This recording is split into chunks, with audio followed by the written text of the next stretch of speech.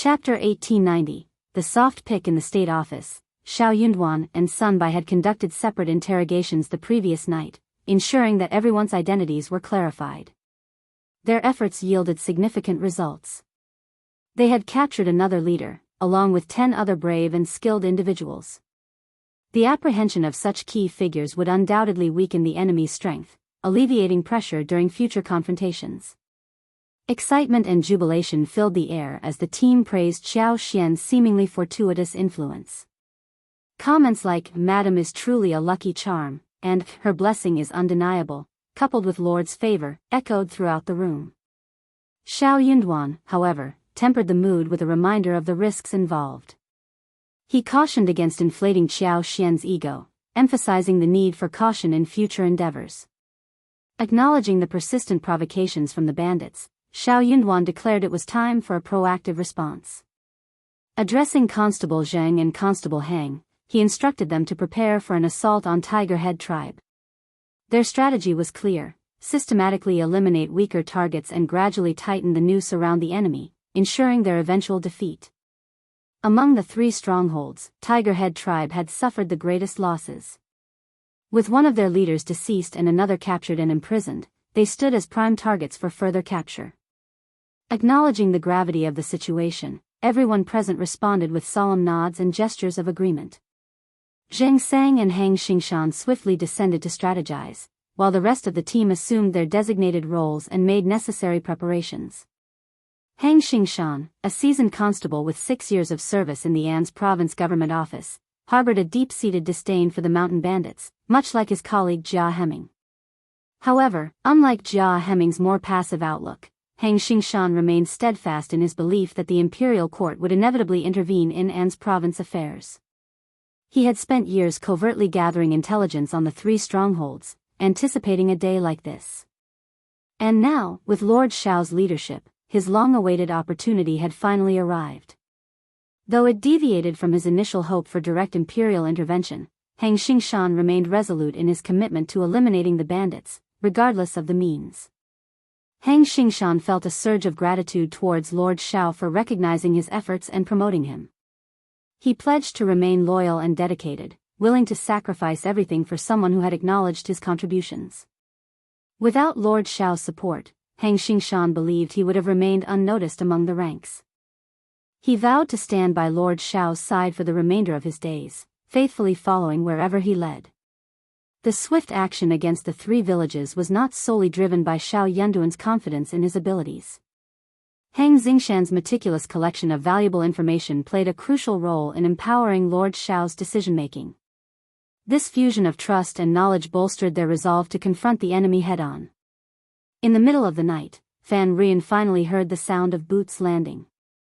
In a daze, she suddenly felt a little strange, as if someone was approaching. She opened her eyes and saw someone standing in front of her bed, staring at her coldly. She covered her mouth and almost fainted from fright. Who are you? It was 2 people. She didn't know any of them. The 2 of them did not look good. Their cold gazes wished they could cut her into pieces. What happened in Qingsang Monastery? Tell me everything honestly and clearly. Don't miss a single detail. Tell me quickly. Chapter 1891. Interrogation. The attendees that evening comprised the leader of the Tiger Head tribe and the second-in-command of the Min family tribe. 2 days prior, Min Si had returned, adamant about bringing his original followers to abduct Madame Xiao. Despite efforts to dissuade him, his pride prevailed, and his companions could only acquiesce. Confident in his vigilance, Min Si believed he could evade any trouble unscathed. However, to his surprise, none of them returned the following day, nor did anyone return the day after. The sudden turn of events left everyone incredulous. Suspicions turned toward the local official, whom they accused of foul play. Frustration boiled over as curses filled the mountain air, and in their rage, furniture was shattered. Was their visit tonight directed towards Fan Rian?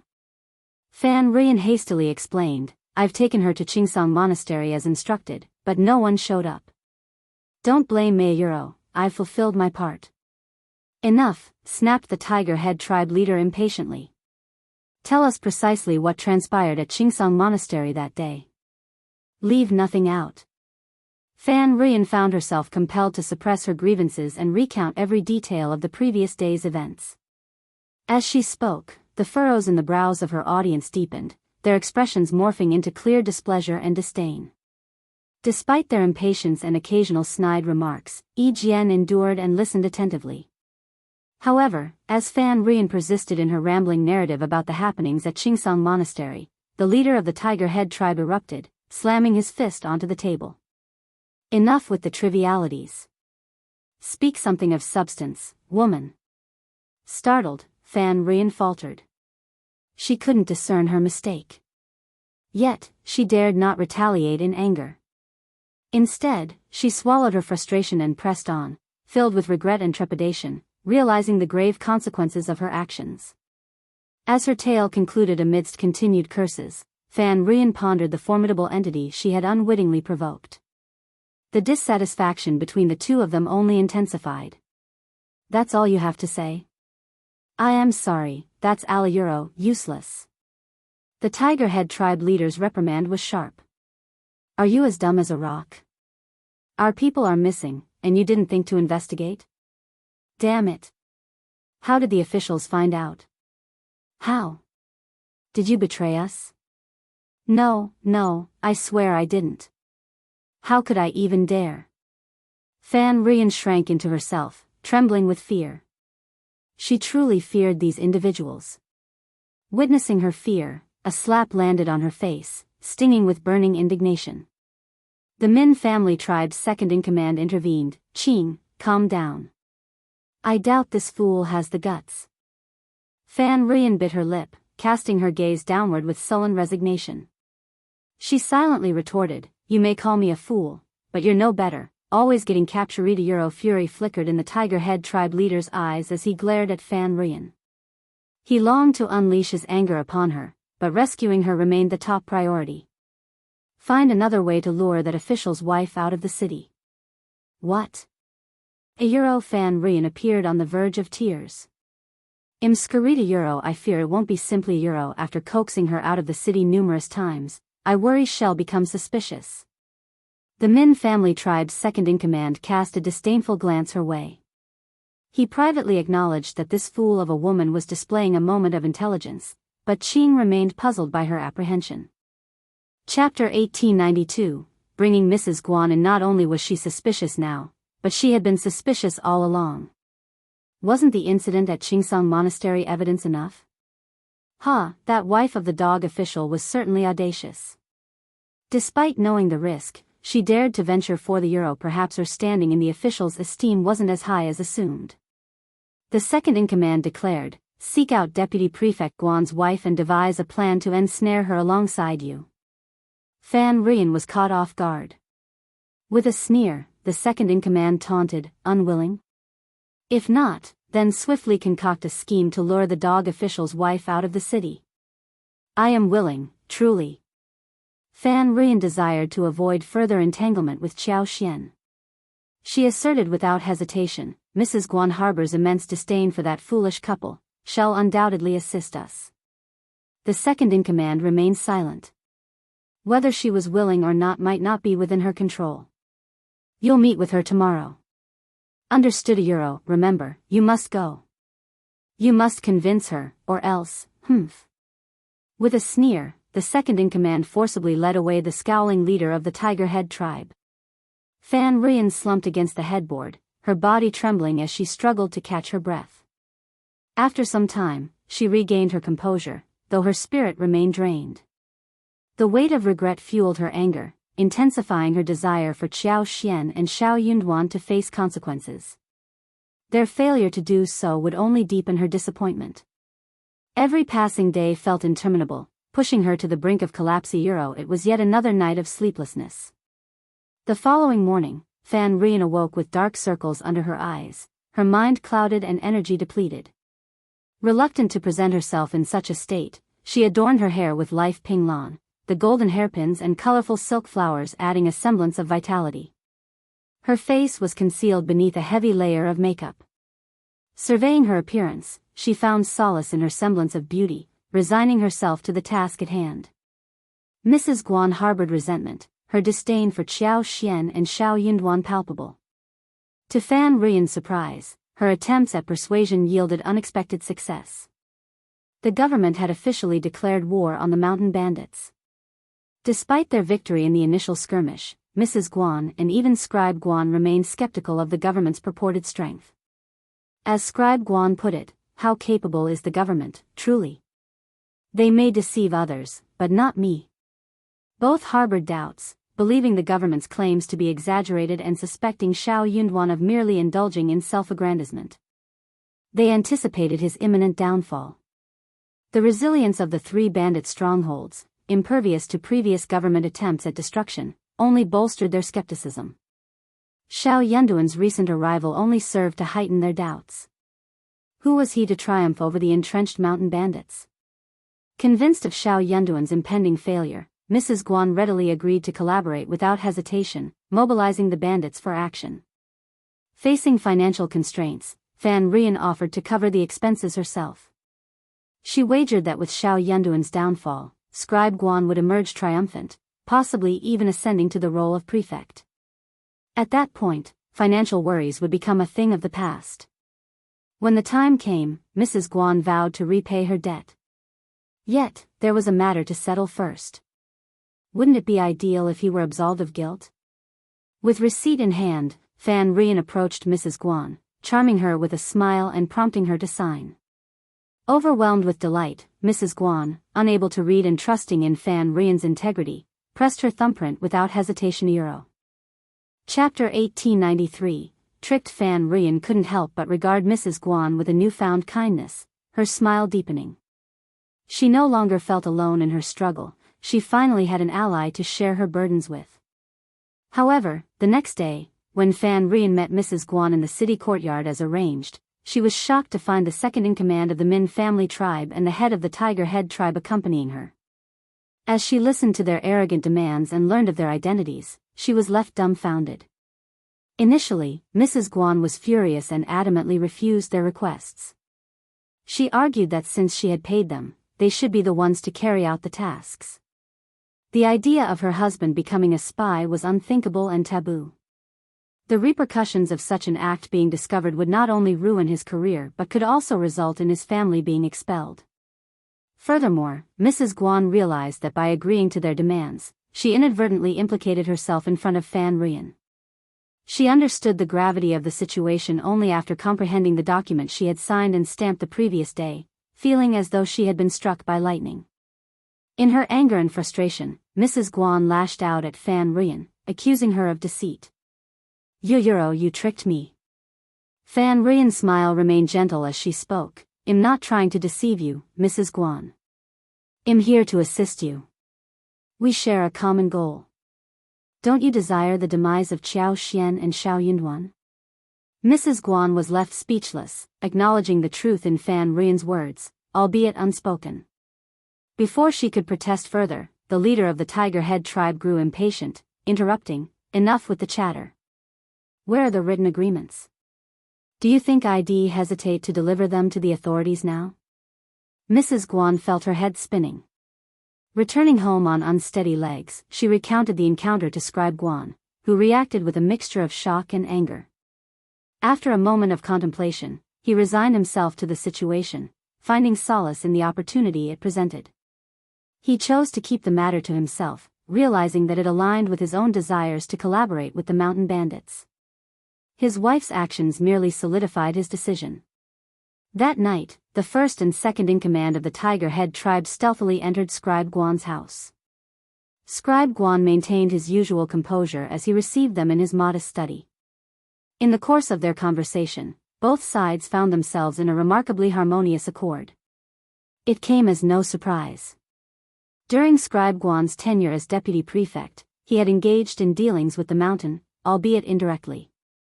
While he had never met their leader or engaged in direct contact, their paths had crossed in various ways. Given the circumstances that now compelled cooperation, it seemed only natural for all parties to come together. Despite the discomfort of being coerced, Scribe Guan rationalized that Xiao Yunduan's actions had provoked such measures from the mountain dwellers. Viewing it from this perspective, the arrangement became more palatably Euro before long, an agreement was reached. The leader of the Tiger Head tribe would assist in eliminating Xiao Yunduan, staging his demise as an accident. Such a resolution would spare the province considerable trouble and provide the court with a plausible explanation. He resolved to ascertain the whereabouts of Xiao Yunduan's incarcerated associates with utmost urgency. When the leader of the Tiger Head tribe dispatched individuals to liberate them from prison, he pledged his assistancy euro. As for Qiao Xian, the prefect's wife, the Tiger Head tribe leader couldn't afford to prioritize her at present. With Xiao Yunduan eliminated, her significance would diminish even further. Her behavior baffled them. Despite multiple attempts to abduct her, each endeavor ended in unexpected circumstances. They were left somewhat unsettled and opted to refrain from further action against her for the time being. Moreover, there were suspicions that she might be under clandestine surveillance. Chapter 1894, Cooperation. They couldn't afford to waste any more time.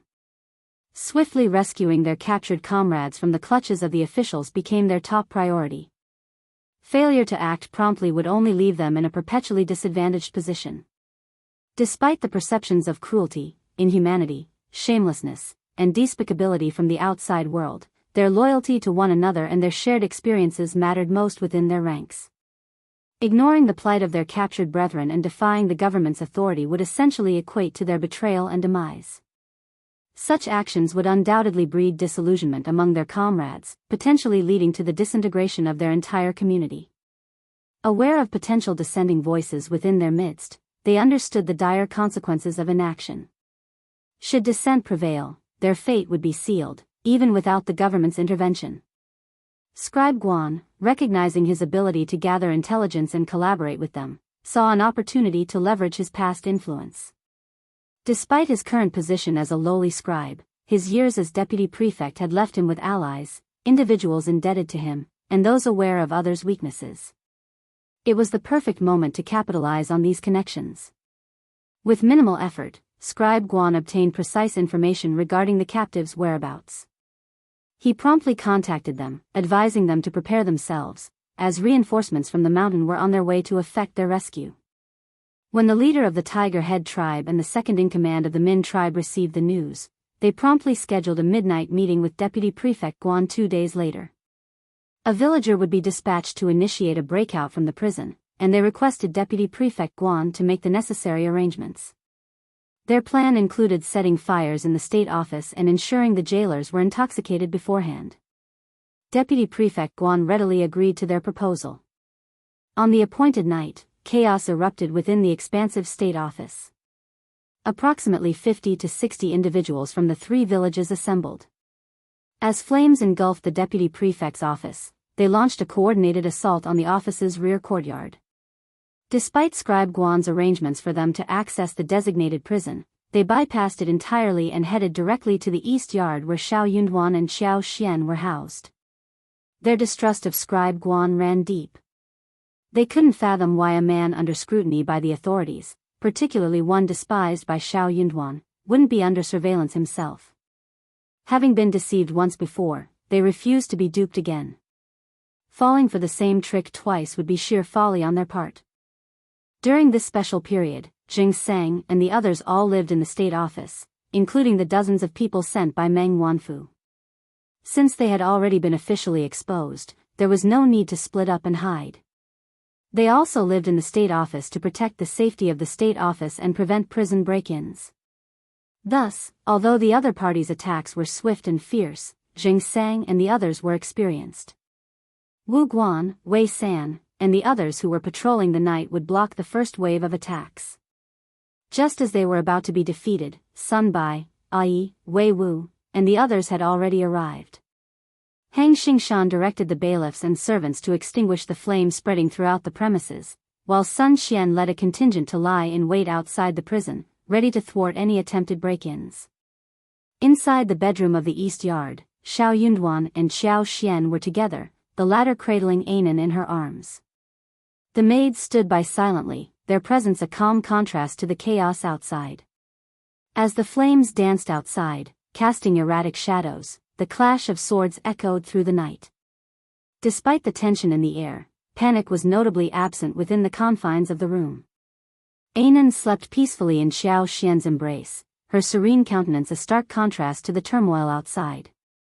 After more than 2 hours, the cacophony gradually subsided until silence reigned once more.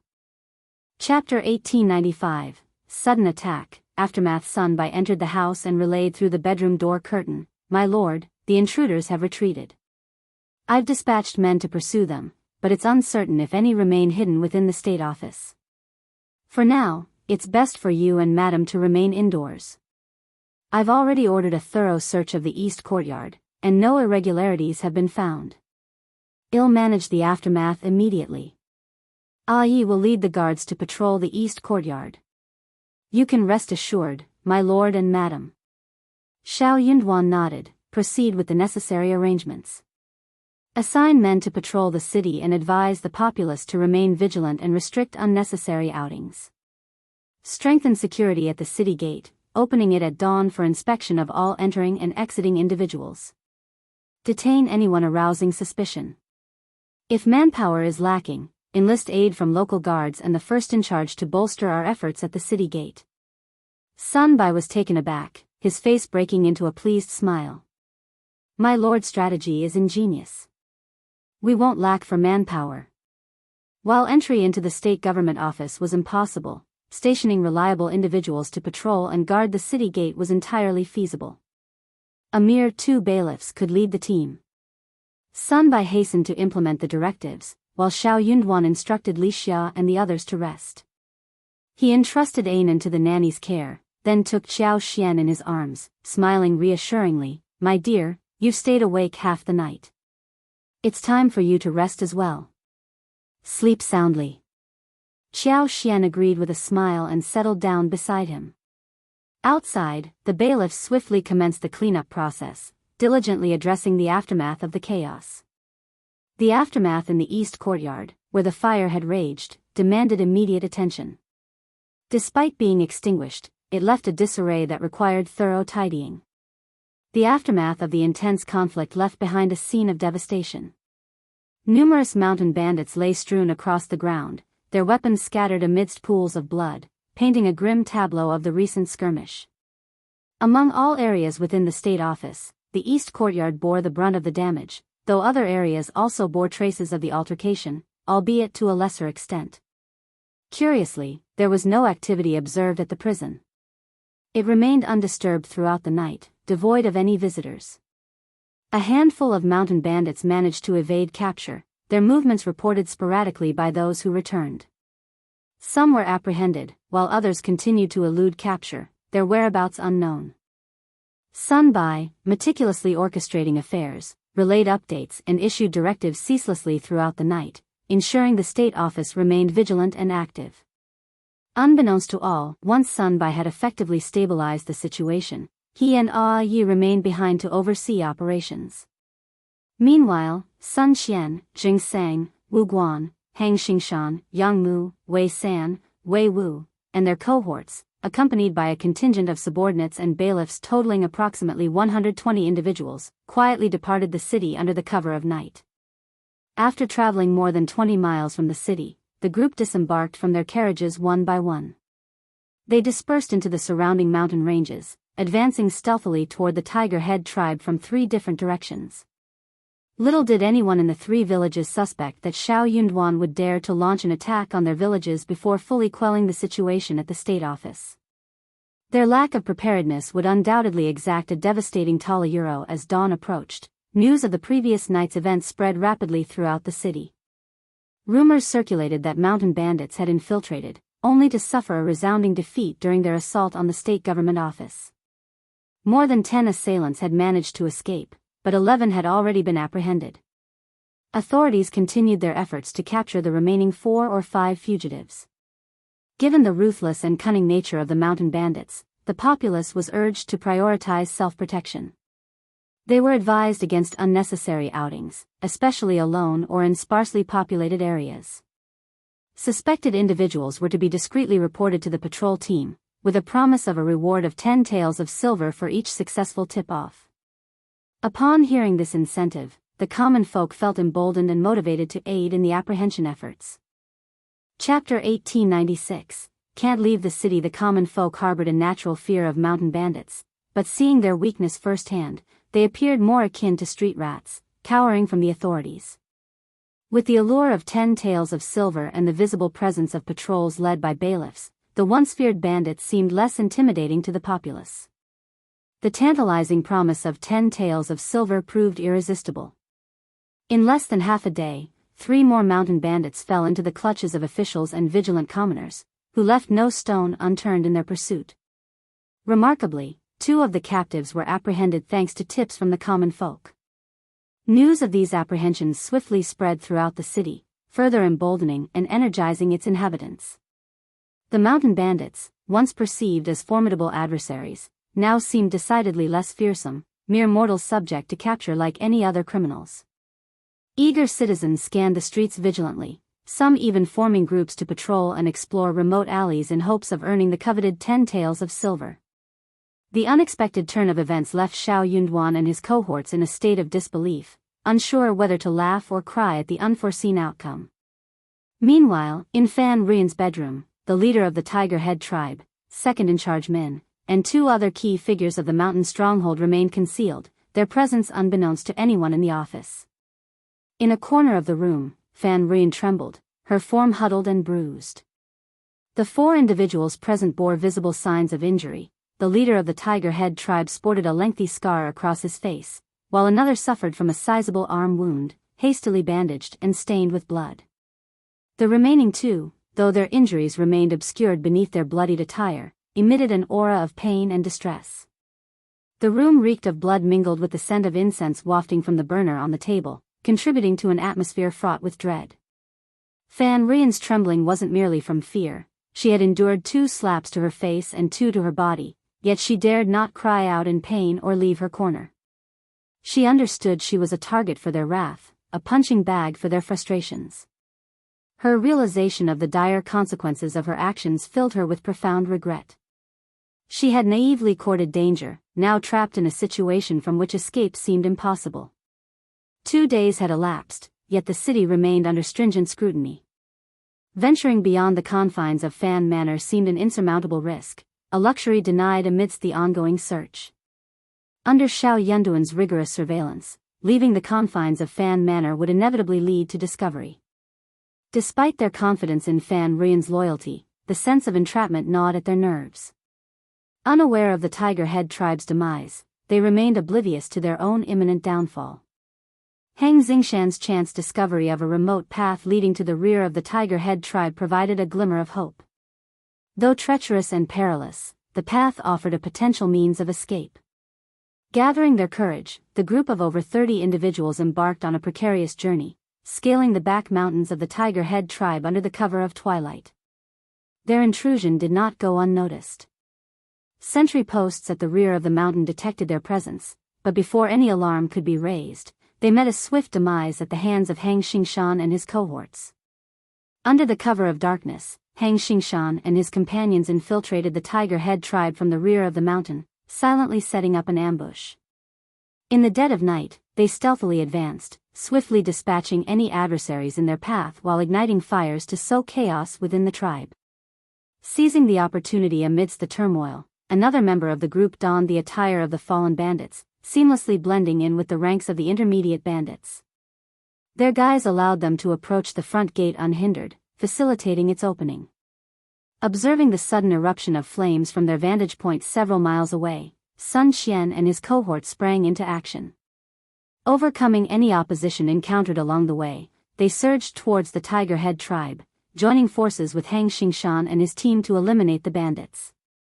Chapter 1897. Attack. The once formidable Tiger Head tribe had been significantly weakened, with its 3 leaders and 2 minor chiefs conspicuously absent. The losses sustained in the preceding skirmishes had already depleted 60 to 70% of their core forces. Faced with the sudden onslaught from government forces, they found themselves disoriented and unable to mount a cohesive defense. Amidst the chaos, a mass exodus ensued as survival became the paramount concern. Once the floodgates of flight were opened, the torrent of fleeing bandits proved unstoppable, signaling a decisive turning point in the conflict. By the break of dawn, the battle neared its conclusion. For those mountain bandits who managed to escape, safe passage was not guaranteed. Zheng Sang, Wei San, and their contingent of 30 individuals lay in wait on the fringes of the Tiger Head tribe, ensnaring any fugitives who fell into their trap. Though they labored diligently, Zheng Sang and Wei San lamented their insufficient numbers, rueing their inability to apprehend every fleeing bandit. Meanwhile, the officials corralled the panicked servants, bandits, and their families, binding them together and securing their temporary custody. With the mountain stronghold thoroughly searched, all structures were razed to the ground, and essential supplies commandeered. The captive individuals were then escorted down the mountain and delivered to Lord Shao in the city for interrogation and subsequent judgment. The annihilation of the Tiger Head tribe posed a formidable challenge, given its long-standing existence and entrenched operations. However, with limited manpower at their disposal, the government office faced a dilemma. Stationing a permanent garrison was unfeasible, and leaving too few defenders risked vulnerability to potential counterattacks from the Min family tribe and Liuhe fort. Thus, the only recourse was to raze it to the ground. In this scenario, the advantages of a full-fledged army were evident. With an army, numerical considerations were secondary, enabling a swift occupation of the territory without undue constraint. Despite the urgency, caution prevailed. Concerns lingered regarding potential reprisals from Liuhe fort and the Min family tribe following the escape and subsequent report of the bandits. While the likelihood of an immediate assault was deemed low, vigilance remained paramount. Consequently, the destruction, incineration, and search operations were conducted with meticulous attention to detail, ensuring no critical areas were overlooked. Key structures such as the front and rear gates, sentry towers, 3 fortresses, main hall, kitchen, warehouse, and living quarters were systematically dismantled or set ablaze, leaving no stone unturned in the eradication process. The captured individuals, numbering between 20 to 30, were pressed into labor to hasten the destruction of the mountain stronghold. With time pressing, they were swiftly escorted down the mountain under cover of night, returning to the city without delay. Meanwhile, Zheng Sang, Wei San, and their companions left no survivors among the escapees, viewing them as deserving of their fate for their years of tyranny and exploitation of the common folk. Operating discreetly from the shadows, they monitored the progress of Sun Xian and his escort team, maintaining a vigilant stance. As the group finally staggered into An's prefecture city at 4 o'clock in the morning, a sense of relief washed over them. The morning star hung low in the sky, casting a faint greenish-white hue over the eastern horizon. Remarkably, the journey transpired without incident. Escorting such a large number of captives back to the government office proved impractical. Consequently, they were divided into 2 groups, one comprising dozens of identified criminals escorted directly to the office, while the remainder were temporarily detained in the spacious courtyard occupied by Zheng Sang and his cohorts. Chapter 1898, A complete victory upon identification. The mountain bandits would undergo release and subsequent punishment, a process requiring ongoing surveillance and management. Despite the cover of darkness upon their arrival in the city, the sheer size of the captured bandit contingent could not escape notice, quickly spreading as gossip among the populace. By dawn, word had reached even the early opening vendors, causing a stir throughout the city. In response to the burgeoning rumors, Xiao Yunduan opted for transparency, swiftly issuing an official announcement to quell speculation. The public's reaction was one of jubilation and astonishment. The accomplishment of dismantling the notorious Tiger Head tribe, a feat previously beyond the grasp of the imperial forces, elicited praise and admiration for Lord Shao. The abrupt vanquishing of one of the province's long-standing bandit strongholds left the major families awestruck, their sentiments complex and uncertain. Lord Shao's astute handling of the situation garnered widespread acclaim, solidifying his reputation as a formidable and resourceful leader. The eradication of the Tiger Head tribe was a monumental achievement, acknowledged by even the most uninformed citizens. Its demise foreshadowed the potential collapse of the remaining mountain strongholds, affirming the significance of the battle at Giant Rock Gorge. The officials' claims were vindicated, dispelling any doubts held by skeptical family clans. With hundreds of captives in custody, the looming specter of food scarcity and potential unrest demanded immediate attention. Xiao Yunduan entrusted the task to Jia Heming. Over the course of 3 days, Jia Heming meticulously categorized the captives, discerning between ordinary bandits, key figures, and support personnel.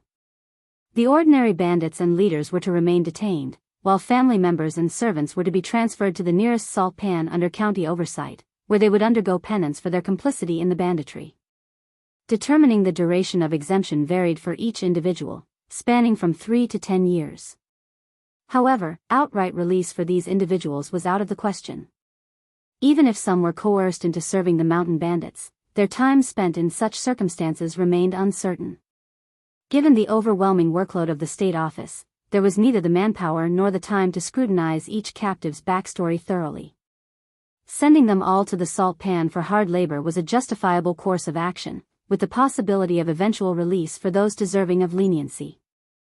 As for the backbone of the mountain bandits, who had committed numerous atrocities, they faced a different fate. Subjected to interrogation and legal proceedings, they would be duly punished according to the law, either through imprisonment or exile. With the pressing matter of the remaining strongholds demanding attention, Xiao Yunduan found himself unable to allocate resources for individual interrogations. Instead, he resorted to locking up all captives, leaving two challenges still looming. As the government office grappled with the aftermath of the Tiger Head tribe's demise, Hang Xingshan, Wei San, and their cohorts remained tasked with covertly monitoring the Min family tribe and Liuhe fort. Meanwhile, strict patrols and vigilant guards maintained security in An's continent's intermediate city. Stringent measures at the city gate prevented the second in charge of the Min family tribe and others from departing.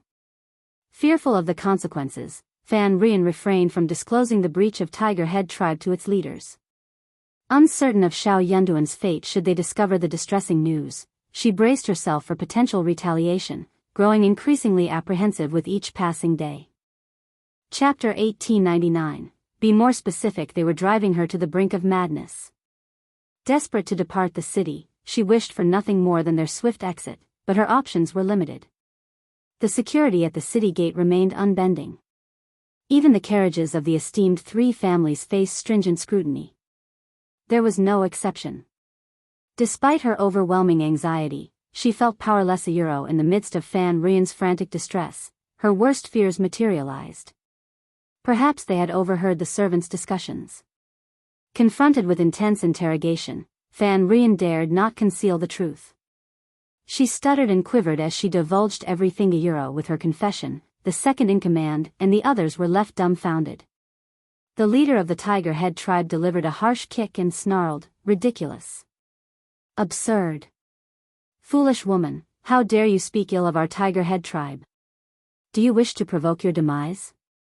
Do you believe I won't snap your neck?" Fan Rian let out a piercing scream as she collapsed to the ground. A sheen of icy sweat coated her brow, and a sharp pang shot through her ribs. Without glancing, she sensed the ominous bruise forming. The leader of the Tiger Head tribe moved to advance and deliver a blow, but the second-in-command intervened, halting him. Turning towards Fan Rian, the second-in-command demanded, "Continue. Tell me everything. This foolish woman is surely fabricating tales. What could she possibly know? That wretched official must have concocted falsehoods to lure us out. Yes, that must be it. Our Tiger Head tribe's territory is perilous, easily defensible, impervious to attack by feeble government forces. It's inconceivable." Fan Rian quivered, stuttering, I am as clueless I've divulged all I know it's merely hearsay from beyond our realm under the relentless interrogation of the second-in-command, she faltered, adding more details with a tremulous voice. Yet, they all bore semblance to falsehoods. As for how the government managed to attack the Tiger Head tribe, not even Fan Rian, let alone the ordinary scribes in the government, would have any knowledge of such operations. It was undoubtedly a closely guarded secret. At this juncture, the second-in-command and the others grew even more agitated.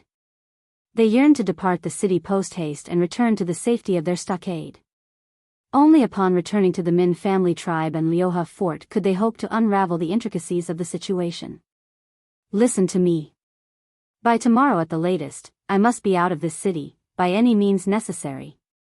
Otherwise, I'll unleash chaos. Do you believe I won't be the first to draw blood? The leader of the Tiger Head tribe seethed with frustration, his desire to exact vengeance palpable. Fan Rian's face drained of color and terror, her body trembling like an autumn leaf caught in a storm. The second-in-command addressed her sternly, "Did you hear that? Waste no time in devising a plan to facilitate our departure. Consider the consequences for your Fan family before entertaining any foolish notions." Humph. Fan Rian staggered, nearly collapsing to the ground. She managed to make her way out of the room and into the courtyard, where she found herself overwhelmed by dizziness and blurred vision. Darkness crept into her sight, threatening to engulf her. In a haze, she stumbled into Old Lady Fan's courtyard, her vacant expression unsettling the maidservants. Once upon a time, any display of fear or disarray from the maidservants would have earned them a swift and severe reprimand from Fan Rian.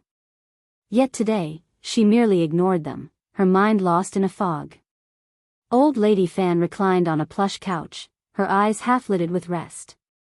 She beckoned a servant girl to kneel before her, gently massaging her tired legs.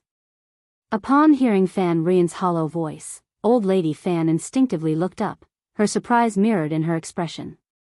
Hastily, she dismissed the girl and sat up straight. "What's the matter?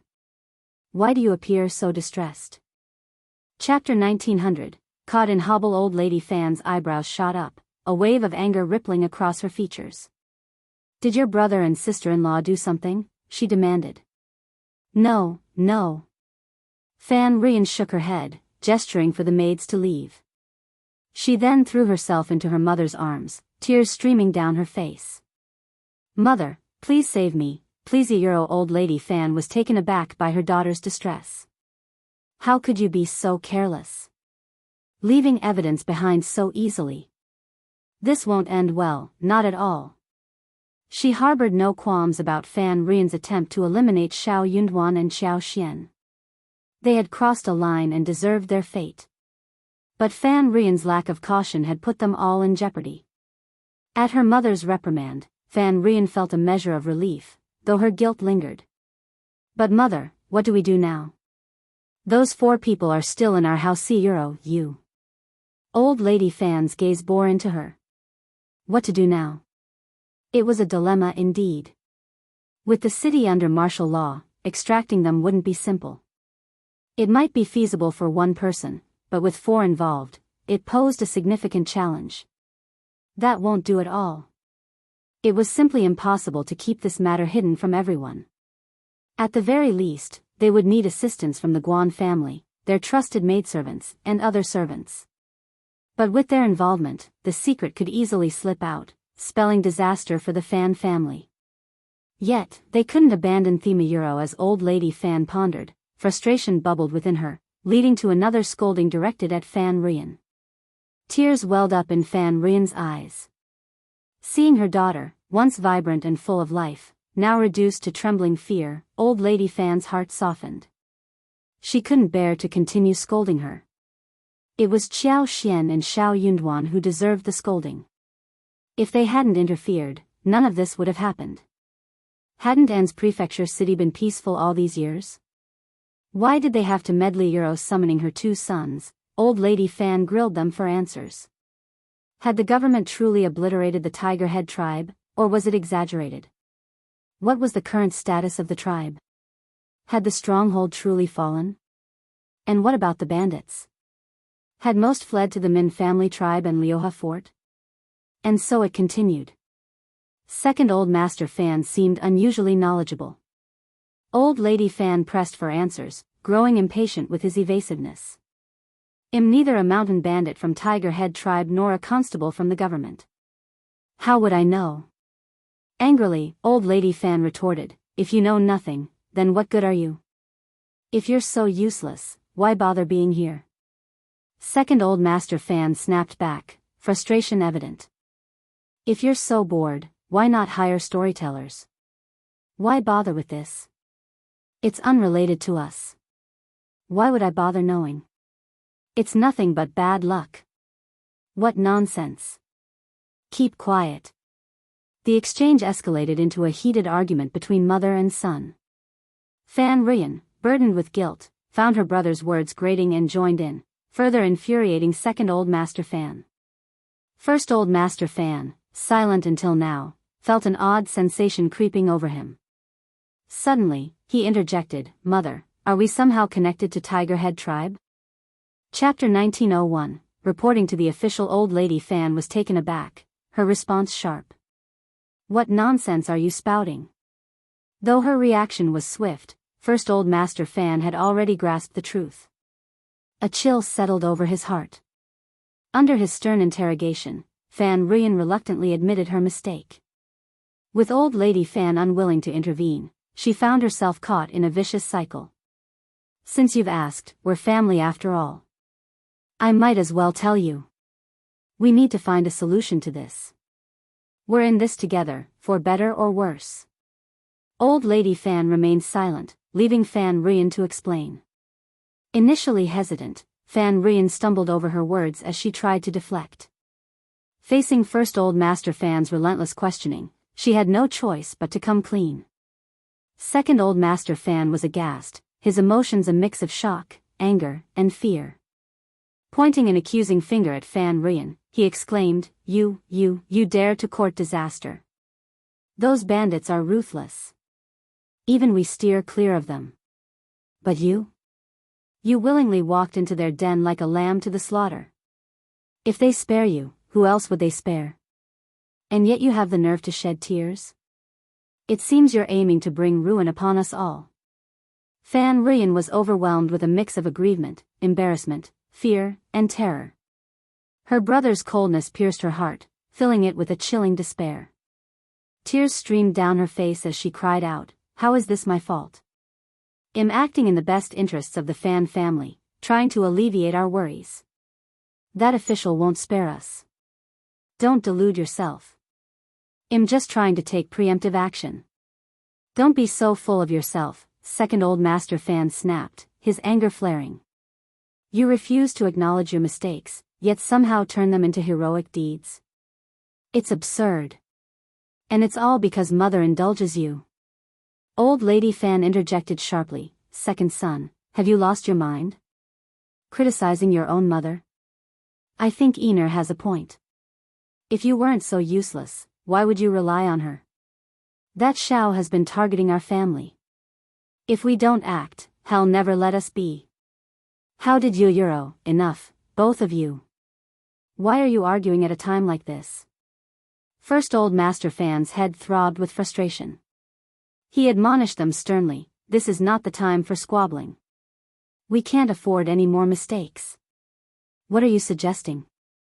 Old Lady Fan and Fan Ruyen spoke simultaneously. First Old Master Fan glanced between his mother and sister before speaking with resolve, "We need to confess to the authorities. Second brother and I will personally apologize to Lord Shao." "What? No, absolutely not. No, that's not an option. Let's split up. We need to do it now." First Old Master Fan's tone brooked no argument. "I won't accept anything in between. My wife and children will leave with me immediately." Old Lady Fan shook with fury. "You Euro, you unfilial child." First Old Master Fan remained composed. "Mother, you're leading the family to ruin. If I leave, at least there will still be descendants of the Fan family. What's wrong with that? You're old, and if you're sentenced, they'll likely be lenient. I'll be there to take care of you when that time comes." Silence. Old Lady Fan was on the brink of losing her mind. She seized the teacup and struck her eldest son with it. "You traitor! How dare you! The Tigerhead tribe has been wiped out. The Min family tribe and Liuha fort won't fare any better. Lord Shao means business. Do you truly believe he'll spare the Fan family once this comes to light? And who's to say the officials are telling the truth? It's possible the Tigerhead tribe still stands. Perhaps they've all sought refuge with the Min family tribe and Liuha fort." Chapter 1902, distributing money to eliminate disasters. That Shao may have caught the Tigerhead tribe off guard, but using the same tactic on the Min family tribe and Liuha fort? Highly improbable. What are the odds? And when he's gone, who will be privy to our family's deeds? Second Old Master Fan had a revelation. I see now why you've been so curious about Thema Euro. First Old Master Fan shook his head with a bitter smile. Ever since Lord Shao assumed office, his actions have been nothing short of decisive. Moreover, there were reports of hundreds of bandits and their families being escorted out of An's province. Witnesses abound. How could it be fabricated? I've also heard of officials lurking near the Min family tribe and Liuhe fort. Those mountain bandits hardly dare to venture down. Lord Shao's might is beyond measure. Even if he ultimately fails, the Min family tribe and Liuhe fort won't emerge unscathed. At the very least, they'll suffer internal strife. And wouldn't the imperial court send troops to quell them then? Even if the court doesn't intervene, the Min family tribe and Liuhe fort aren't exactly paragons of virtue. If we're deeply entangled, will they allow us to sever ties easily? Will we have to live under their threat indefinitely? Can Mother guarantee that the imperial court won't crush the bandits or that our secret won't come to light? Once exposed, our family will face plunder and exile. It's like a sword dangling over our heads. There were boundaries that shouldn't be crossed. In the past, even when the Fan clan negotiated with the mountain bandits, they knew when to stop. Both sides maintained a careful distance, ensuring no incriminating evidence exchanged hands. But Fan Rian's actions were foolish. Shed welcomed danger with open arms, inviting disaster. What made matters worse was her refusal to admit fault. She genuinely believed she was acting in the family's best interests. Her stubbornness grated on First Old Master Fan. He contemplated splitting up, even if it meant enduring hardship. Old Lady Fan was at a loss for words. Fan Rian, trembling, glanced at her mother and brothers, feeling a sense of unease. Finally, after a prolonged silence, Old Lady Fan spoke in a hushed tone. If we report this to the authorities, will they not pursue the matter? Mom. Quiet. First Old Master Fan snapped at Fan Rian, resisting the urge to scoff at his mother's optimism. How could the government not pursue this? Do you realize the gravity of our situation? But if we confess, even if they do, it's just forfeiting some assets and enduring a few punishments. It's far better than risking the annihilation of our entire family. Fan Rian interjected anxiously, that's not acceptable. Can the Fan family still uphold its status as one of the 3 major families in An's province? Lord Shao will demand a hefty price. First Old Master Fan shot her a cold glare. Being associated with banditry is a capital offense, punishable by confiscation, exile, or even execution. Do you still care about our family's reputation? What use are titles and possessions if you're dead? You won't even be able to hold on to those when the time comes. Fan Rian's complexion fluctuated between red and white, her heart throbbing painfully. She couldn't bear to continue, unable to meet First Old Master Fan's gaze. Second Old Master Fan winced, his teeth clenched in agony. I side with my elder brother Euro. What choice do I have? After a prolonged silence, Old Lady Fan sighed heavily. Forget it. I won't intervene. Do as you see fit. But I have one condition, your sister has been coddled since childhood. I won't allow her to suffer. Chapter 1903, Apology. Tears streamed down Fan Rian's cheeks. Mothra Euro. The second Old Master Fan cast a brief glance at Fan Rian, but remained silent. Despite his dissatisfaction, he couldn't bring himself to defy his mother, nor did he entertain the thought of sacrificing his sister. The First Old Master Fan sighed heavily and nodded. Sister, let it be. Do not involve yourself any further in this matter. In essence, the burden of this issue would fall upon the First Old Master Fan. Fan Rian, finally feeling a pang of guilt, murmured softly, "Thank you, Elder brother Euro." Though the situation seemed resolved, Fan Rian still felt a lingering unease. With trepidation gripping her, she found herself unwilling to return to face the second-in-command and the others, and so she declared her intention to stay with her mother. Old Lady Fan consented. The First Old Master Fan pondered their predicament. He promptly instructed Fan Rian to return and pacify the others with some strategic information. Those individuals were inherently cunning and would undoubtedly be on high alert. If Fan Rian failed to return, their suspicions would be aroused, possibly leading to rash actions. Despite the presence of guards at home, they were no match for such cunning adversaries. The consequences of injury or death would be dire, and if the culprits escaped, the Fan family would be left to bear the weight of their transgressions. Fan Rian hesitated at the thought of returning. Once, facing the situation head-on seemed manageable, but now, having vocalized her fear, she found herself devoid of courage. She simply couldn't muster the strength to face it again. Fear gripped her tightly. The first Old Master Fan's frustration nearly reached its boiling point. The second Old Master Fan's anger was palpable. Why did fear suddenly strike you now? Were you not afraid when you first stumbled upon them? You showed no fear after sheltering them in our residence for days. Yet now, you claim to be afraid. Your timing couldn't be worse. You must maintain your facade convincingly. Failure to do so could spell disaster for our family. Reluctantly, Fan Rian beseeched the first Old Master Fan to hasten to the government for assistance. Despite her plea, she eventually found herself returning to the courtyard. Realizing the gravity of the situation, the first Old Master Fan wasted no time. He understood that prompt action was paramount to demonstrating sincerity. With his decision made, he promptly ordered the carriage prepared and set out without delay, heading straight for the government office. Xiao Yunduan found himself inundated with responsibilities, the court abuzz with activity. Unable to meet with the first Old Master Fan immediately, Xiao Yunduan received word, albeit at a considerable expense, that urgent matters required his attention. Xiao Yunduan didn't meet him until he received notification. Upon their encounter, the first Old Master Fan immediately dropped to his knees before Xiao Yunduan, performing 3 deep kowtows. As he lifted his head, a trickle of blood adorned his forehead, yet he seemed unaffected by the pain. With a solemn expression, he implored, "Lord Xiao, I beg for your mercy." Tears streamed down the first Old Master Fan's face as he confessed, shouldering full responsibility for the ordeal. He admitted to succumbing to greed and foolishly harboring the mountain bandits in his home after being coerced by them.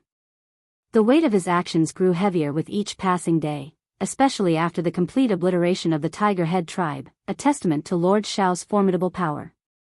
It was then that he realized the magnitude of his error. In a bid to rectify his wrongdoing and prevent further harm, he mustered the courage to surrender himself. He pleaded earnestly for Lord Xiao's forgiveness, hoping for clemency for the Fan family. Xiao Yunduan had harbored suspicions regarding the Fan family, fueled by Qiao Xian's revelations. However, lacking concrete evidence, he couldn't justify ordering a search. Instead, they could only wait for the Fan family's exposure, anticipating the opportune moment to apprehend them. Unexpectedly, the first Old Master Fan had taken the initiative to confess. Despite this, Xiao Yunduan remained skeptical of the veracity of the first Old Master Fan's claims. Chapter 1904, Punishment. In Xiao Yunduan's estimation, the notion of the first Old Master Fan committing such a foolish act seemed improbable, regardless of his perceived foolishness. Conversely, the second Old Master Fan appeared lacking in the courage required for such a scheme. In contrast, the woman seeking a husband appeared impulsive and arrogant, heedless of the consequences of her actions. However, given the first Old Master Fan's confession, Xiao Yunduan saw no need to expose him. Ultimately, the outcome remained unchanged, and it mattered little to him. It was advantageous that the first Old Master Fan willingly assumed responsibility. As the head of the family, his culpability would only exacerbate matters. The imperative task of apprehending the mountain bandits demanded immediate attention. Xiao Yunduan swiftly arranged for personnel to capture them from the Fan family. Turning his attention back to the first Old Master Fan, Xiao Yunduan spoke gravely, "Banditry is a grave offense, punishable by confiscation, exile, or execution. Even if you acknowledge your wrongdoing, death cannot be evaded. Do you confess?" I confess. I plead guilty. I beseech your mercy, Lord." The first Old Master Fan's voice quivered as he bowed once more, demonstrating respect, genuine contrition, and unwavering cooperation. Xiao Yunduan exhaled deeply, relieved that the lives of the entire family were spared. All businesses registered under the Fan family name will be forfeited daily. Failure to forfeit 150,000 mu of fertile land will result in a fine of 300,000 taels of silver. The principal offender shall be imprisoned for 3 years. To avoid imprisonment, a sum of 50,000 taels of silver may be paid as penance.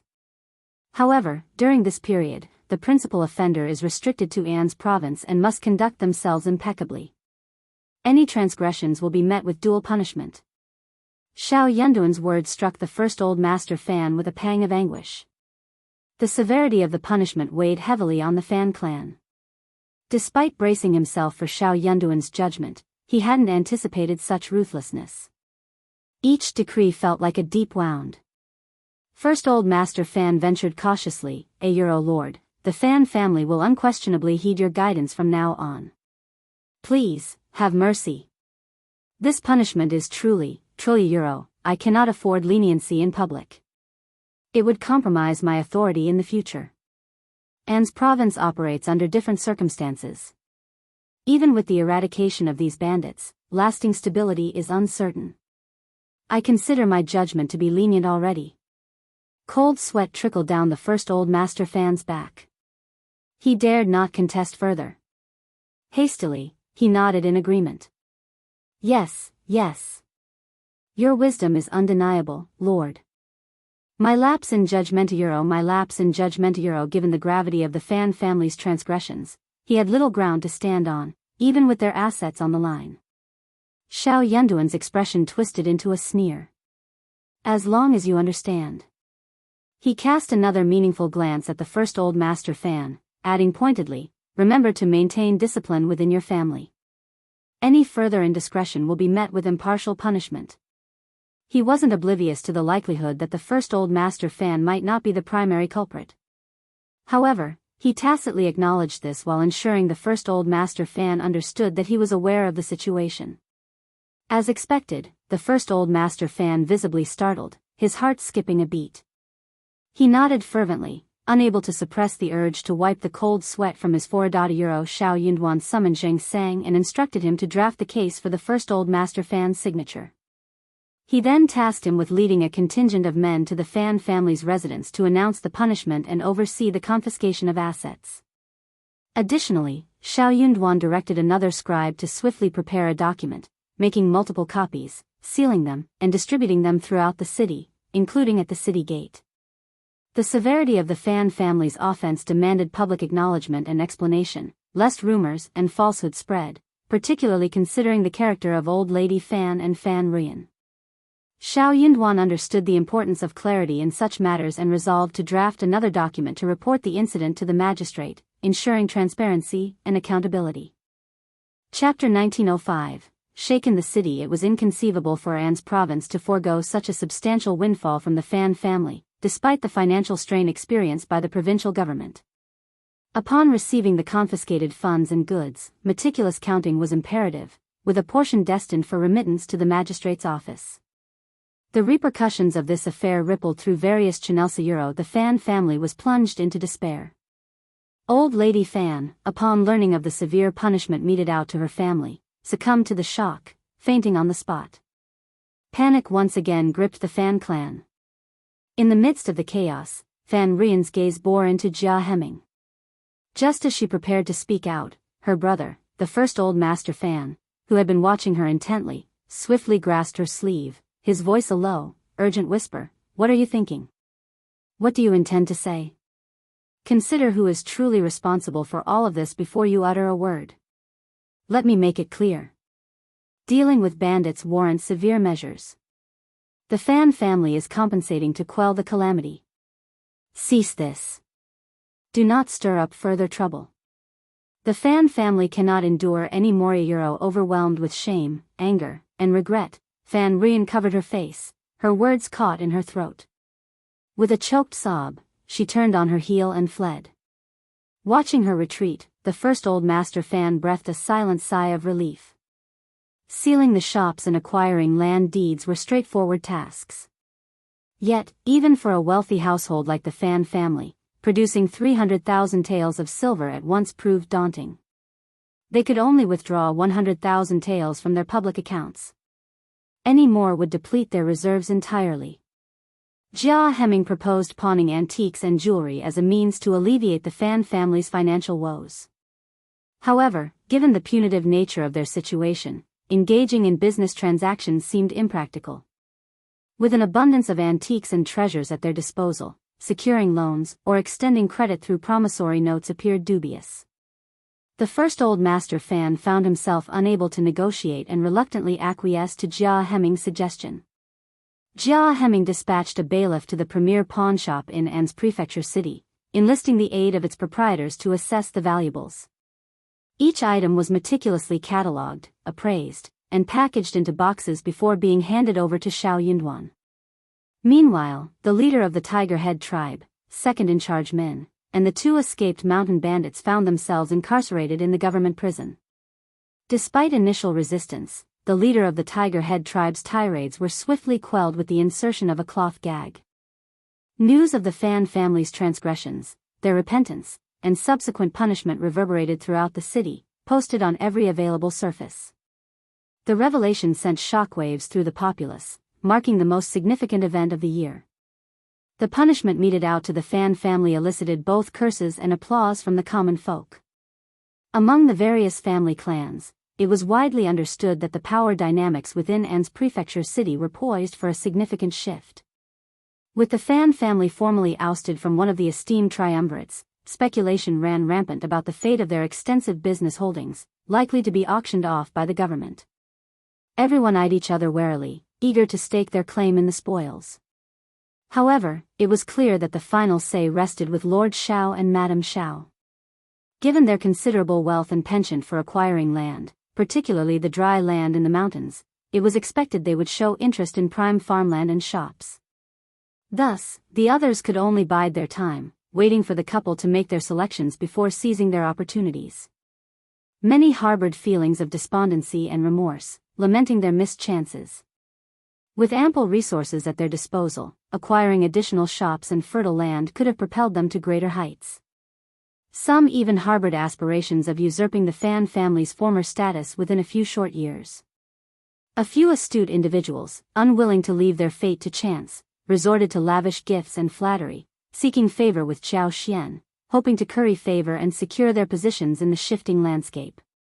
Chapter 1906. Split together. Xiao Xian had always been averse to accepting benefits without reciprocation, and she saw no reason to make exceptions now, especially outside of the New Year season.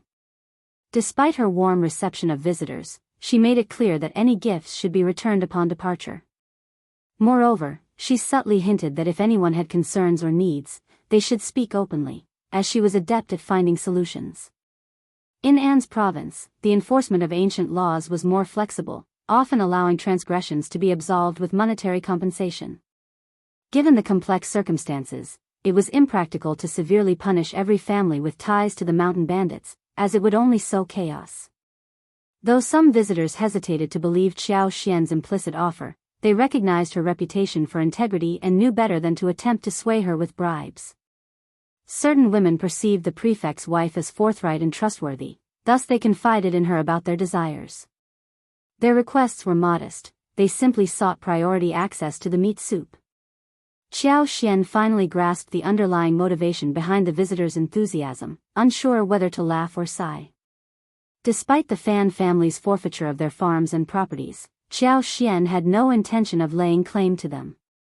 How could she pass up such a lucrative opportunity to acquire them? However, she wasn't interested in obtaining them for free. Instead, she resolved to purchase them at fair market value, ensuring the government didn't incur any losses. While she could feasibly acquire all the assets and fields relinquished by the Fan family, indulging to such excess wasn't prudent. With inquiries pouring in, Xiao Xian explained her intentions without hesitation. It seemed prudent to clarify matters to dispel any misconceptions. With a smile, Xiao Xian elucidated her stance to the assembled crowd. She wasn't reserving the spoils solely for her benefit, rather, she aimed to benefit An's province as a whole. Delighted, the attendees began to strategize, preparing to acquire the properties when the opportunity arose. Despite some lingering skepticism, Xiao Xian opted not to elaborate further, confident in her decision. Some individuals, perhaps overestimating their rapport with Xiao Xian, attempted to broach the subject of potential purchases, hoping to secure deals in advance. Xiao Xian remained unmoved by their overtures. She couldn't afford to make any promises, nor did she entertain the notion. It was clear to her that when the government organized the auction, she would rightfully have the first choice.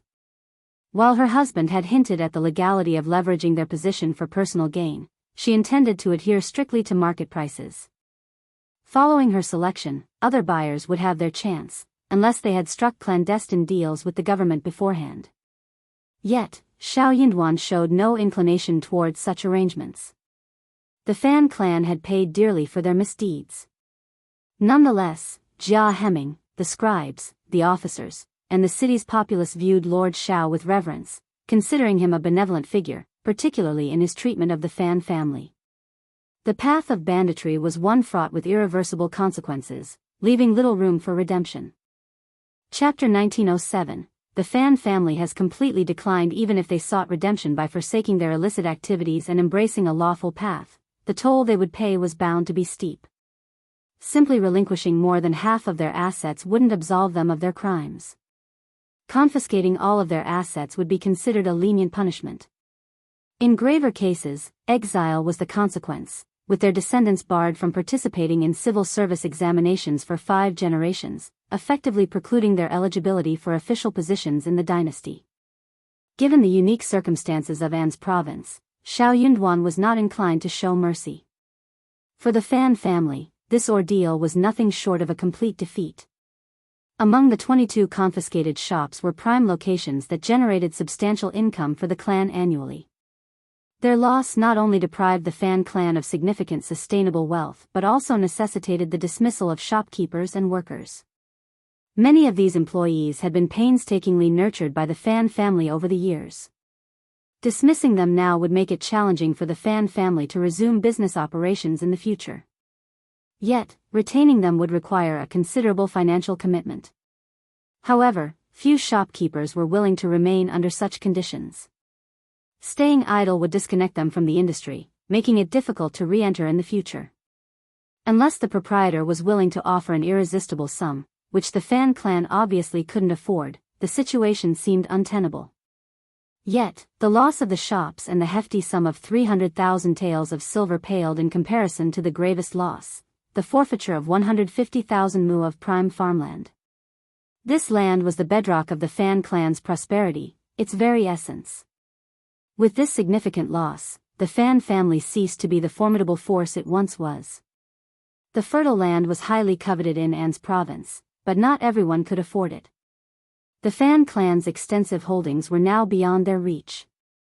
The anguish was too much for old Lady Fan to bear, leading to her collapse. This land had been entrusted to her by her ancestors, only to slip through her fingers in the end. The first and second Old Master Fan showed little concern, delegating the task of tending to Old Lady Fan and managing the aftermath to their wives and Fan Rian. The immediate priority was to address the aftermath swiftly and allow the Fan family to retreat into seclusion, nursing their wounds in private. The news of the Fan family's betrayal of the mountain bandits had already spread far and wide. Despite the mountain bandits' limited access to the city, it was only a matter of time before they learned of the treachery. Their animosity towards the Fan family ran deep, and there was no telling if they would seek revenge. Now, the entire Fan family yearned to pray fervently, hoping that the authorities would swiftly eradicate the Min family tribe and Liuha fort. Only by eliminating the mountain bandits could they hope for peace. In the midst of this turmoil, Fan Rian reproached the first Old Master Fan for his impulsiveness. What if Lord Xiao lacked the means to defeat the mountain bandits? The Fan family would suffer the consequences. In hindsight, the Fan clan could have waited and assessed the situation before taking action. Perhaps they could have avoided such a catastrophic loss. The first Old Master Fan seethed with frustration, harboring a desire to reprimand his sister and dissolve the family. Though he chose not to engage in argument with the clueless Fan Rian, the second Old Master Fan could no longer contain his disdain. He sneered and retorted, "Why didn't you consider the consequences before blaming elder brother? If not for you, our family wouldn't be in this mess." Chapter 1908. Chaos. The true culprit has never been elder brother. Both elder brother and I have forgiven you, yet you still insist on blaming him. And if those nefarious individuals remain in our midst, can you guarantee they won't cause trouble? Can you assure us you can handle them? I fear you wouldn't even survive the current ordeal, let alone any future ones. Furthermore, if it weren't for the noble act of exposing our wrongdoing, our future would have been bleak indeed. We'd be doomed beyond redemption. Those mountain bandits wouldn't spare us even if they escaped. They'd cling to us like a malignant growth, tormenting our family endlessly. No secret can remain hidden forever. Sooner or later, the authorities will uncover the truth. And when they do, neither the mountain bandits nor the family will escape unscathed. Since you invited the danger into our home, the only path to peace and salvation for our family is through repentance. Do you grasp that? Even if we face consequences from the government, at worst, we'll have to leave our hometown and abandon Anne's province. We still possess some assets. We won't perish, but we could lead comfortable lives. But if we continue associating with those mountain bandits and seeking their aid, they'll surely be our undoing sooner or later. And who brought all of this upon us? Yet you still have the audacity to blame elder brother. Fan Rian found herself unable to prevail against him. Frustrated and angry, she burst into tears, feeling unfairly criticized and unappreciated. She insisted that she acted in the best interests of the Fan family. As her tears flowed, she recounted how she had been mistreated by her brothers when their mother was ill. Determined to confide in her mother, Fan Rian's resolve wavered momentarily. However, first Old Master Fan erupted in fury, warning her sternly, "Mother is already ill. If you have any conscience left, do not upset her further. If you dare to provoke her again, I will not spare you. You can try me." Fan Rian trembled with anger but ultimately relented under First Old Master Fan's stern gaze, refraining from any rash actions. The Fan family, like a timid and fearful chicken, withdrew into themselves, living in perpetual anxiety. Scribe Guan and Mrs. Guan also suffered, haunted by the fear of retaliation from the Min family tribe or Liuha fort. While Xiao Yunduan was aware of their transgressions, he chose not to address them yet, biding his time. With the evidence he possessed, Xiao Yunduan could apprehend Scribe Guan at any moment. He had kept him under surveillance, waiting to see if any bandits would come looking for him, providing an opportunity to apprehend them as well. If Scribe Guan displayed the same decisiveness as First Old Master Fan and confessed to Xiao Yunduan, he might secure a chance to evade imprisonment. However, he would still face fines and be barred from serving as a scribe, but at least he wouldn't be incarcerated. Regrettably, Scribe Guan lacked such resolve. He clung to a glimmer of hope and instructed Mrs. Guan to frequent Xiao Xian's presence, hoping to glean information. If anyone approached the mountain, he could relay the news. However, Mrs. Guan found herself unable to maintain her air of superiority. She wished to forge a friendship with Xiao Xian, foreseeing potential benefits in times of trouble. Despite their well-laid plans, Xiao Xian was uncooperative. Mrs. Guan couldn't even gain access to the back office. Chapter 1909, Terror. Xiao Xian curtly informed Mrs. Guan that she was occupied and unavailable to receive her. Mrs. Guan, accustomed to using such excuses herself, found herself on the receiving end this time. The tables had turned, and it was now Xiao Xian's turn to dismiss her.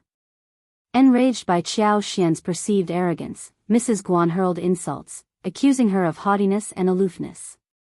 Despite her frustration, Mrs. Guan continued to feign hospitality towards her fellow disciples, maintaining a facade of amiability. However, despite multiple attempts, she was unable to gain entry. Xiao Xian had no intention of meeting her at present. She aimed to exacerbate the guilt of those with troubled consciences. Mrs. Guan grew increasingly apprehensive, fearing that Xiao Xian and Xiao Yunduan were privy to damning information, hence Xiao Xian's refusal to entertain her. The couple deliberated behind closed doors but failed to devise a solution. Although Scribe Guan continued to perform his duties as a scribe, he was barred from many areas and activities. Fearful of arousing suspicion, he refrained from making inquiries. Gritting his teeth, Scribe Guan realized that Lord Xiao harbored genuine suspicions against him. With no alternative, he resolved to take a gamble. That afternoon, Scribe Guan donned a disguise and slipped out of the city unnoticed. Just 2 days after the Fan family received their compensation, preparations were nearly complete. Xiao Yinduan instructed Jia Heming to seek reinforcements from General Huaishi. The swift eradication of the Tiger Head tribe had caught the bandits off guard, but now, with the Min family tribe and Liuhe fort likely joining forces, heightened vigilance was imperative. Even Hang Xingshan couldn't ascertain the adversary's true strength, having never had the opportunity to scout their stronghold. Uncertainty loomed over the presence of undisclosed trump cards. Xiao Yinduan couldn't afford to gamble. A miscalculation would lead not just to failure but to numerous casualties. Upon hearing Xiao Yinduan's plea, Jia Heming readily pledged his support. General Huaishi, commanding a force of 20,000 men responsible for Huaishi Prefecture's security, was duty-bound to combat banditry. Were it not for the formidable nature of the An's province bandits, he would have intervened earlier. There was no reason for General Huaishi to refuse Xiao Yinduan's offer. Even if it was solely for the sake of 100,000 taels of silver, he would undoubtedly accept the mission. The meager salary provided by the imperial court hardly covered expenses for equipping the army with necessary supplies, weapons, or additional horses. Year after year, he submitted memorials, yet progress felt as sluggish as a clay ox trudging through the sea. With 100,000 taels of silver at his disposal, there would be no such worries. Jia Heming wasted no time in action. 300,000 taels of silver swiftly changed hands, with 1/3 dissipating before it could even warm up. Xiao Yinduan calculated that half of the remaining 200,000 taels would be allocated to the magistrate, leaving 100,000 taels in the court's coffers. Additionally, the proceeds from the auction of the Fan family's farmland would be sufficient to reward everyone and devise a strategic plan. Oh, and there was also the matter of the Yamen owing his wife hundreds of thousands in silver. Repayment would have to be made gradually. The Min family tribe and Liuhe fort swiftly mobilized. They had little choice but to act swiftly, for caution mattered little now. With Xiao Yinduan having obliterated the Tiger Head tribe, they knew he wouldn't let them off the hook. Chapter 1910, Foreign Aid. After dealing with the aftermath of destroying the Tiger Head tribe, it was inevitable that Xiao Yinduan would set his sights on them next. This had escalated into a fight to the death. There could be no resolution until one side emerged victorious. Even if they professed to forego vengeance, the prefect would never trust their words nor rest easy. In that case, why grant the wretched official ample time to prepare? Why not seize the initiative as he had done previously, catching him off guard? This time, they resolved to strike first, targeting the key figures: the prince, the king, and the monarch. They would mobilize their finest warriors and storm An's prefecture city, assaulting the prefect's office. They would exterminate the official's family, plunder the treasury, and unleash havoc upon the city. Then, before the imperial court could react, they would vanish into the mountains. They understood well that if this operation succeeded, it would send shockwaves through An's province and Huaishi prefecture, and even reverberate to the imperial court. An attack on the court's offices, the slaughter of its officials, and the plundering of its warehouses would surely compel the court to respond with military force, if only to save face. The uproar this time would surely surpass that of 10 years ago. But this dogged official was formidable. Even catching him unawares would demand a hefty toll. Such an endeavor would significantly deplete their strength. How could they then withstand the might of the imperial court's army? To evade trouble, fleeing the village was inevitable. An's province was intertwined with boundless mountains. Once they delved into the depths, no matter how many troops the imperial court dispatched, it would be akin to scattering beans into the mountains. Feudal. They were accustomed to mountain life. With their numbers, they had no need to fear the wilderness beasts and venomous creatures. In 2 or 3 years, this affair would be resolved and fade from the imperial court's memory. Then, why couldn't they return? The pitiful remnants of the Min family tribe and Liuhe fort's leaders looked worse for wear. Suppressing their anger, fear, and uneasy emotions they would never confess they suddenly cast caution aside and resolved to fight to the death. They were a band of outlaws from the start. What did they have to fear? The sight of blood only fueled their excitement. Thus, the two factions collaborated closely, hand-picking a force of 400. After 2 days of meticulous preparation, they set out from the mountains under the cover of night. Utilizing the darkness and rugged terrain to their advantage, they arrived outside An's prefecture city in the dead of night. The vanguard, clad in dark garments, approached the city gate with aggressive agility. Their eyes gleamed with wild fervor, reminiscent of wolves and tigers. They eagerly awaited the signal to storm the city, brandishing their weapons in anticipation of exacting vengeance and sending the dogged official's family to their demise. As the agreed time arrived, a low, prearranged bird call rang out. With a creak, the city gates slowly swung open. Upon reaching a sufficient gap, the bandits roared triumphantly, wielding an array of weapons as they surged forward with murderous intent. Meanwhile, their accomplices lying in wait in the nearby forest, 2 to 3 miles away, heard the clamor and surged forth to join the fray. Chapter 1911, Final battle. To their dismay, as they surged through the city gate, they watched in horror as it began to slowly close once more. The front ranks froze, their eyes widening in disbelief as they stumbled to a halt. Behind them, the momentum of those charging forward caused a chaotic collision, nearly knocking them off their feet.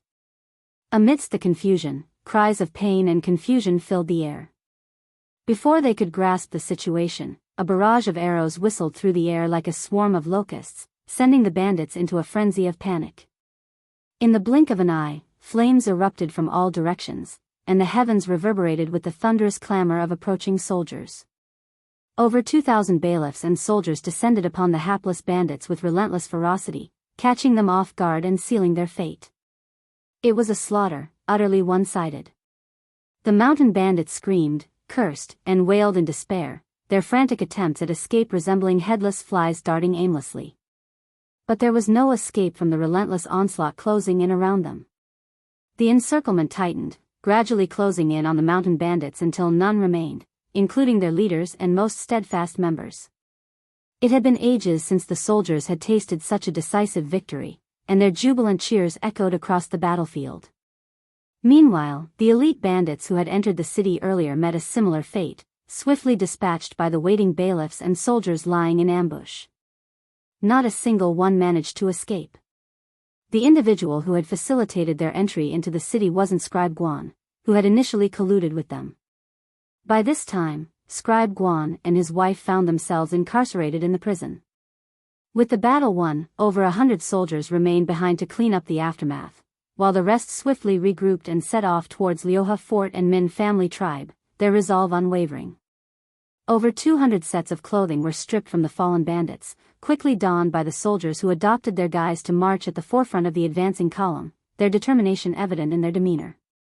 Once in the mountains, they divided into 2 groups, each headed towards Min family tribe and Liuhe Fort respectively. Jia Hemming's visit to General Huaishi went smoothly, thanks to Xiao Yunduan's generous funds. Jia Hemming promptly handed over 50,000 taels of silver, leaving Qin Wuyo and the other generals beaming with delight and heaping praise on Lord Xiao's generosity. They extolled his virtues, hailing him as a true exemplar, demonstrating that even a scholar could possess such courage, swiftly dealing with the bandits without hesitation. It put their own reluctance to send troops to shame. Qin Wuyo wasted no time in mobilizing his troops, leading a force of 3,000 elite soldiers as per Xiao Yunduan's instructions. They approached An's city stealthily, taking advantage of the dense forest cover that shrouded the region. Their presence remained undetected, concealed within the secluded valleys and thickets of the An's province hinterlands. Only a select few, including Xiao Yunduan, were privy to this plan. The sudden shout caught most of the bailiffs off guard. Meanwhile, as the battle raged outside An's prefecture city, the 2,000 soldiers had divided into 2 groups and stealthily positioned themselves near Liuhe Fort and Min family tribe. They rendezvoused with the reinforcements that were rapidly approaching.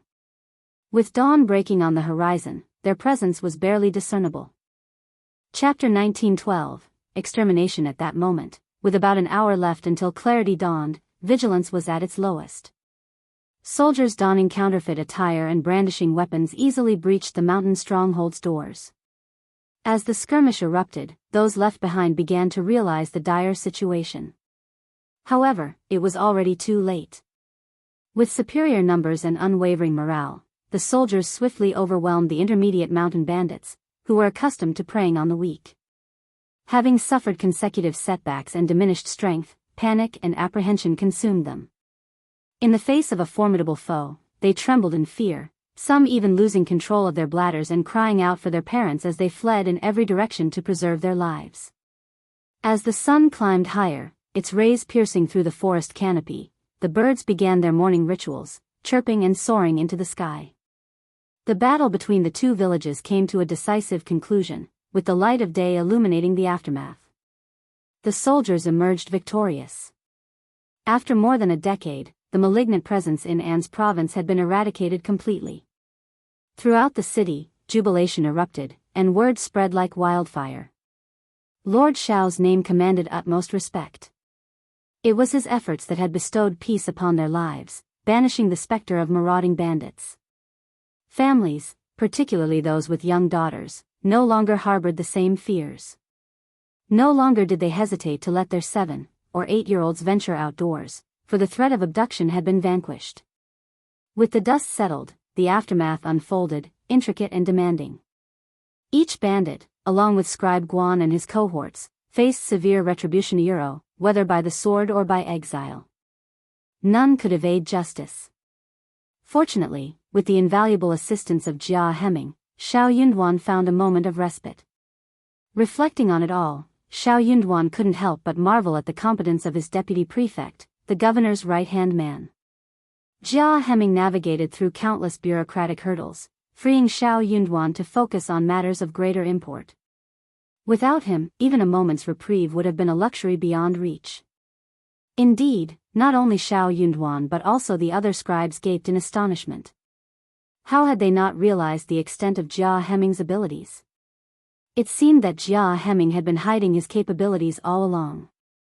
Xiao Yunduan lacked prior experience as a prefect, and thus had no basis for comparison with other deputy prefects, excluding the extreme case of deputy prefect Guan.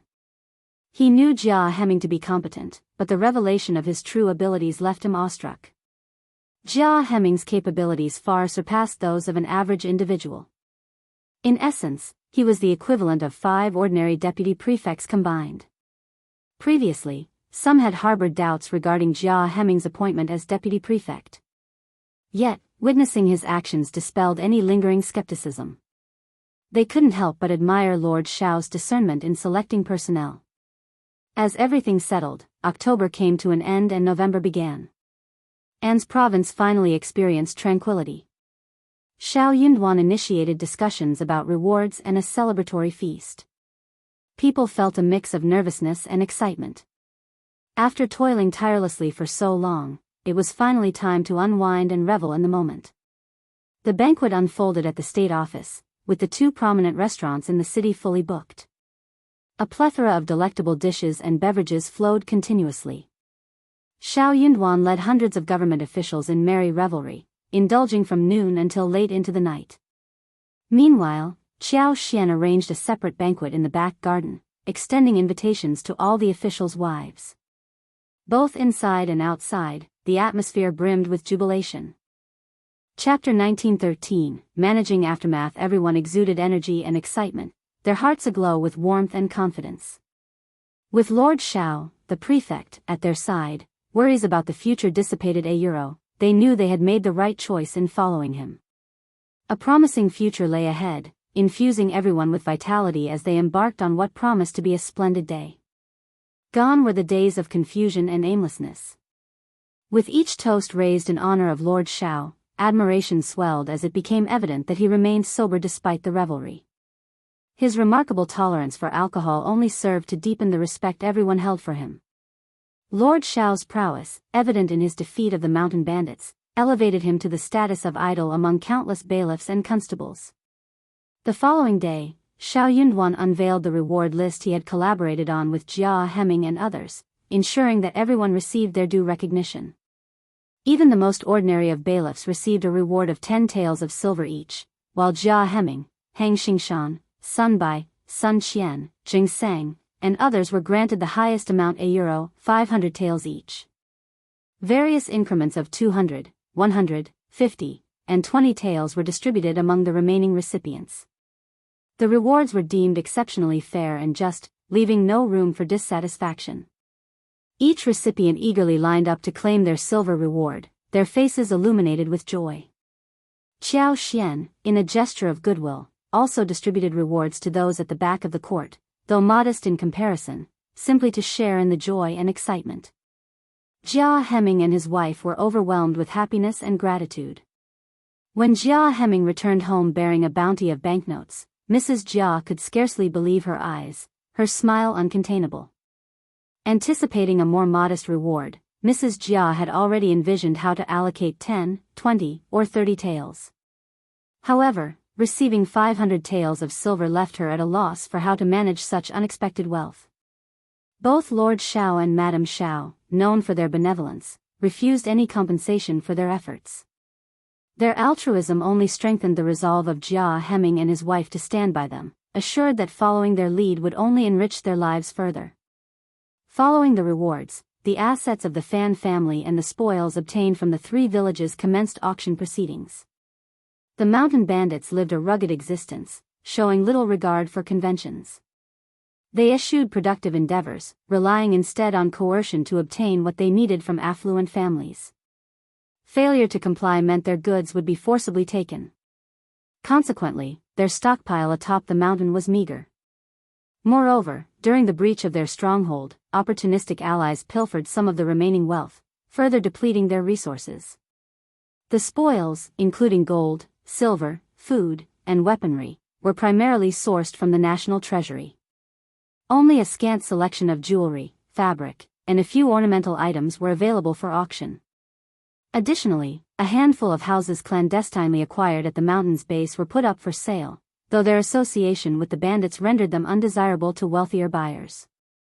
Ultimately, these items fetched relatively low prices. Jia Hemming, unencumbered by such concerns, purchased a 3-acre courtyard situated in a somewhat secluded area within An's prefecture's intermediate city for a mere 100 taels of silver. Qiao Xian, mindful of her status as the prefect's wife, refrained from making a purchase, despite the attractive prices. Nevertheless, she couldn't help but feel a twinge of regret at passing up such a bargain. Even the residence of Scribe Guan found its way to the auction block. Chapter 1914, Purchase. Following this, all eyes turned to the Fan clan as their assets were up for grabs. Without hesitation, Qiao Xian stepped forward to make her selection. Despite her position, Qiao Xian demonstrated modesty in her requests. She opted for 60,000 mu of fertile land and 5 ordinary yet promising shops, all at fair market prices. Given An's province's scarcity of arable land, particularly fertile plots, prices exceeded those of neighboring regions. Qiao Xian selected prime parcels priced at 10 taels of silver per mu, totaling 60,000 taels of silver. Additionally, the 5 shops amounted to another 6,000 taels. However, considering the government's outstanding debt of 500,000 taels to Qiao Xian, she opted to offset the purchase with this owed sum, without needing to expend a single tael of her own. Even after deducting the 66,000 taels for her purchases, the government still remained indebted to her by over 400,000 taels. Shao Yunduan took responsibility for reimbursing this remainder, leaving him indebted to her for 400,000 taels. These transactions were conducted transparently, with both the government office and local populace acknowledging the legitimacy of the arrangement. Despite acquiring substantial assets from the Fan clan, Qiao Xian's generosity was evident as she chose to share her newfound wealth with the community. In addition to the land and shops, numerous rare antiques from the Fan clan were also put up for auction. The esteemed families eligible for participation in the auction had already convened in private to strategize, fostering a congenial atmosphere throughout the proceedings. As a result, nearly everyone secured their desired acquisitions, leaving them thoroughly content. With this milestone, the entirety of An's prefecture city finally achieved a state of complete safety. Seizing the opportunity, Shao Yunduan took a well-deserved 3-day respite to accompany Qiao Xian and Anan on a journey outside the city. The trio explored their own farms, trekked through the mountains, and reveled in the breathtaking scenery, joined by Yi and Sun Bai. However, despite the break, exhaustion still lingered among the group, denying them proper rest. Sun Bai, Sun Qian, and Zheng Sang, sensing a need for additional manpower, conferred with Hang Xingshan, a local resident, and brought their concerns to Xiao Yunduan. Together, they issued a notice to recruit officers meeting specific criteria, aiming to bolster their ranks by approximately 50 individuals. Their collective resolve was clear: alongside the current bailiffs, rigorous training was imperative. In An's province, the specter of banditry persisted, exacerbated by the region's strategic location. Should fugitives seek refuge here in the future, a robust force would be required to apprehend them. The necessity for ample manpower was evident. Reviewing the accounts, Xiao Yunduan felt confident in shouldering the responsibility and thus gave his approval. It was common knowledge that positions within the government office were highly sought after, with young and capable individuals eagerly vying for selection. The atmosphere in An's province city became vibrant and bustling as a result. While new recruits were being chosen, the existing bailiffs remained active. Despite the successful dismantling of the Min family tribe, Liuhe Fort, and Tiger Head tribe, Xiao Yunduan recognized that more needed to be done. He issued orders for a thorough search of the 3 villages, commanding the destruction of all structures, including basements, sentry posts, fortresses, and passes, ideally reducing them to rubble. In essence, the objective was the complete eradication of these 3 locations. The prospect of any resurgence in the future was utterly eliminated. Qiao Xian's curiosity got the better of her, prompting her persistent requests for Xiao Yunduan's approval to join the expedition. Initially resistant, Xiao Yunduan dismissed her requests, labeling them as mere whims. After all, what allure could a mountain bandit village possibly hold?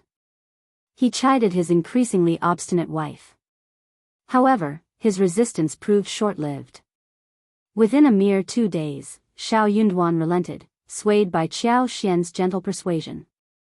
Chapter 1915. Going to Liuhe Fort. Xiao Yunduan found himself swayed when Qiao Xian appeared in her light riding outfit, a realization dawning upon him. From then on, he knew that resisting his wife's requests would be futile. Ultimately, he resolved to indulge her desires, though not without attempting to negotiate for better terms. After all, bargaining often yielded unexpected benefits. In the end, everyone was content, and Xiao Yunduan found joy in his wife's happiness. As for Anan, despite his lively demeanor, he was still too young to accompany them on their mountain excursion.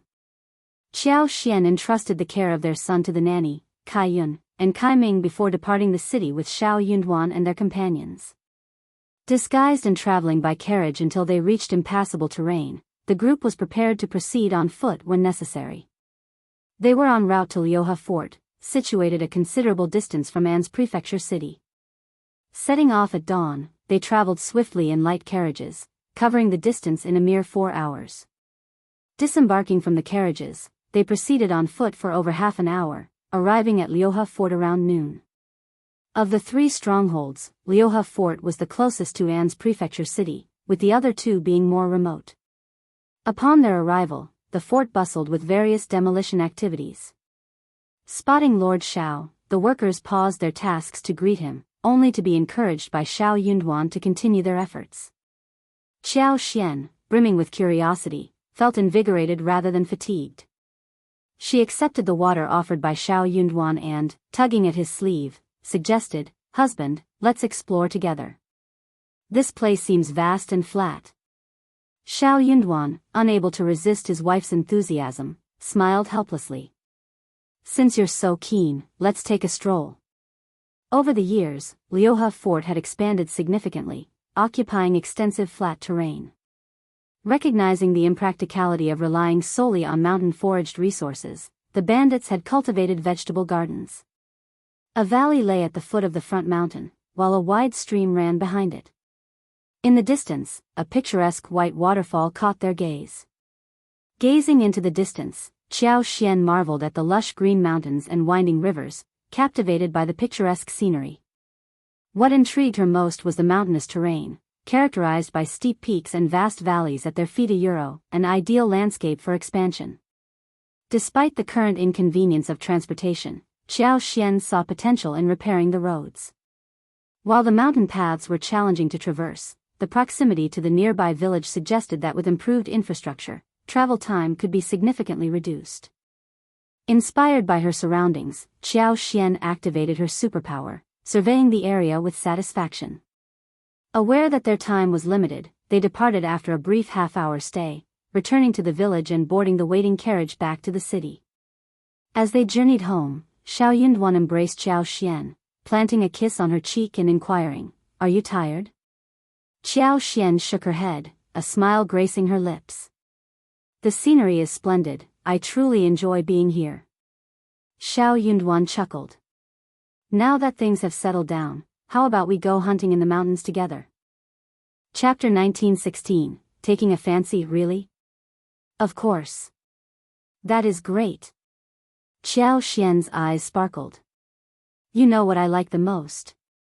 Longing to explore the forests of An's province for potential resources and treasures had been a persistent desire for Xiao Xian. However, the presence of bandits had stifled any chance of realizing this dream, leaving her to merely fantasize about it. Now, as the opportunity to fulfill her aspirations approached, joy filled her heart. With the sky darkening early, they hastened their journey, returning to An's prefecture city under the cover of night. Their bodies ached, weary from the arduous trek. The challenging terrain necessitated a swift pace. Lingering on the road held the uncertainty of when they might safely return. Alighting from the wagon, Xiao Xian sighed in relief, her waist sore from the journey. The urgent need for road repairs was evident. The maids breathed a collective sigh of relief upon seeing their return, while Anan, eager for his mother's embrace, reached out from the nanny's arms. Xiao Xian, consumed with thoughts of her son throughout the day, disregarded her fatigue as she gathered Anan into her arms, showering him with kisses and affectionate rubs. His laughter filled the air as he blinked his big, beautiful eyes and babbled contentedly. The nanny smiled warmly and remarked, "Indeed, young master has been eagerly searching for you all day." The maidservants nodded in agreement, recalling the commotion caused by Anan's longing for his mother throughout the day. Xiao Xian chuckled, understanding the reason behind the nanny's earlier gleaming eyes. It was undoubtedly due to her beloved son. Xiao Yunduan gently took Anan from Xiao Xian's arms, offering to carry him himself. However, Anan adamantly refused, clinging tightly to his mother's neck and shaking his head vigorously. It was a scene that elicited laughter from everyone present. Xiao Xian, with a smile, insisted, "He's still so young, let me hold him." Xiao Yunduan laughed along, shaking his head in amusement before leading his wife and son into the house. The family spent some quality time together, playing until Anan eventually drifted off to sleep after nursing. With his eyes closed, his delicate features appeared even more pronounced, peacefully highlighting his exhaustion from the day's travels. The nanny carefully escorted Anan away, leaving Xiao Xian and Xiao Yunduan to dine together. During dinner, Xiao Xian shared her plans for Liuhe Fort with Xiao Yunduan. The fertile surroundings presented ample opportunities for development. She proposed constructing a villa in place of the former fort, effectively eradicating any remnants of the bandits. Reflecting on the terrain around Liuhe Fort, Xiao Yunduan smiled and nodded in agreement. "If that's what you desire, then it's settled. It's better than leaving it unused." "Deal!" Xiao Xian exclaimed joyfully. "It's an opportunity for farming, and we're all free. I can hire additional help to increase our family's income." Her enthusiasm was infectious, and Xiao Yunduan couldn't help but feel a warmth in his heart. With a smile, he affirmed, "Wife, go ahead and make the arrangements." Chapter 1917, Planning to farm. Xiao Xian's enthusiasm was palpable. With the eradication of the bandits, she now had the freedom to pursue her interests across the vast expanse of An's province. After a night of intimacy, Xiao Xian radiated with energy the next day. She gathered Songshi, Lu Fu, Mianmian, and others to discuss their plans.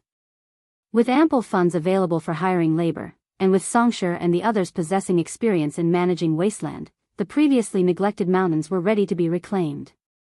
Songshi, in particular, was invigorated by the prospect of a new endeavor. Mianmian and Lu Fu shared in her excitement, eager to embark on this venture. Qiao Xian's preliminary plan involved dedicating much of the land in Liuhe Fort to cultivating various herbs. After assessing the area, she identified suitable spots for planting Gastrodia alata, false starworts, King Solomon's seal, Tian Qi, Dang Gui, and white needle. Additionally, scattered fruit trees were to be planted throughout the medicinal herb fields, providing not only fruits but also shade. Furthermore, plans were made for a chicken farm within the mountain forest and Liuhe Fort. To maintain hygiene, the chicken farm would undergo a yearly rotation, 1 year for raising chickens, followed by a year of rest, during which the chickens would be relocated to a different site. This rotation ensured cleanliness and minimized the risk of disease outbreaks, a particularly crucial consideration given the potential for bacteria buildup in the chicken farm over time. Fortunately, the expansive mountain provided ample space to address these concerns. During this era, dealing with a chicken plague meant witnessing the chickens succumb one by one, with no effective solution in sight.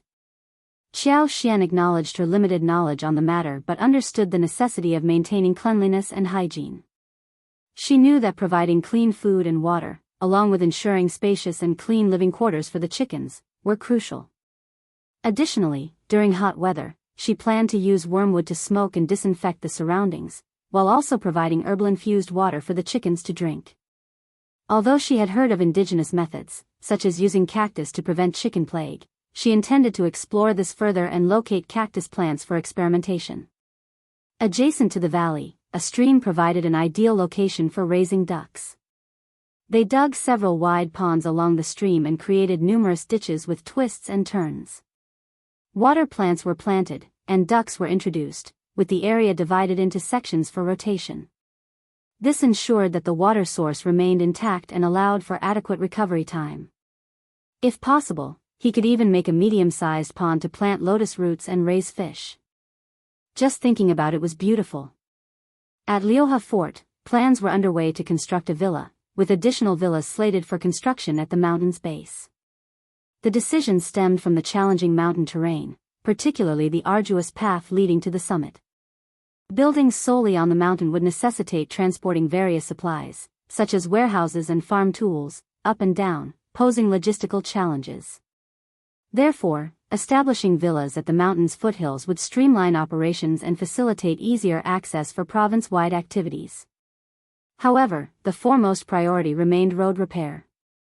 During their exploration, efforts would be directed towards road construction. While not optimal, a passable road would enable carriages to traverse in opposite directions, enhancing transport efficiency. In the future, relying solely on manpower for transportation would prove inefficient, necessitating the use of carriages to ferry goods into the mountains. Chapter 1918, Opening the road. Originally, there existed a path into the mountains, but certain areas featured steep slopes, rendering carriage travel inconvenient. Consequently, the route required detours and modifications. Qiao Xian's description left Songshe and the others visibly envious, eagerly anticipating exploring the promising location. Just hearing your description fills me with anticipation. It must be an extraordinary place, remarked one. Absolutely. Let's thoroughly assess it and swiftly devise a plan, chimed in another. I can already envision the beauty it will possess with Madame's guidance. Our Madame truly possesses remarkable insight.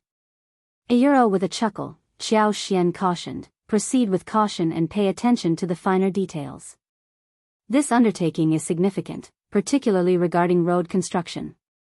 We must meticulously select the most suitable route. Agreeing, Songshe and the others descended to deliberate further. A week later, they commenced recruitment efforts. Wasteland reclamation, house construction, and road development became the focus of their endeavors. Lu Fu, Songshe, and Yang Mu assumed leadership roles, while Mianmian oversaw financial matters and procurement of materials. Acquiring such a vast expanse entailed substantial expenditure. The entirety of Liuhe Fort's mountain, along with the vast surrounding areas encompassing the foothills, forest, and adjacent valley, totaled more than 100,000 mu in size. Although the hill may not have appeared particularly large, it was far from small. Qiao Xian envisioned another ambitious undertaking. Even if a single mu of wasteland was valued at just 3 taels of silver, the total cost would amount to 300,000 taels of silver. Yet, the government owed Xiao Xian only 100,000 taels of silver. Contemplating the pace at which she would need to cover the expenses, Xiao Xian realized it would likely take several years to complete the payment. The staggering sum of 300,000 taels left everyone speechless. Questions arose regarding the wealth of their Lord Prefect. How much money did he possess to afford such endeavors for his wife? As for Madame, she displayed little interest in extravagant flowers or jewelry but possessed a keen passion for exploration and agriculture. Investing tens or even hundreds of thousands was not uncommon. Even esteemed families like the Hua and Mei clans would hesitate to spend such amounts. Moreover, the 300,000 taels were solely allocated for land acquisition. The prospect of land reclamation and road repair only added to the significant expenses ahead. Although the government was expected to subsidize road construction for the benefit of all, Xiao Xian believed it unnecessary. As the prefect's wife, Xiao Yunduan was cautious about being perceived as taking undue advantage, mindful of potential gossip. However, Xiao Xian was willing and able to fund the project herself. She was transparent about her intentions, openly discussing plans to cultivate herbs, establish a chicken farm on the mountain, and raise ducks in the valley once the land was opened. Initially modest in scale, the endeavor aimed to accommodate around 5,000 to 6,000 chickens and ducks. Xiao Xian invited anyone interested in planting medicinal herbs or raising poultry on a small scale to seek guidance and assistance from her. Furthermore, she offered to purchase medicinal herbs and accept any surplus chickens and ducks for sale, provided they met quality standards. In Xiao Xian's view, pursuing agricultural endeavors such as growing herbs, mushrooms, and other high-value crops offered commoners a path to prosperity superior to traditional farming. Chapter 1919, Understanding Person. However, Xiao Xian made it clear that participation was entirely voluntary. Despite her position as the prefect's wife and Xiao Yunduan's status as the prefect, they refrained from coercing civilians into joining her endeavors. While she initially anticipated skepticism from many, she knew that once a few families experienced success, others would likely follow suit. With Anne's province secured, Xiao Yunduan sent letters to both his family and Yuezheng Xiao. Yuezheng Xiao intended to extend his congratulations but was preoccupied with year-end matters and couldn't make it. Meanwhile, Zhao Shu returned to Xiaoding village. With no elders in his family to answer to, he could stay in Xiaoding village for as long as he pleased. Though engaged to Tao Tao, staying in her house was now deemed inappropriate. Instead, arrangements were made for him to stay with the land officer's family at night. Recognizing the potential for gossip and the importance of safeguarding Tao Tao's reputation, it was decided that they would not reside together under the same roof, despite their innocence. There was no need for explanation. Zhao Shu's arrangement to reside in the land officer's house proved highly convenient and spared him from potential trouble. The land officer's family, esteemed and respected in the community, readily welcomed Zhao Shu into their home. Delighted by the unexpected good fortune, they treated him with warmth and hospitality, assigning him the best room in the house. Grateful for their hospitality, Zhao Shu took it upon himself to refurbish his living quarters, investing in new furniture and even enhancing the courtyard with flat green bricks to alleviate mud issues during rainy weather. Not stopping there, he also upgraded the house's interior, replacing old curtains and rejuvenating the overall appearance. With his generosity extending beyond mere lodging, Zhao Shu frequently treated the land officer's family to various delicacies, further solidifying their bond and earning their admiration. His gracious demeanor, combined with his wealth and humility, endeared him even more to the land officer's family. They considered themselves fortunate to host such a noble and benevolent young master, remarking on Tao Tao's good fortune. However, as news of Zhao Shu's generosity reached the ears of other family members, discontent began to brew among the second and third sections of the Xiao family. The third branch, particularly, felt that Zhao Shu should stay with them instead. After all, their Lulang was a scholar, knowledgeable and capable of engaging Zhao Shu in meaningful conversations. Moreover, they emphasized their familial connection, expecting him to choose their household over the land officers. However, Ms. Fang, Zhao Shu's mother-in-law, dismissed their suggestion, expressing concern about potential gossip if Zhao Shu were to move in before marriage. She pointed out that their grandson, Xiaoji, was still unmarried, and having Zhao Shu reside with them could lead to unwarranted rumors. Ms. Ma, from the third branch, was incensed by Ms. Fang's response. Meanwhile, the second section of the family distanced themselves from the situation, showing little interest or concern. As for the land officer's family, while they had no unmarried daughters, the wife and eldest daughter-in-law's relatives seemed eager to send a girl to stay with them, likely with matchmaking intentions in mind. Chapter 1920, received the letter of course. They didn't dare to openly compete with Tao Tao or scheme against her. But what if Zhao Shu developed feelings for one of their daughters? Even if she became a concubine, the Zhao family's wealth and Zhao Shu's character would ensure she didn't lose out. After all, what wealthy family didn't have multiple wives and concubines? Tao Tao shouldn't be so narrow-minded, right? A village girl could become her right-hand woman and they could amass a fortune together. It had to be better than marrying into other families, right? Although these thoughts crossed their minds, they knew better than to directly challenge Tao Tao. Xiao Wulang was a prominent official. It would be foolish to provoke his family. Luckily, the land officer and his wife were level-headed and promptly rejected their relatives' proposals. They made it clear that no one was welcome to visit, especially with matchmaking intentions. Since Zhao Shu had already arrived as a guest, they couldn't outright refuse him. But his intentions were dubious from the start. Knowing they could rely on the land officer's family, Ms. Fang sought their assistance. When Xiao Yunduan's letter arrived, Zhao Shu was still in the village, planning to stay for the New Year celebrations. He intended to accompany Xiao Sanlang and others to the province to purchase New Year's goods, adding to the festive atmosphere. When Xiao Yunduan's letter arrived, his family members were all displeased. Since Xiao Yunduan hadn't mentioned the mountain bandits in An's province to his family, he didn't disclose the content of the letter. Instead, he simply informed them that he, Qiao Xian, and their son were doing well. They had settled comfortably in An's province, where everything was running smoothly. With spring approaching, he suggested they visit, perhaps coordinating with Yuezhing Xiao for a joint trip. Upon reading this, Zhao Shu inferred that the issue with the mountain bandits had been resolved. Otherwise, Xiao Yunduan wouldn't have extended the invitation. Though somewhat surprised, Zhao Shu wasn't overly so. He wasn't privy to the intricacies of bureaucracy and only knew of An's prefecture's bandits from hearsay. Some claimed they were formidable, even fearsome, but Zhao Shu hadn't experienced it firsthand. For him, hearing of the bandits' demise only deepened his admiration for Xiao Yunduan.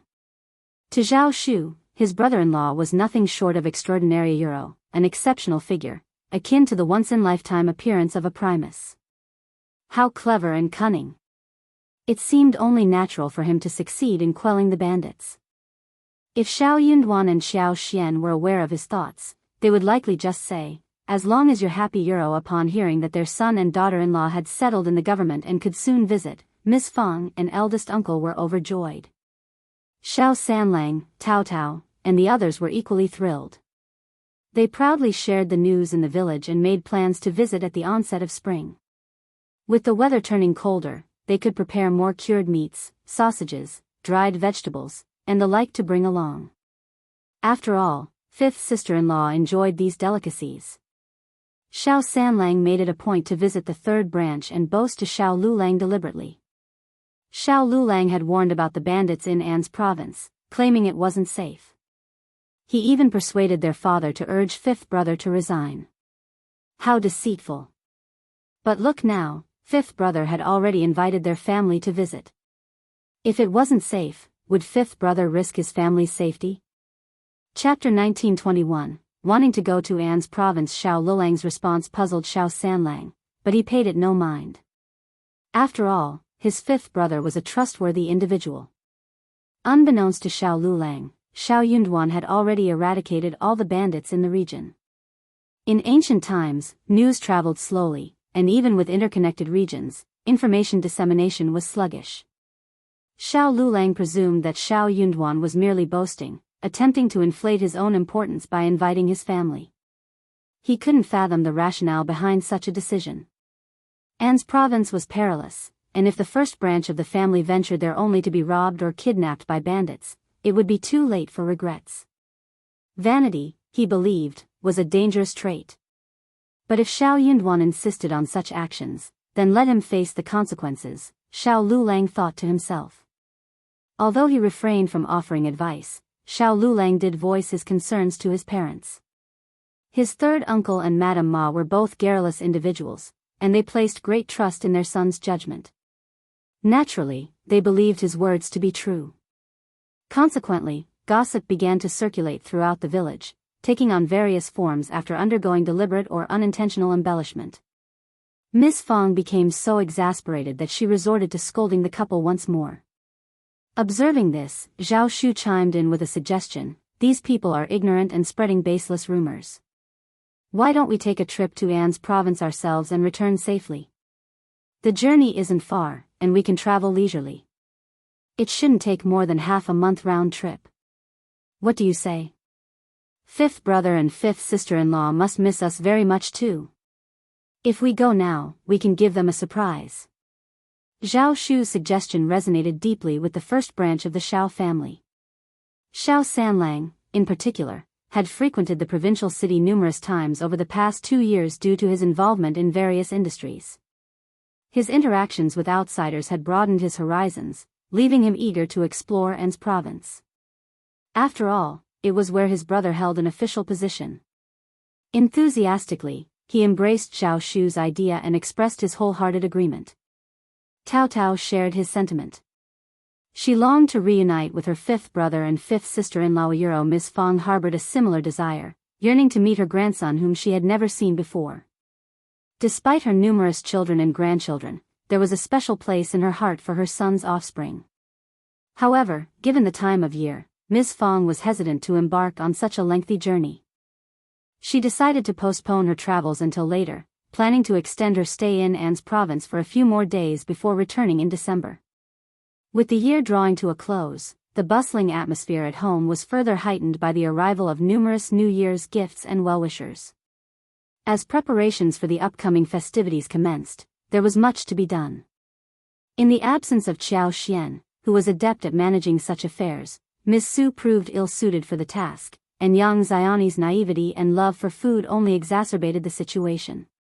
Miss Fang, recognizing the need for someone capable to represent the family, enlisted Zhao Shu to accompany Xiao Sanlang and Yang Xiaoni on a trip to Anne's province to visit Anan on behalf of the family. They would also bring gifts for the occasion, although they had yet to prepare the cured meat. However, they reasoned that it could be brought over after the new year. Xiao Sanlang and Yang Xiaoni were elated at the prospect of the journey, anticipating the culinary delights that awaited them in Anne's province. With the convenience of traveling in a wagon accompanied by their servants, they looked forward to indulging in the local delicacies unavailable back home. Chapter 1922, Departure. As for Tao Tao, Miss Fang did not let her go.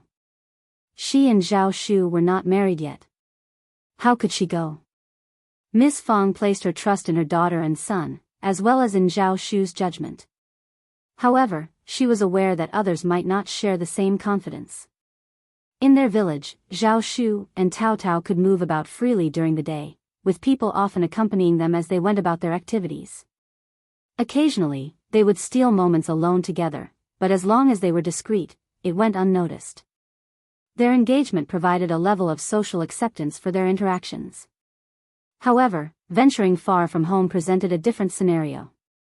It was natural for others to question the innocence of their relationship. Despite their engagement, any perceived impropriety could tarnish Tao Tao's reputation, with potential consequences for her social standing and marital prospects. Miss Fang delicately conveyed her concerns to Tao Tao, who blushed with embarrassment and apprehension. She understood the implications and felt ashamed of the potential repercussions. Thankfully, Tao Tao had a wise and understanding mother who helped her navigate this delicate situation without causing any undue trouble. Without the guidance and influence of a wise and caring mother like Ms. Fang, Tao Tao might struggle to navigate such delicate situations successfully. This was precisely why affluent families were often hesitant to marry off concubines' daughters. Few legitimate wives could impart the same level of guidance and care to their concubines' daughters as they did to their biological children. As for the concubine's daughter, her upbringing and demeanor were often subject to speculation. While it was possible for a concubine's daughter to possess admirable qualities, the likelihood was slim. Zhao Shu couldn't help but feel frustrated after Miss Fang's subtle reminder. It seemed like they were inadvertently causing themselves trouble. But then, he realized that accommodating his mother-in-law's wishes might ultimately benefit them in the long run. Besides, he could use this opportunity to show his affection for Tao Tao. So, he discreetly asked Tao Tao what she desired. He planned to bring it back for her, along with a heartfelt confession about his reluctance to be apart from her.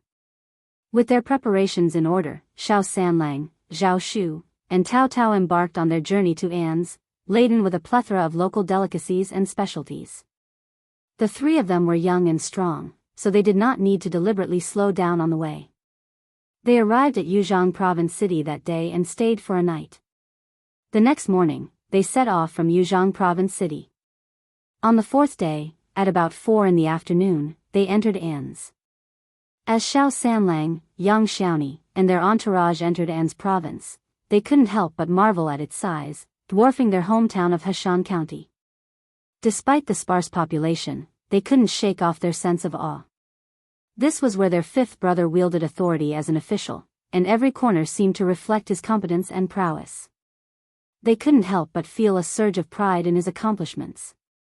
Meanwhile, back at home, Qiao Xian and Xiao Yunduan were immersed in a discussion about hot pot.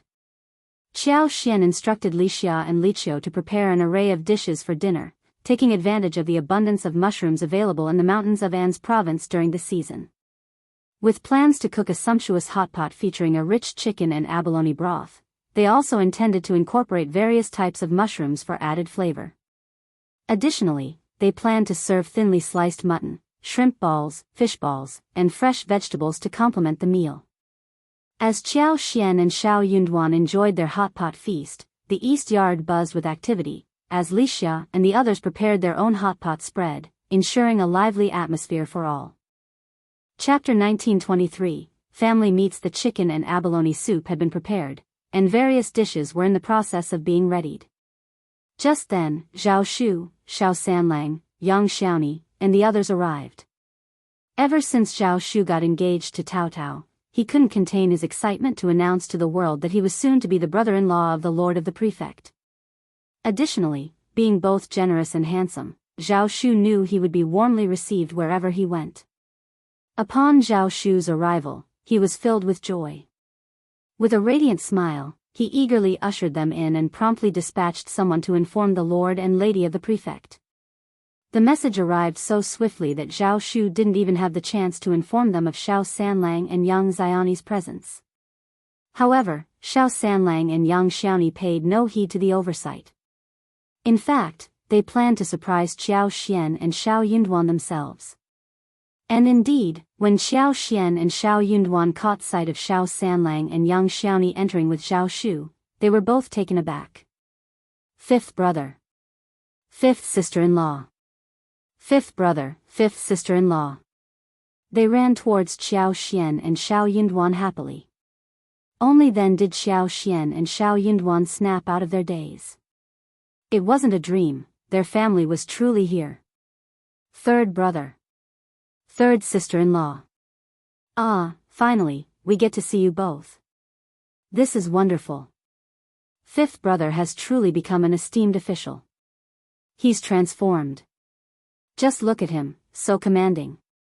He outshines even the county magistrate of our Heshan County, ha ha ha ha.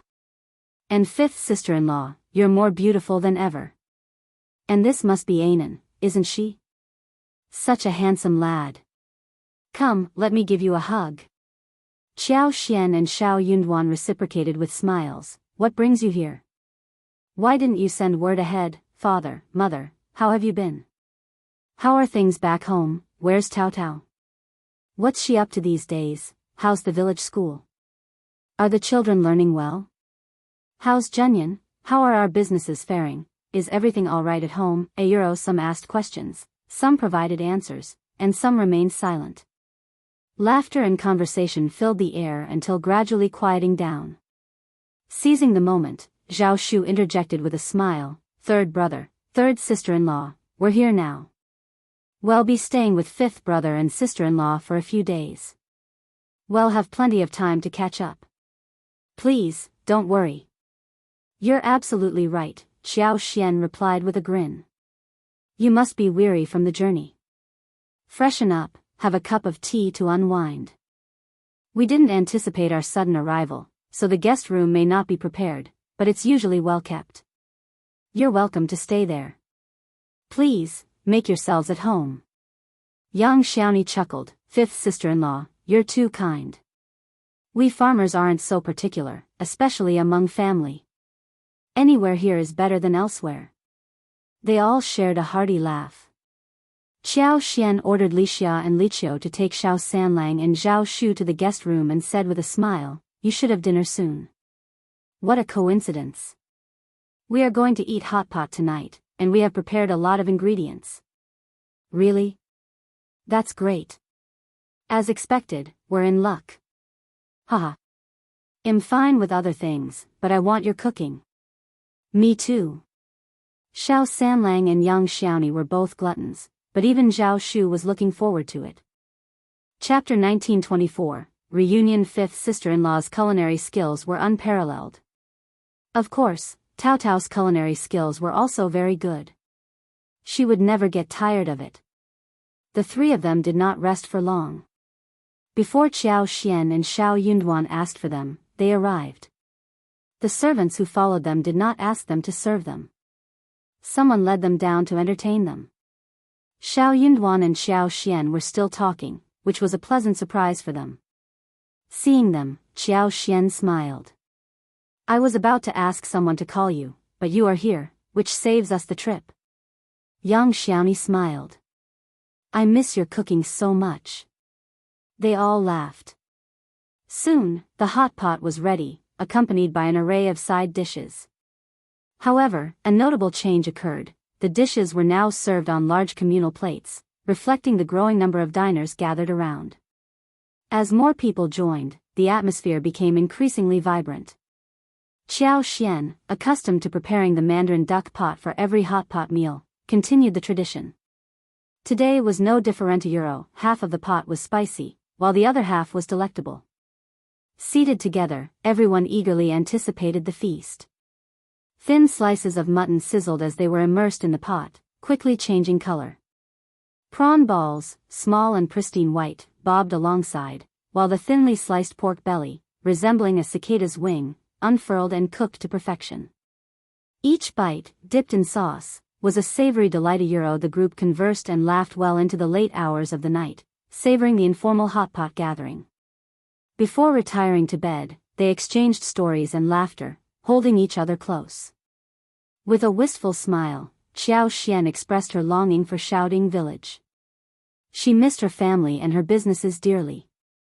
After all, they were her first endeavors, her initial steps toward success. A treasure far more precious than vast estates and fertile lands elsewhere. So did Ms. Fang and Tao Tao.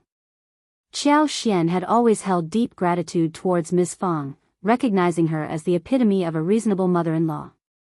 In contrast, the mere thought of Ms. Niu or Ms. Ma evoked a sense of disgust within her. Ms. Fang stood out for her lack of concern over Xiao Xian's dowry or any pressure to secure a concubine for her son. Despite facing ridicule from villagers for purchasing barren lands, including the rocky expanse behind her own property, Ms. Fang remained unfazed. While others, like Ms. Niu and Ms. Ma, mocked her behind her back, Xiao Xian's mother-in-law stood by her side, unwavering in her support.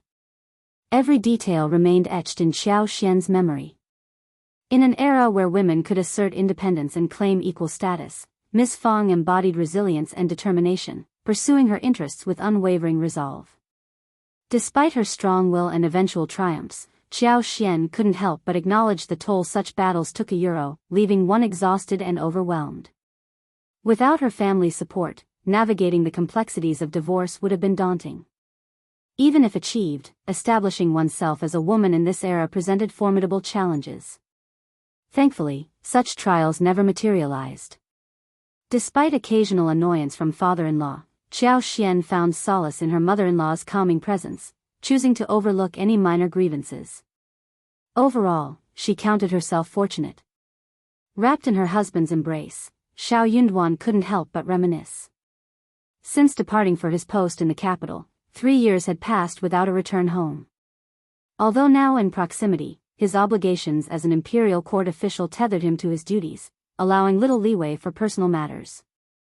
Chapter 1925, Missing. Luckily, they were within reach, making it convenient for them to visit.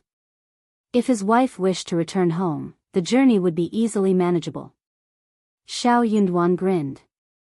Just wait a bit, Tao Tao's wedding is set for next spring. You'll have the perfect opportunity to return then.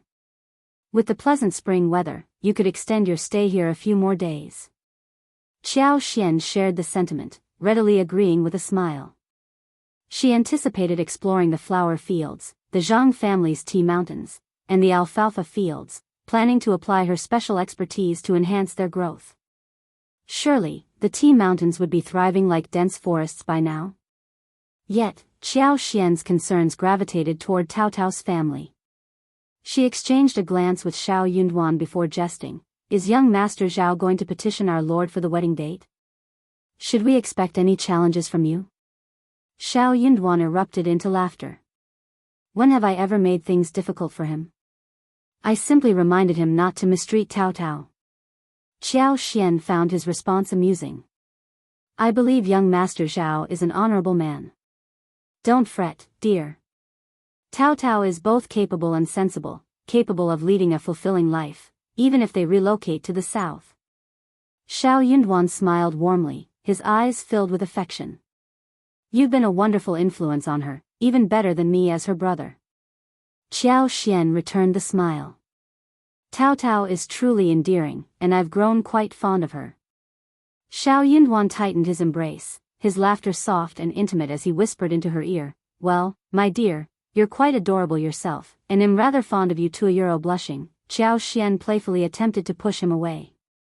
Stop it. Euro. Xiao Yunduan chuckled, lowering his head to capture her lips in a kiss, unable to resist the temptation. Qiao Xian's breath grew ragged as she covered his lips with her hands, pleading, no, please, I'm going out with third sister-in-law tomorrow, don't leave me unable to move. Xiao Yunduan paused, gently biting her lip. I'll keep that in mind, and I'll make it up to you next time. But perhaps, their privacy wasn't entirely a good thing. Euro. Qiao Xian didn't respond, feeling no obligation to do so. What did he mean by making it up to her? Xiao Yunduan wasn't ready to give up easily. His lingering frustration simmered as they found solace in each other's embrace, eventually drifting off to sleep. The next morning, after breakfast, Xiao Yunduan attended to matters at the front briefly, ensuring everything was in order before returning to his office to confer with Xiao Sanlang and Zhao Shu. Zhao Shu was considered a member of the family, and there was no reason to avoid him in matters concerning kinship. Therefore, Xiao Yunduan didn't shy away from interacting with Zhao Shu. What truly touched Zhao Shu was a sense of pride. His fifth brother had finally embraced him wholeheartedly. Meanwhile, young Xiaoni accompanied Xiao Xian. During their time together, young Xiaoni shared village gossip with Xiao Xian. Little Anan, nearing 4 months old, captivated everyone with her adorable demeanor. Her large, expressive eyes possessed a captivating innocence that could melt hearts. Despite being a mother herself, young Xiaoni couldn't resist holding and playing with her. Anan showed no reluctance toward Xiao Xian, readily allowing her to carry her. Later that afternoon, Xiao Xian and young Xiaoni ventured out for some shopping.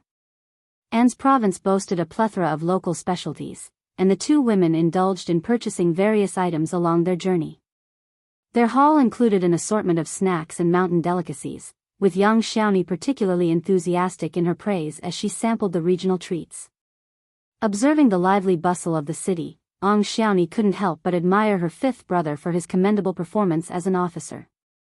Chapter 1926, Calculation. Xiao Xian found it amusing.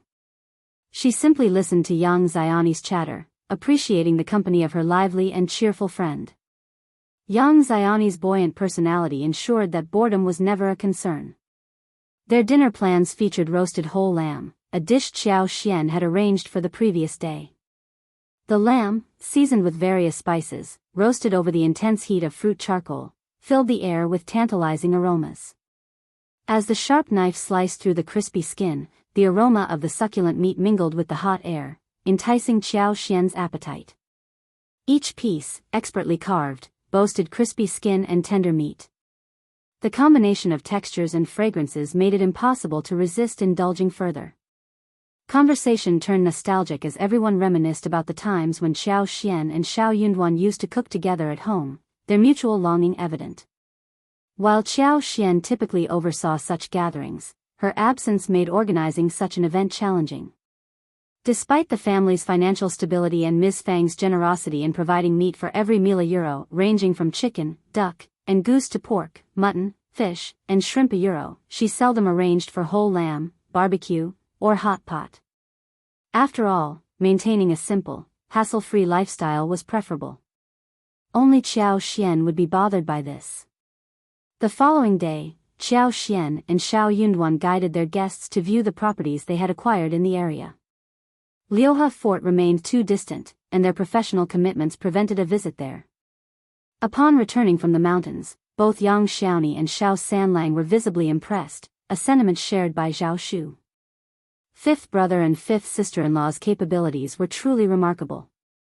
They possessed a knack for transforming barren landscapes into enchanting marvels. Contemplating the success of the flower fields and perfume workshop they had developed together, Zhao Shu felt inspired to consider purchasing wasteland in An's province for reclamation and cultivation.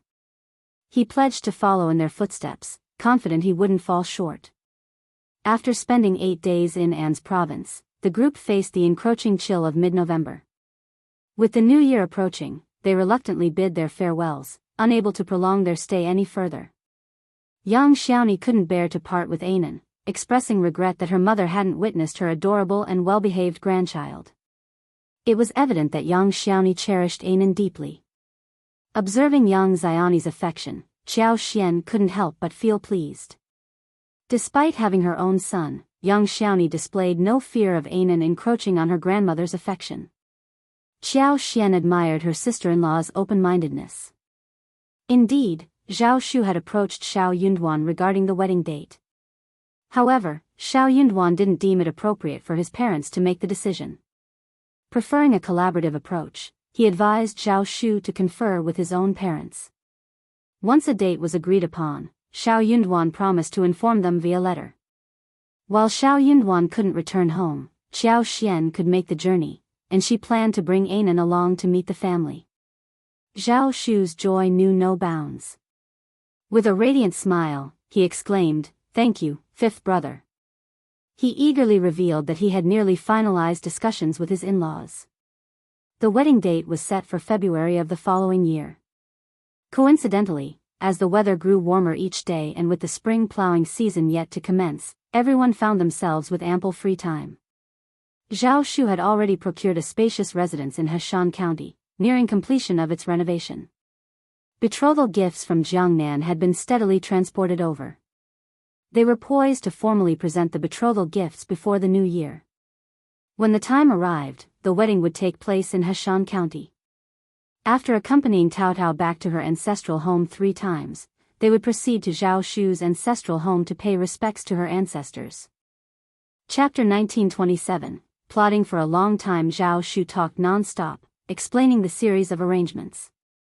It could be seen that this person had been plotting for a long time and had a plan.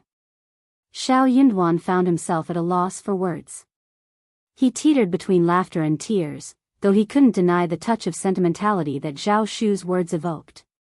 Deep down, Xiao Yunduan acknowledged Zhao Shu's genuine affection for Tao Tao, even if he wouldn't openly admit it. Xiao Yunduan's lack of objection to Zhao Shu's plan signified his tacit approval. However, the distance between Jiangnan and Hershan County posed a logistical challenge.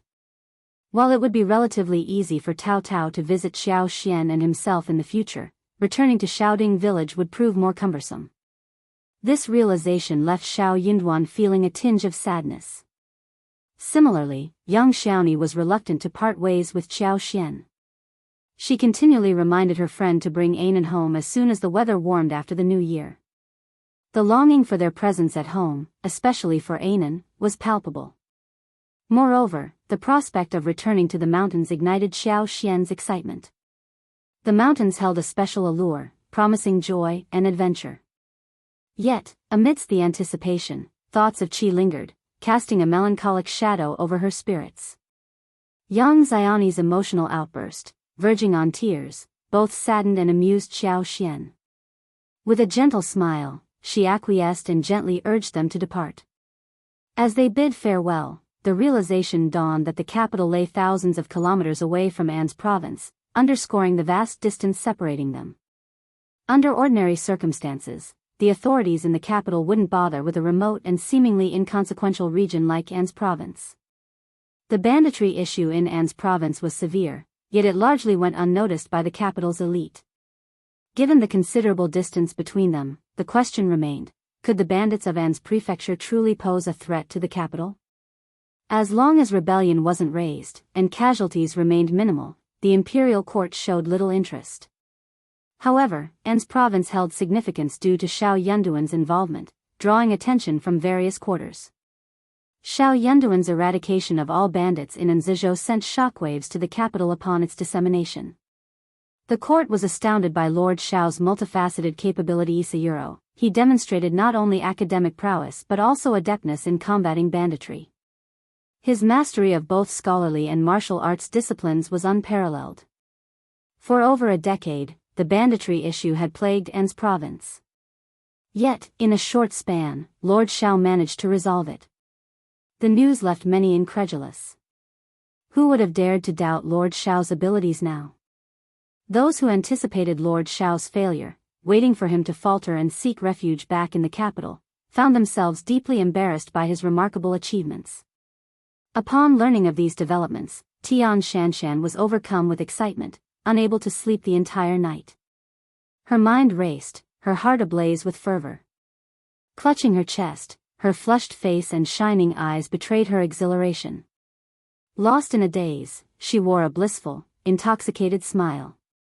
Her instincts had proven correct. She had never doubted his capability. Even in the remoteness of exile, he remained resolute and formidable.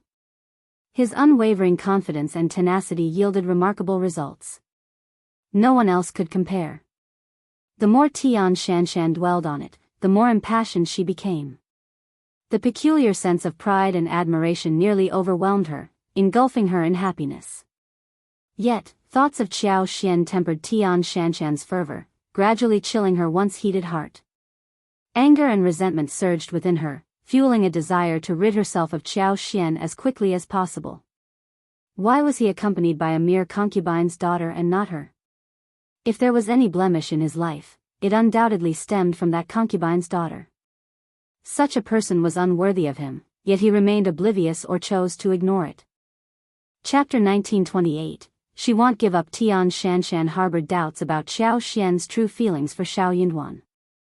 In her view, genuine love wouldn't sabotage one's partner's future but rather empower them. Her actions seemed to betray such affection, marking her as self-centered and deceitful. Lord Xiao, characterized by his honesty and kindness, appeared to have been misled by Xiao Xian's facade. Feeling sympathy for Lord Xiao, Tian Shanshan was resolute in revealing Xiao Xian's true nature to him. She saw an opportunity in her cousin's potential ascension to the throne, which could facilitate her plans.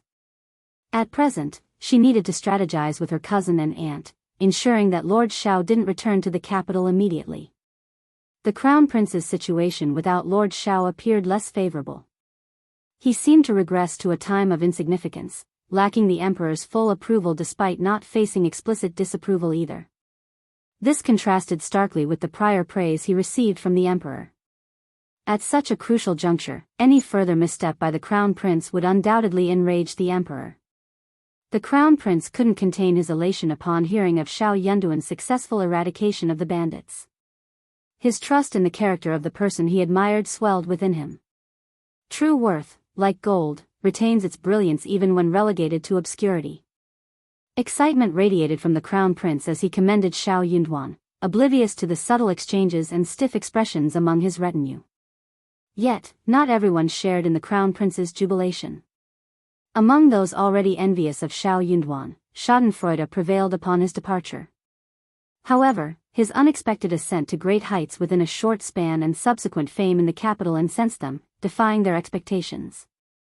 Some of the elder Confucians, while not harboring jealousy towards Xiao Yunduan, held reservations about his demeanor.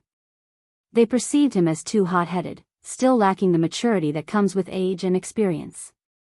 Despite his contributions to the Crown Prince, his increasing arrogance and tendency to storm off over trivial matters left them anticipating his eventual stumble outside the capital, hoping it would humble him into genuine growth and refinement. In their private discussions, they unanimously shared these sentiments, yet reality diverged from their expectations, leaving them feeling slighted and their authority undermined. The Crown Prince's endorsement of Xiao Yunduan only exacerbated their discomfort. While some secretly admired Xiao Yunduan, they maintained a cautious distance, offering only sighs of sympathy behind his back and, if circumstances permitted, discreetly providing information. However, they refrained from openly advocating for him, opting instead to remain passive observers. At best, they would choose silence. Unaware of this undercurrent, the Crown Prince considered Xiao Yunduan and his advisors as kin, all part of his inner circle. Upon complimenting Xiao Yunduan, the Crown Prince surveyed the assembly and posed with a smile, "I believe Officer Xiao's talents are squandered in the modest An's province. I'm contemplating a transfer back to the capital after the new year. What say you all?" Chapter 1929, Obstruction. As soon as the Crown Prince broached the topic, a silent exchange swept through the assembly, a tacit acknowledgement of expectations being met. However, this realization stirred a myriad of uncomfortable emotions within them. "Crown Prince, perhaps we ought to tread cautiously in this matter. The distance between An's province and the capital spans 500 kilometers. It's imperative we thoroughly scrutinize the situation there. Any missteps or oversights could inadvertently implicate Your Highness." The sentiment found unanimous agreement among the gathered advisors. Indeed, a more circumspect approach is warranted. Certain individuals seem intent on stirring trouble for the Crown Prince. We must exercise heightened vigilance during this period. Any misstep could have grave repercussions. It's crucial to recognize they lack the Crown Prince's compassion and wisdom. Absolutely, couldn't agree more. The advisors voiced their concerns simultaneously, emboldened by the Crown Prince's evident dilemma, tilting the discourse in a more cautious direction. I don't wish to appear petty, but this situation does seem rather peculiar. Permit me to be candid. Despite the dispatch of an imperial army, Lord Xiao's return empty-handed remains confounding. How much time has elapsed? It strains belief. Forgive my curiosity. I merely seek clarification, nothing more." A single stone cast into the pond sparked 1,000 ripples, intensifying the discussion among the advisors. "I share the same doubts. Indeed. After a decade, those mountain bandits should have only grown more formidable and entrenched. It defies logic that Lord Xiao handled them so effortlessly, almost as if they were mere illusions." Exactly. Lord Xiao's expertise lies in governance, not military tactics or combat. His victory does seem remarkably implausible. Could there be undisclosed factors at play? Alas, the divide between us and the truth is vast. Perhaps Lord Xiao embellished the situation to hasten his return to the capital. Just a thought. No need to take it seriously. I, too, believe Lord Xiao to possess integrity. True, yet uncertainties linger. Moreover, he might come to regret his decision once he's there. Could this be a plot, then? Someone orchestrating events to ensnare the Crown Prince? Difficult to say. The Crown Prince's brow furrowed slightly, a tinge of discontent creeping in. He maintained faith in Xiao Yunduan's character, confident he wouldn't allow misleading information to reach the capital. Nonetheless, the remarks swirling around him unsettled his conviction. But what if? Furthermore, there was the looming question of who orchestrated the supposed trap, knowing of his desire to recall Xiao Yunduan. If he exploited this opportunity to summon him back, what if the accolades were unfounded or complications arose? The blame would ultimately fall on him, and his adversaries wouldn't relent so easily. Although the advisor's words were a little sharp and unpleasant, what they said was not completely unreasonable. More importantly, they were all thinking for him. He had to accept this kind gesture. Forget it, let's think about this matter carefully. Go back and ask more about it. Sigh. Crown Prince sighed, feeling rather regretful. Chapter 1930. No opinion. Sending someone to Anne's province to clarify matters seemed like the logical solution for the Crown Prince. However, such a move was fraught with risk. It was a taboo for princes to personally involve themselves in contacting local officials or meddling in regional affairs. Discovery of such clandestine actions could spell trouble. Nevertheless, this didn't imply a lack of surveillance. The princes maintained a network of spies, but Anne's province posed a unique challenge. Xiao Yunduan's prominence there had drawn considerable attention, with even the princes awaiting the Crown Prince's response, anticipating any investigative measures. The Crown Prince couldn't assure the stealth of his covert operatives amidst the watchful eyes covertly observing the province. Upon the Crown Prince's decision, his advisors breathed a collective sigh of relief, lauding his astuteness. Crown princes held a distinct position from other princes. With careful governance and avoidance of missteps, their status remained steadfast. Their primary concern was ensuring the Crown Prince's stability, thwarting any opportunity for rival princes to undermine him. Amidst the turmoil, the Crown Prince clung to the belief that perseverance would eventually yield clarity and success. Indeed, many of his advisors harbored reservations about Xiao Yunduan's methods, perceiving them as needlessly provocative. The Crown Prince, akin to precious porcelain, stood in stark contrast to the clay pots represented by rival princes. Engaging in direct confrontation would only disadvantage him. Why bother? They reasoned. Through patience and magnanimity, he could cultivate a reputation of benevolence and generosity. Yet, some envious advisors feared the Crown Prince might rescind his decision, engaging in clandestine discussions to sway him. Even the princess consort, privy to the machinations of court gossip, urged caution. She lamented the derogatory remarks circulating about the Crown Prince's reliance on Lord Xiao's achievements and the perceived need to entreat his return before confirmation from Anne's province. Her indignation was palpable. How dare they? Since when does the Crown Prince need to supplicate a courtier? I find their words intolerably Euro. Upon hearing her report, the Crown Prince's discomfort was evident, his cheeks flushing with embarrassment. Though he could deceive others, he couldn't deceive himself. Regret gnawed at him for letting Xiao Yunduan slip away. Indeed, it was undeniable that there were no notable accomplishments or commendable deeds to earn his father's praise.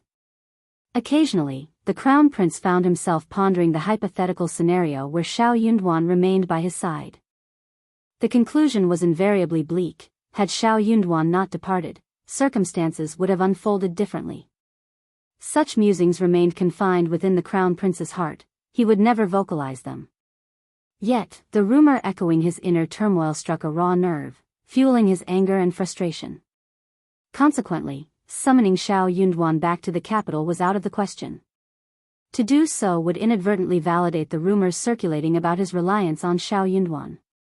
Observing the Crown Prince's inaction, the fourth prince, initially prepared for resistance, found his hopes unexpectedly realized. The province would be spared from further upheaval. However, this perceived acquiescence only served to deepen their disdain for the Crown Prince. They deemed him lacking in courage and conviction. How could someone so indecisive and timid be fit to lead the realm? Even the emperor, anticipating a different course of action, was taken aback by the Crown Prince's passivity, expecting him to request Xiao Yunduan's return to the capital. Chapter 1931. Crown Prince's awkwardness. Unexpectedly, despite ample opportunities, the Crown Prince remained silent on the matter. Emperor Xian shook his head in bewilderment, unable to fathom the Crown Prince's motives. Ultimately, he decided not to interfere. If the Crown Prince had no inclination to act, so be it. After all, the court boasted many talents, rendering Xiao Yunduan's return inconsequential in Emperor Xian's eyes. As a mere courtier, Xiao Yunduan could continue his service outside the capital for a while longer. While the Crown Prince stayed mum, the fourth prince seized the opportunity to advocate for Xiao Yunduan's recognition as the prefect of Anne's province, triggering an instantaneous reaction akin to dropping a drop of water into a pot of boiling oil. Courtiers instinctively turned their gaze towards the Crown Prince. Even Emperor Xian cast a sidelong glance in his direction. The Crown Prince's body tensed, his cheeks flushing with heat. Only through sheer self-discipline and inner fortitude did he manage to suppress his embarrassment. How could it not be awkward? Xiao Yunduan's unwavering loyalty and service to him were common knowledge throughout the court. Xiao Yunduan's significant contribution to combating the bandits was brought to attention by the fourth Prince Euro, a move that felt like a direct affront to the Crown Prince. Regardless of the fourth prince's sincerity, his actions had undeniably stung the Crown Prince. Suppressing his simmering anger, the Crown Prince forced a smile. Indeed, fourth brother is correct. Lord Xiao's efforts have been invaluable in quelling the turmoil. He truly deserves recognition. Absolutely, the fourth prince chimed in, radiating satisfaction. Father, Lord Xiao's achievements at such a young age demonstrate his exceptional talent. It appears his decision to depart the capital was wise. With a few more years of experience and stability, he'll undoubtedly become a cornerstone of our empire's future. Therefore, not only should we reward him, but we should do so generously. The Crown Prince's embarrassment deepened, rendering him stiff and speechless. Yasuhiro the Emperor offered a mysterious smile and nodded approvingly. Both the Crown Prince and the fourth Prince speak wisely. Xiao Yunduan's contributions merit recognition. He shall receive 100 taels of gold, a pair of white jade walls, and royal brocade. Furthermore, he shall be appointed as an official to govern a region for the betterment of its people. Do not disappoint me. Implicit in his words was the assurance that Xiao Yunduan would still have an opportunity to return to the capital in due time. With the Emperor's endorsement, it seemed inevitable that Xiao Yunduan would achieve remarkable success upon his return to the capital. The fourth prince, acknowledging the Emperor's wisdom, offered his respectful acquiescence, followed by the Crown Prince echoing the sentiment. After the court adjourned, officials from the Ministry of Personnel and the Ministry of Political Affairs busied themselves drafting the decree, assembling rewards, and deliberating over who would be dispatched to An's province to deliver the decree. Returning to the Crown Prince's residence, the Crown Prince could no longer contain his frustration. The fourth prince's actions were despicable. The visceral disgust lingered within him, no longer needing suppression in private. His face flushed with heat as he recalled the scrutiny directed at him when the fourth prince broached the matter. Slamming his palm against the table, he ground his teeth in frustration. Similarly, the advisors in the Eastern Palace seethed with envy and boredom. Already envious of Xiao Yunduan, their jealousy intensified further. What had Xiao done to warrant such favor? The fourth prince audaciously claimed credit for him, and yet the emperor refrained from verifying the situation in An's province, instead rewarding him outright. Though absent from the capital, Xiao Yunduan remained in the spotlight, exacerbating their sense of inadequacy. How could they not feel resentful? It rendered them feeling utterly impotent and irrelevant. Chapter 1932. I don't believe it, but I have suspicions. As discussions surrounding Xiao Yunduan proliferated within the Crown Prince's vicinity, suspicion began to gnaw at him. He entertained the notion that Xiao Yunduan might be colluding with the fourth prince, or worse, had defected to his side. After all, why else would the fourth prince advocate for him so vehemently? It seemed utterly illogical, yet the Crown Prince couldn't bring himself to believe it. While others might be unaware, he knew firsthand the extent of the fourth prince's past transgressions, nearly causing harm to Qiao Xian. Given this history, Xiao Yunduan would never align himself with the fourth prince. Moreover, he trusted Xiao Yunduan's integrity. He was not one to betray his principles. However, a lingering unease lingered within him. Despite his trust in Xiao Yunduan, he couldn't shake off the resentment he harbored towards the fourth prince. Though unspoken, the grudge weighed heavily on his heart. Yet, he refused to let this cloud his judgment and reject the fourth prince's well-intentioned gestures out of spite. Perplexed, the Crown Prince couldn't comprehend the fourth prince's fixation on Miss Qiao. Wasn't she doing well now? Their past should be behind them. Why was the fourth prince so fixated and vindictive about a woman? In essence, the Crown Prince dismissed the rumors regarding Xiao Yunduan but remained suspicious nonetheless. The princess consort was incensed upon learning of the situation in court.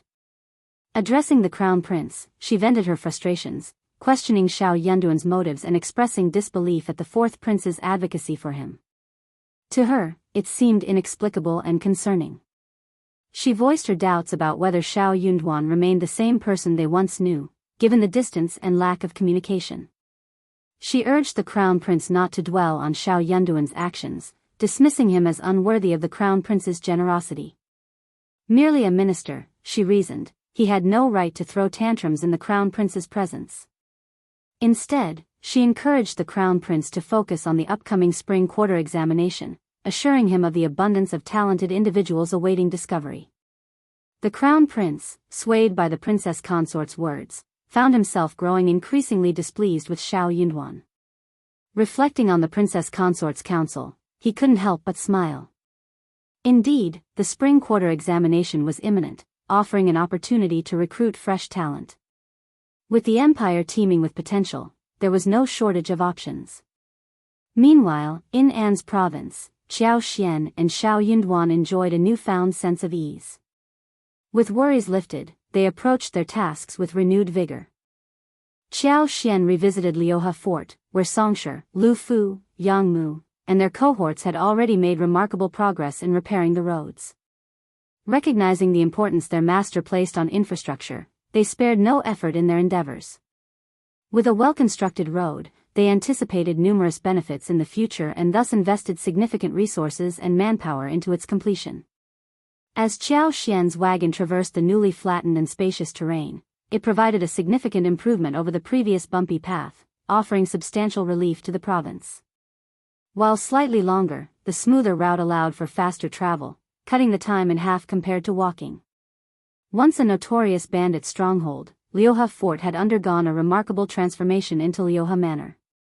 The landscape bore little resemblance to its former state. Many of the dilapidated structures and defensive barriers on the mountainside had been dismantled, making way for expansive and orderly courtyards. Should Xiao Xian and Xiao Yunduan choose to inspect the area, they would find comfortable accommodations awaiting them, with a vantage point affording panoramic views of the surroundings. Construction was also underway at the foot of the mountain, where the foundations of a new manor were rapidly taking shape.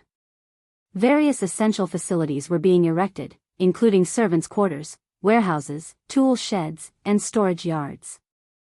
Additionally, specialized spaces for handling and drying medicinal herbs were being established, along with a transparent workshop dedicated to herbal processing. Chapter 1933, Modifying Liuhe Fort. Songshe even enlisted someone to dig a canal and create a stream encircling it. Plans for future development included the excavation and construction of several pools for washing purposes. Simultaneously, efforts were underway to explore the surrounding wasteland. Duck and chicken farms were also in the works. Following Xiao Xian's blueprint, for shallow ponds, each spanning about 10 mu, were carved into the valley of the duck farm. A complex network of meandering ditches and waterways interconnected, while various aquatic plants were transplanted during the onset of spring to serve as breeding grounds for the ducks. The bustling activity painted a vibrant scene. Over 600 individuals were engaged in various tasks, effectively absorbing surplus labor from nearby villages and towns.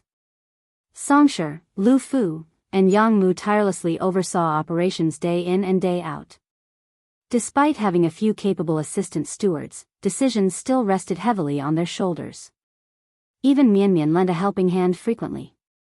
Xiao Xian had already instructed Yuezheng Xiao to procure assorted seeds and prepare fruit trees for planting. Gradually, the landscape transformed in accordance with Xiao Xian's vision. Her satisfaction seemed to foreshadow a prosperous future. Workers understood the significance of their labor and envisioned the potential of the area. Conversations buzzed with praise and envy for the promising future that lay ahead. They had seen landlords' manors before, but never had they witnessed one with such an enticing layout that stirred envy and longing. Chickens and ducks roamed freely amidst scattered medicinal herbs, while clear canals and streams meandered throughout the grounds. Fruit trees adorned every corner. How vibrant it would be. The local farmers who arrived for work couldn't help but be drawn in by the sight, their curiosity piqued. Following discussions at home, Madame Xiao ensured they were generously compensated, never failing to deliver on payment. The Xiao family stewards overseeing the work fostered a friendly atmosphere, devoid of harsh reprimands or condescension. Madame Xiao's integrity was unquestionable. Given Madame Xiao's assurances, it seemed sensible to cultivate herbs at home. With guidance from Madame Xiao's staff, managing them wouldn't be a hassle. Selling the herbs back to her could potentially yield some profit. Though only a fraction of the village population entertained such thoughts, it proved sufficient. Those who shared similar aspirations convened and sought out Songsher. To Song's surprise, he found himself apprehensive about the situation. This endeavor was entrusted to him by Madame. If people sought him out, it would align perfectly with his objectives. With conviction, he reassured them that Madame's promises were ironclad. How could Madame deceive them? However, if he aimed to cultivate a substantial quantity of these medicinal herbs for profit, he would need to allocate at least 2 mu of land. During that period, seeds could be procured from Madame at a discounted rate, making it a cost-effective endeavor. In the initial year, Madame showed willingness to support their efforts and lead them towards prosperity. Seed prices remained relatively low, though it was uncertain whether they would match market rates in the future. In truth, Xiao Xian could easily provide the seeds for free. Yet, items obtained free of charge often lacked appreciation and were sometimes regarded with disdain. There might even be individuals who acquired the seeds without genuine intent to cultivate them. Furthermore, if one couldn't even muster the willingness to pay for the seeds, it called into question their commitment to the endeavor. The likelihood of neglecting the cultivation process increased significantly. Chapter 1934, Hunting in the Mountains. As expected, upon learning that they would need to purchase the seeds with their own funds, many individuals hesitated once again. Indeed, the cost was not exorbitant. Their families could afford it. Yet, what if the endeavor didn't yield profits? Numerous medicinal herbs required 2 or even 3 years to mature. If the venture proved unprofitable, wouldn't it be a waste? Though the expense wasn't significant, it was still money. Ultimately, only a handful of people were genuinely willing to commit to planting 2 or 3 mu of medicinal herbs and register with Songsher. On average, there were merely 2 or 3 families per village willing to participate. The largest village boasted 5 families, while some had none at all. As Songsher prepared to relay the outcome to Xiao Xian, she greeted him with a smile and a nod. Just as I anticipated, the number of participants is sufficient. Keep track of the list, and remember to provide me with updates. Relieved that he wasn't reprimanded, Songsher readily agreed. Come early December, with favorable weather prevailing, Xiao Xian's long-awaited desire was finally realized. Xiao Yunduan seized the opportunity to venture into the mountains for a hunt, accompanied by Yi, Zheng Sang, Wu Guan, Mianmian, Li Xia, while Sun Bai, Sun Qian, and Hang Xingshan remained behind to safeguard the state office. Ainan was still too young to accompany them into the mountains. Before dawn, the group of nearly 20 individuals mounted their horses and set out. Their destination this time was Mili Town, situated over 60 miles away from An's prefecture city. The surrounding mountains boasted expansive stretches, with verdant valleys and lush forests teeming with wild leafy their prime hunting grounds. Given the expedition, they naturally opted for the finest location available. Furthermore, Xiao Yunduan hadn't had the chance to visit An's province since his arrival, making it an opportune moment for him to observe the local populace. Disguised as ordinary merchants and affluent families, the journey proved arduous, taking over an hour and a half to traverse the rugged terrain to reach Mili Town. The Taoli Ridge region they intended to explore was still another hour away from Mili Town. After indulging in breakfast at Mili Town, they pressed onward.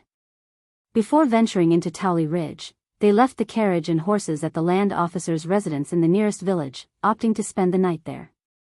Half a day had elapsed by this point, rendering it impractical to delve into the mountains.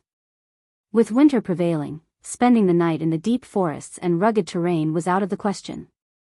Safety concerns aside, the biting cold could prove fatal. They could only spend the night and embark on their mountain expedition early the next morning. After settling in, Xiao Xian and Xiao Yunduan took a stroll around the village. Despite the abundance of mountains and scarcity of fields in An's province, the scenery was truly captivating. Even within this modest village, there were sights that ignited one's senses. The mountains echoed with the calls of cuckoos, and wild cherry trees dotted the landscape. Though currently barren, one could envision the breathtaking beauty that awaited with the arrival of spring, when verdant hills and flowing rivers would come to life. Following a restful night at the land officer's residence, save for missing Anan, everything proceeded smoothly. Anan was in the capable hands of the nanny and maids, so there was no cause for concern. He wasn't too young anymore to spend a night away from his mother, and Xiao Xian forced herself to put aside any lingering worries. Children deserved indulgence, but there was no harm in teaching them resilience. As the sky once again dawned hazy, the group prepared to depart. The winter chill of the early morning was piercing, clinging to their faces and hands with bone-chilling intensity. Their breaths formed clear puffs of white air in the crisp atmosphere. Thankfully, their thick clothing provided ample warmth, offering comfort as they ventured forth. Chapter 1935. In the mountain, it was a rare occasion for them to venture out for leisure and exercise, and excitement permeated the group. As the mountain path gradually grew rugged and overgrown with weeds, fatigue failed to dampen their spirits.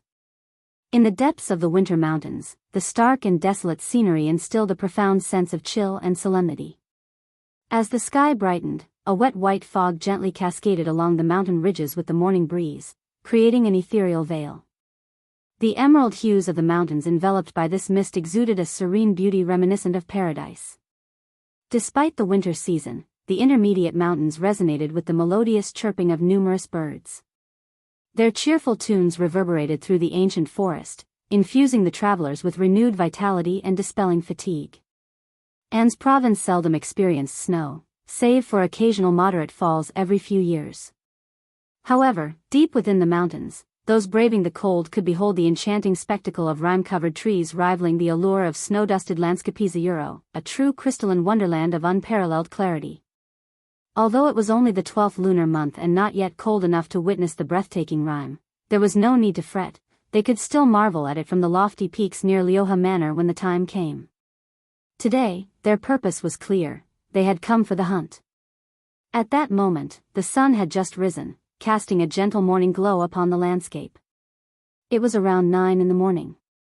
Zheng Sang, Ai, Lu Fu, and the others surveyed the terrain and unanimously agreed that it was promising. With its rugged terrain and towering ancient trees, it held great potential for a successful hunt. With ample time at their disposal, there was no need for haste.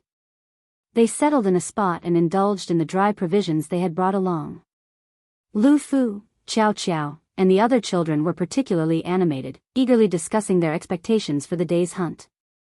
Under the tutelage of Zheng Sang and the others, Lu Fu's martial skills had advanced rapidly. He even expressed his desire to bag 2 significant prey for his lord and madam, much to Qiao Qiao and the others' envy. Caught between amusement and concern, Xiao Yunduan cautioned, "The mountain is fraught with peril, and you are still young. Don't take unnecessary risks. Confronting wild beasts could have dire consequences." Lu Fu grinned mischievously. "I'll stick close to Uncle Zheng." "Don't worry, Lord." Qiao Xian chimed in with a smile, "If you encounter a wild boar, make sure to flee. They're the kings of the mountains, and you shouldn't provoke them unless you're confident." Lu Fu's eyes widened in astonishment and admiration. Yes. Madam knows about this too." Mian Mian and Xiao Qiao echoed in unison, "Madam knows everything." Laughter filled the air, Qiao Xian included. After a simple meal, the group dispersed to search for prey in the mountains. This terrain was beyond compare for the average person.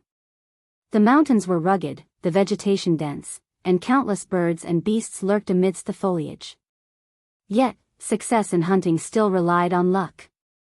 Despite the challenges, the group exuded confidence, bolstered by their numbers and collective experience.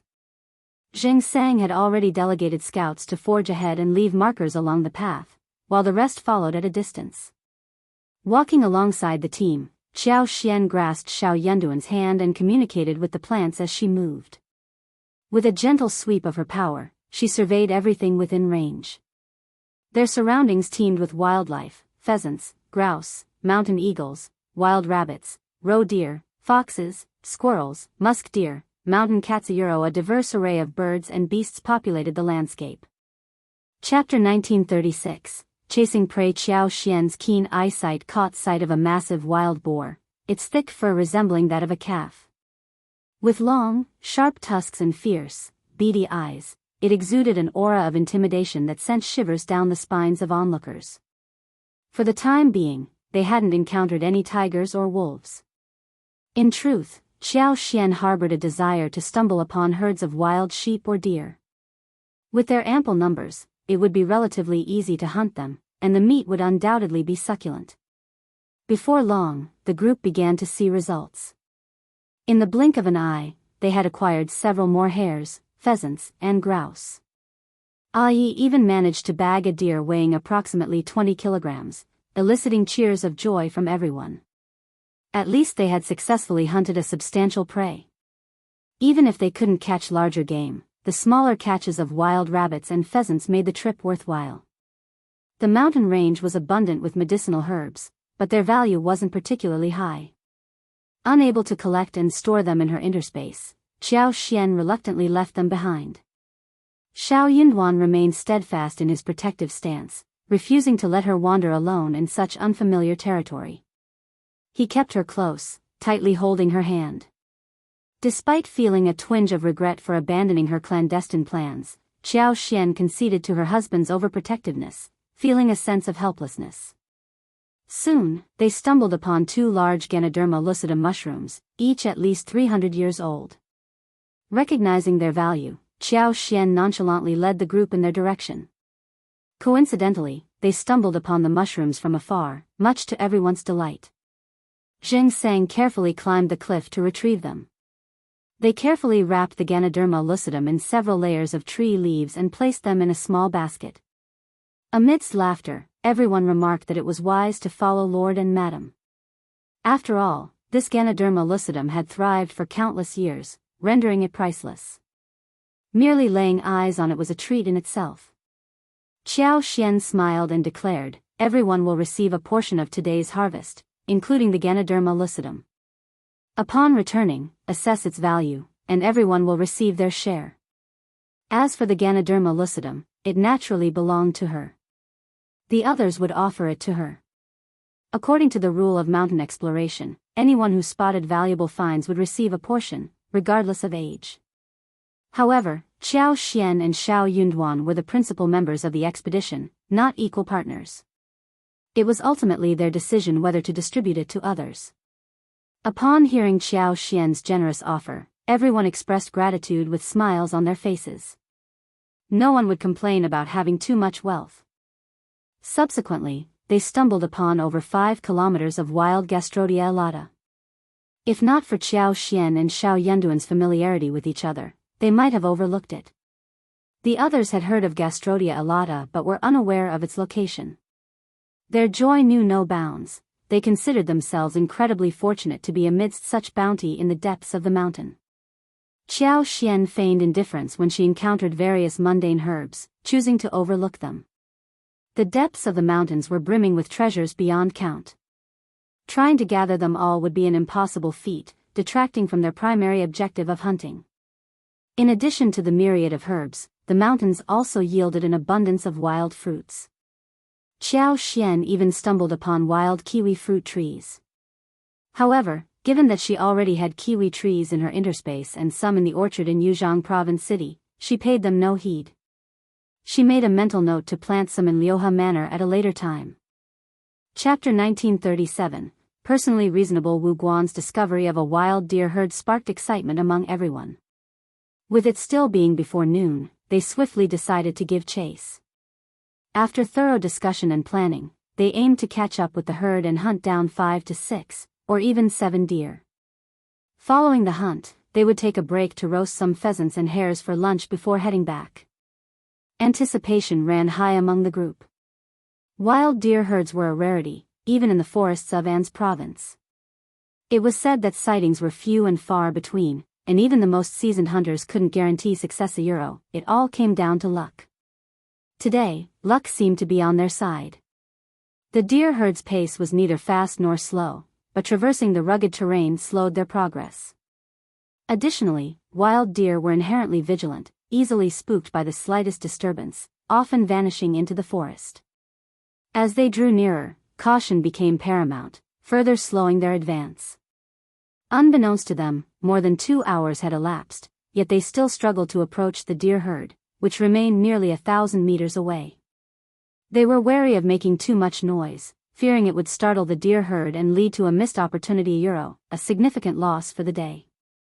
Despite their mounting anxiety, they refrained from acting impulsively, determined not to abandon the chase. Hour after hour passed, their pursuit relentless. As the sun crept past noon, Zheng Sang glanced skyward, noting the time. Continuing the chase at this hour was ill-advised. Nightfall in the winter mountain forest approached swiftly, accompanied by plummeting temperatures. Failing to exit the mountain before nightfall posed considerable danger. While he, as their leader, could endure such conditions, considering Lord, Madam, and their accompanying maidservants, it was another matter entirely. Their endurance had been commendable thus far, but it was evident that their physical fitness wasn't suited for traveling after dark. Lord, Madam, perhaps the two of you should remain here with a few others. Well, continue the chase. If we haven't caught up within half an hour, well, return. It's getting late, and we should prepare to leave the mountain, Zheng Sang suggested in a hushed tone to Qiao Xian and Xiao Yunduan.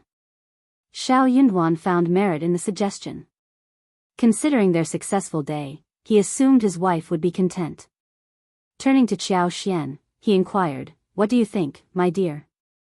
"I believe we should prepare to depart before darkness falls." Qiao Xian hesitated momentarily before asserting, "Let's press on. We've come this far, and it would be a shame to lose sight of them now. If nightfall overtakes us, we can spend the night in the mountains, seeking shelter from the wind. With our numbers, building a bonfire would be simple, and the night would pass quickly. And if luck is on our side, we may stumble upon a spacious cave, alleviating any concerns." Indeed, they had recently spotted a sizable cave, offering a promising refuge. Additionally, anticipating potential mishaps, they had brought extra shoes and thick clothing, ample for an overnight stay. Xiao Yunduan's expression was indecipherable, but Xiao Xian's reasoning held weight, though she refrained from elaborating further. Regardless, finding a suitable cave for the night was assuredly within reach. Chapter 1938. A good place like a paradise. Although spending the night in the mountains posed risks, it wasn't insurmountable. The group was numerous and well-prepared, instilling confidence in facing any potential dangers, including ferocious beasts. Despite the chilly night temperatures, finding a suitable cave could alleviate the discomfort. Initially, Xiao Yunduan disagreed, but he eventually acquiesced to his wife Qiao Xian's persistence.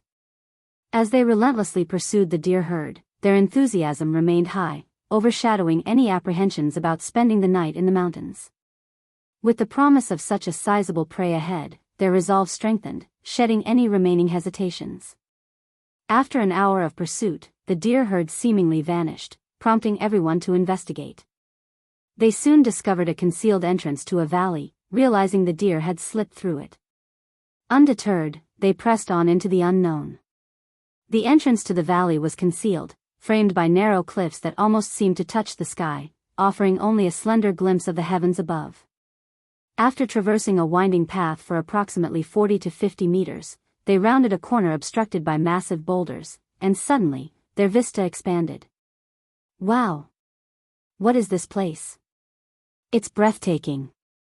Look, a deer herd. And sheep too. Are those wild horses grazing on the distant slope? Incredible. Silent awe enveloped them as they beheld this unexpected marvel. A veritable paradise hidden within the mountains. Spread before them lay an expansive basin adorned with lush, emerald-green grass. Sprinkled throughout were occasional bushes, standing half the height of a person.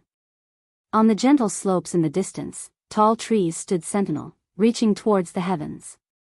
A serpentine river meandered gracefully through the basin, its surface shimmering silver under the sun's gentle caress. In the distance, a vast lake mirrored the sky above, its surface also aglow with silver hues, while white dots of water birds danced upon its tranquil waters. The verdant reeds, resembling delicate gauze, swayed gently by the lake, a sight that charmed the onlooker from afar. This sanctuary teemed with a diverse array of wild life, sheep, deer, wild horses, rabbits, pheasants, wild ducks, and more euro, creating a vibrant tapestry of life. Notably warmer than the desolate, icy forest they had left behind, the temperature here offered a palpable contrast, heightening their senses and spirits. Excitement bubbled within each member of the group as they reveled in the discovery of this unexpected paradise. Never had they imagined such splendor concealed within the forest depths. The ease with which prey could be hunted in this bountiful land alleviated any concerns about spending the night. Xiao Xian, too, felt a surge of excitement and pride, her heart brimming with happiness. Having sensed the richness of this place through her unique abilities, she had been drawn by its lush greenery and vast expanse. Though unable to fully comprehend the basin's entirety with her powers, her curiosity impelled her to explore firsthand. This journey was a rare opportunity, and the thought of missing out on such a wondrous place propelled them forward. They knew not when such an opportunity might present itself again. Chapter 1939, Hot Spring. Furthermore, there was simply no feasible option for them to depart at this moment. Even if they attempted to leave, they would inevitably end up spending the night anyway. Hence, while pursuing the deer herd, Xiao Xian employed some cunning tactics to drive the animals towards this direction. Their arrival at this hidden haven proved fortuitous beyond expectation. None among them had anticipated such a stark contrast to their surroundings. Intrigued by the uncharacteristic warmth of the area, they speculated that the terrain played a significant role. Shielded by the four peaks, the biting cold winds were thwarted, while ample water nourished the lush vegetation, creating a microclimate noticeably warmer than the outside. However, Xiao Xian possessed deeper insights. Delving further into the basin, she uncovered the source of this warmth, a geothermal hot spring nestled at its far end. At that moment, steam rose from the bubbling waters of over 10 hot springs of varying sizes, enveloping the surroundings in a misty veil. Surrounded by towering mountains and bolstered by the geothermal activity of the hot springs, the basin thrived with flourishing aquatic life, its temperature elevated beyond that of the external environment. Unbeknownst to them, they were now nearly 20 miles deep into the basin, their attention captivated by their surroundings. With knowledge of the hot springs' location, Xiao Xian expressed her curiosity, suggesting they follow the river to uncover its source. Her smile was infectious, prompting unanimous agreement from the group. Enthralled by the beauty of their discovery, they eagerly embarked on this new adventure, hopeful for further surprises. Though the deer herd had eluded them, the abundance of wildlife in the area assured them of potential quarry for the morning ambush by the water's edge. Yet, in this moment, urgency faded away. They strolled leisurely, the path now accommodating and pleasant. Soft grass and scattered bushes posed no hindrance as they continued their exploration. With the province having already cleared a path, their progress quickened noticeably. Upon reaching the lake's edge, they couldn't resist pausing to admire the scenery. The expansive water stretched out before them, covering an area equivalent to at least 100 mu, its surface shimmering in pristine clarity. Reeds hugged the lake's perimeter, forming a dense, verdant canopy akin to a green tapestry. Above, numerous waterfowl of various sizes, wild ducks, geese, mandarin ducks, and aigrettes flitted about, adding to the lively atmosphere. Excitement gripped Xiao Xian and her companions as they identified familiar and unfamiliar avian species, pointing eagerly at each other. Look at that plump wild duck. It'll make for a delicious meal. I'll aim for two. And that goose, it's massive. It's a shame we don't have nets. There must be plenty of fish and shrimp in this lake. Well, bring them next time. We can fashion bamboo rafts with bamboo wood and rope. Agreed, that's a splendid idea. Does that mean return? Inquired one of the group members, eyes fixed on Xiao Xian and Xiao Yunduan. Xiao Yunduan grinned knowingly, anticipating his wife's response. Without hesitation, Xiao Xian returned the smile. Absolutely. Why wouldn't we revisit such a splendid spot? But let's keep it among ourselves. No need to share this gem with anyone else. Once we're out of here, remember mum's the word. If word spreads, it won't remain our secret sanctuary, she cautioned, garnering nods of agreement from the group.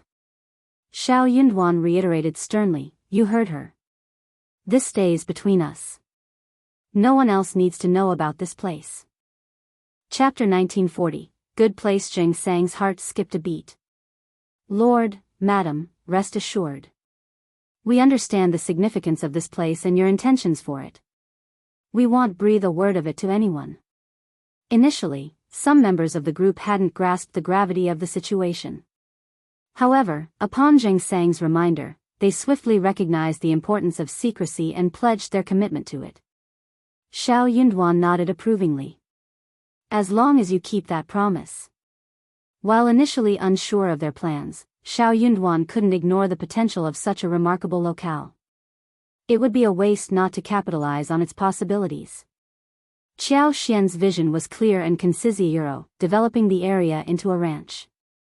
Her proposal encompassed raising cattle, sheep, and horses, while also creating ponds for ducks and geese. The prospect was tantalizingly promising. With its natural beauty, ample space, and concealed location, the area seemed tailor-made for such endeavors. Surrounded by mountains on three sides and with a narrow entrance, its defenses were formidable. Their brief sojourn by the lake only heightened their curiosity, fueling their eagerness to explore every corner of the basin and unlock its full potential. As the day waned, the sun's rays softened, casting gentle hues across the basin. Despite its vastness, the imposing shadows of distant mountains instilled a chill in the air. Sensing the encroaching dusk, the group quickened their pace. Before long, they noticed wisps of rising water vapor, accompanied by a noticeable rise in temperature. Puzzled yet intrigued, they exchanged speculative glances. Jing Sang's sudden revelation broke the silence. Could that be a hot spring up ahead? It would explain the warmth, especially in winter. Wu Guan's eyes widened in realization. It seems likely. But the intensity of the steam. This must be an exceptionally large hot spring. I've never seen anything like it. Indeed, echoed the others in agreement. Those unfamiliar with hot springs, like Lu Fu, Qiao Qiao, and the rest, bombarded Wu Guan with questions, eager to comprehend this natural phenomenon. As Wu Guan elucidated, their eyes widened in astonishment, their anticipation for what lay ahead heightened. The idea of naturally heated spring water bubbling up from the earth without the need for firewood seemed almost magical. With laughter and excitement, they hastened their steps toward the basin's end. True to their expectations, a vast hot spring awaited them, enveloped in swirling steam. The warm vapor caressed their faces, inducing a sense of relaxation and tranquility.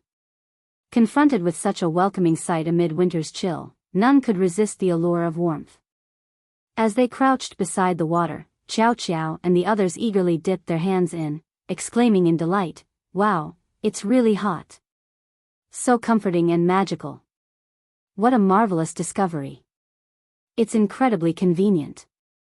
Their spirits lifted, they settled into comfortable spots to wash their hands and faces. Qiao Xian issued a cautionary reminder, advising everyone to test the water's temperature beforehand to avoid any burns. Some sections were as scalding as boiling water, posing a risk of injury. Even Xiao Xian and Xiao Yunduan indulged in the ritual of cleansing their hands. Tempted by the natural hot spring, Xiao Xian entertained the notion of taking a bath. However, given the circumstances, it was clearly impractical. It wouldn't be appropriate for her, as the prefect's wife, to partake in such a leisurely activity in the wilderness, especially with so many subordinates present. Such behavior would be deemed impolite and improper. Regrettably, she had to resign herself to the reality of the situation. Chapter 1941. Build a hot spring villa. Xiao Yunduan couldn't help but notice his wife's contemplative gaze fixed on the hot spring water. He knew what she was thinking, and he found himself entertaining similar thoughts. Approaching Qiao Xian with a smile, he suggested, "Dear, how about we establish a hot spring villa here? It's not far from An's city, and we could spend a few days here." Qiao Xian's smile mirrored his own. "I was just about to suggest the same thing. Building a hot spring villa here wouldn't be too complicated. Just a wooden house would suffice. Beyond this basin lies the ancient forest, teeming with resources. Even without venturing out, we have lakes, rivers, and abundant prey right here." Xiao Yunduan nodded in agreement.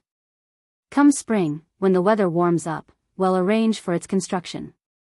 Excitedly, Xiao Xian added, they'll design the villa to incorporate the hot spring directly. Perfect.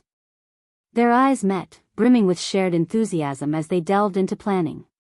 With nightfall approaching, preparations for dinner and lodging commenced.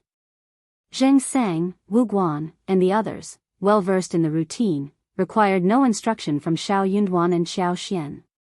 Wu Guan led 2 individuals to scout for a suitable campsite, while Ai, Mianmian, Qiao Qiao, and Lu Fu set about handling the prey. Some ventured to gather firewood, while others prepared a space for a bonfire and barbecue.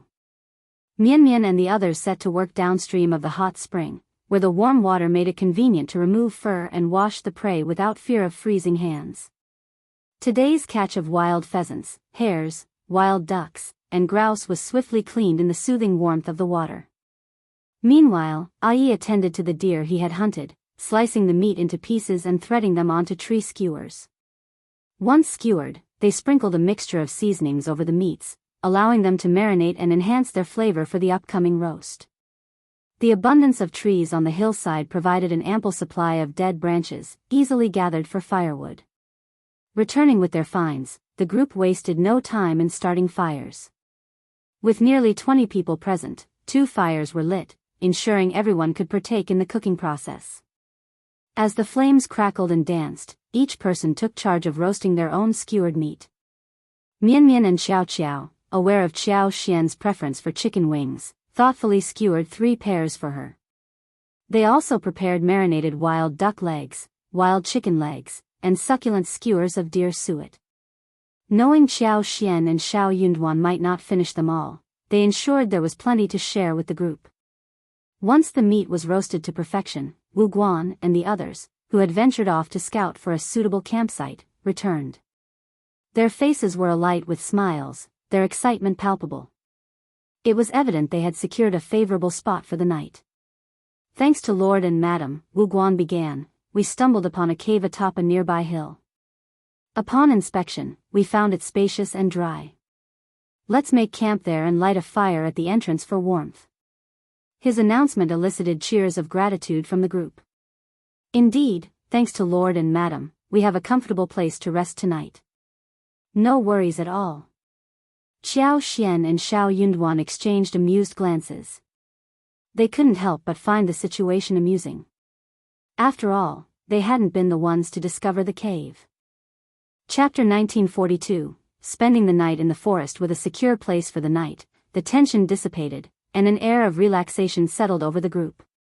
Amidst lively conversation and laughter, the savory aroma of roasted meat wafted through the air, sizzling and crackling as it dripped onto the flames. Flipping the meat and adding seasoning, they continued to roast until the fragrance intensified, enticing all with its mouth-watering appeal. As the last morsels were savored and the sun dipped behind the mountains, they extinguished the bonfire and followed Wu Guan and the others back to the cave, carrying firewood for the night. Navigating the slope proved effortless, and soon they reached the cavern, spacious and dry as promised by Wu Guan's earlier assessment. With discussions underway, arrangements were made for night watch duty. A fire was kindled at the cave entrance, ensuring warmth and security throughout the night. As everyone settled in, Xiao Xian called for Li Xia, Mianmian, and Xiao Qia to join her and Xiao Yunduan, carving out a space for their small group within the larger gathering. Xiao Xian nestled against Xiao Yunduan's embrace, engaging in quiet conversation with Mianmian before succumbing to fatigue. Today had been particularly taxing, and the excitement only added to her weariness. Cradled in her husband's arms, she felt a profound sense of security, drifting into slumber almost effortlessly. She stirred occasionally throughout the night, not due to the cold but rather the simplicity of their accommodations in the cave. As dawn broke, Xiao Xian roused from her rest, greeted by the sight of the brightening sky. A smile graced her lips as she met Xiao Yunduan's gaze, exchanging silent understanding. "It's already dawn, so soon," she remarked. Xiao Yunduan returned her smile. "Indeed. Unlike home, we can rise with the sun here." Xiao Xian chuckled as she noticed the absence of others in the cavern.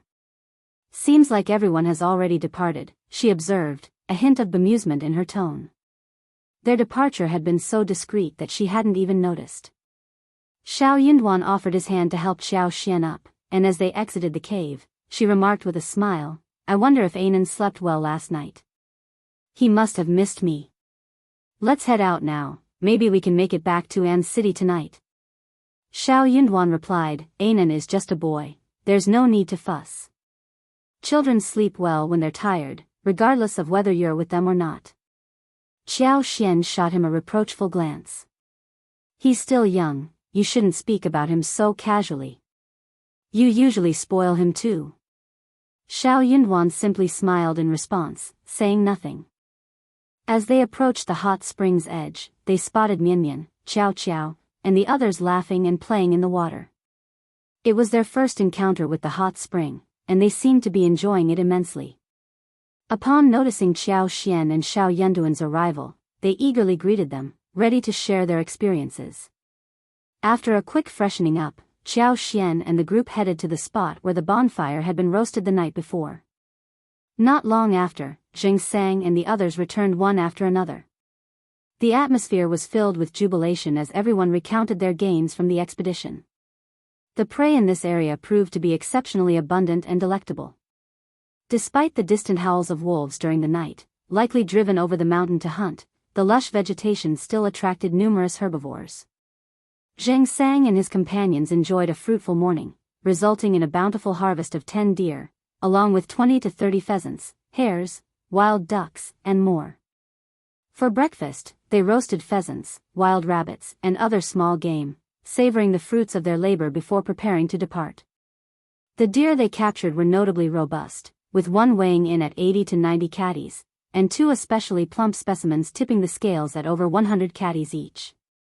Chapter 1943. Returning to the city, more than 10 individuals returned from their excursion, laden not only with the deer they had captured but also with yesterday's harvest of Gastrodia alata and Ganoderma lucidum. Along the journey, they also managed to casually hunt a few wild rabbits and pheasants, returning with a bounty of game. The journey had been considerable, justifying the acquisition of such prey. Despite widespread envy, others could only resign themselves to this reality.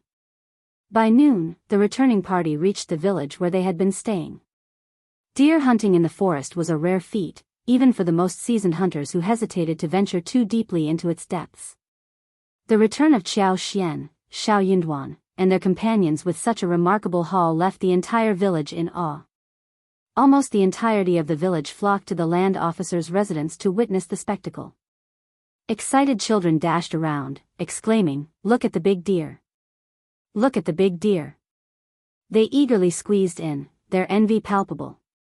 One of the village's landlords even inquired if they were willing to sell the deer. However, selling was out of the question. The effort to acquire them had been considerable, and there were only 10 deer to share among them. Only those of notable stature could claim a portion, leaving the rest disappointed. The landlord was eager to purchase a deer by any means possible, but faced with their refusal, could only reluctantly abandon the idea. Ordinarily, a landlord might resort to raising the price or employing threats, but Xiao Xian, Xiao Yunduan, and their companions seemed formidable and not easily swayed. Hence, the landlord dared not provoke them. In a gesture of gratitude, Xiao Xian and the others gifted a pheasant and a wild rabbit to the land officer's family, sharing a modest meal before departing for An's province.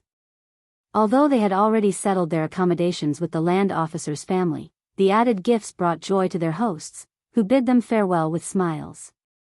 As night fell, Xiao Xian and company returned to the state office.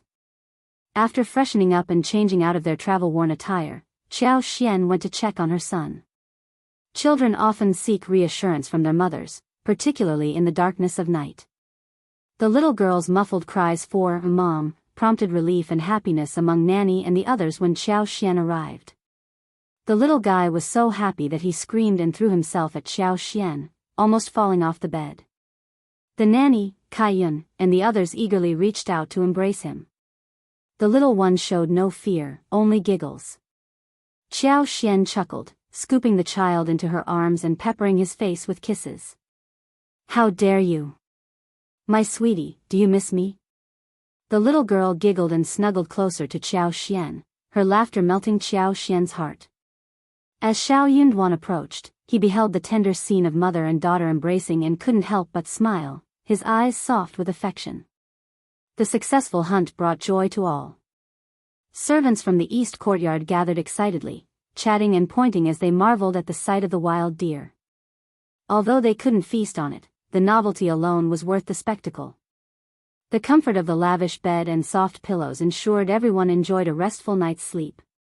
The following day, Xiao Xian made the decision to divide the spoils. She and Xiao Yunduan retained 3 deer, 2 pheasants, 2 wild rabbits, and 2 wild ducks for themselves. Meanwhile, Zheng Sang and Wu Guan divided 4 deer, along with 8 pheasants, wild rabbits, and wild ducks among them. Yi and the others received 1 deer, 1 pheasant, 1 wild rabbit, and 1 wild duck each, with the remainder distributed among Hang Xingshan, Sun Bai, and Sun Qian. Chapter 1944. Lord Xiao's luck. The outcome was deemed fair by all, with no disputes over the distribution. Lord and Madam received only a small portion, ensuring most of the spoils were shared among everyone else. There was little else to be said. Furthermore, the discovery of such a fruitful hunting ground meant they could return for more in the future. Xiao Xian and the others generously provided a portion to the servants, allowing each of them to enjoy a few bites. However, Li Xia, Songshi, and the other stewards were excluded from this share. Instead, Deputy Prefect Jia, along with Li Xia and Songshi, received 2 portions. Regrettably, none of the remaining scribes received any portion. With half of the spoils remaining, Xiao Xian and Xiao Yunduan were left with a manageable amount, aided by the cold weather allowing for preservation of the sutras, pheasants, rabbits, and wild ducks. The fresh and succulent venison was processed into meat paste and used to cook porridge, pleasing Anan as well. It had been quite some time since Xiao Xian had tasted such fresh venison. From roasted to stir-fried, grilled to stewed, the meat was prepared in various delectable ways, culminating in a splendid feast. On a whim, Lord Xiao decided to take his wife hunting, and it was only after they returned with a full load that news of their excursion spread throughout the city. Families in the area couldn't help but marvel at their luck. Despite An's province's mountainous terrain teeming with prey, Lord Xiao seemed unusually fortunate. Their destination was Meili Town, and considering the time spent en route, it was evident they wasted no time delving into the mountains for the hunt. Remarkably, they managed to capture 10 deer. While the smaller prey they caught weren't included in the count, their achievement was nonetheless impressive. With only 18 individuals in their party, and considering that Lord Xiao, Madam Xiao, and the younger children and maids lacked hunting prowess, it was quite extraordinary for a group of 12 or 13 people to secure 10 fat deer in such a short span.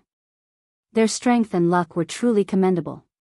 While they occasionally ventured into the mountains for recreational hunting, they never ventured too deep. They had never personally hunted deer before, let alone laid eyes on one.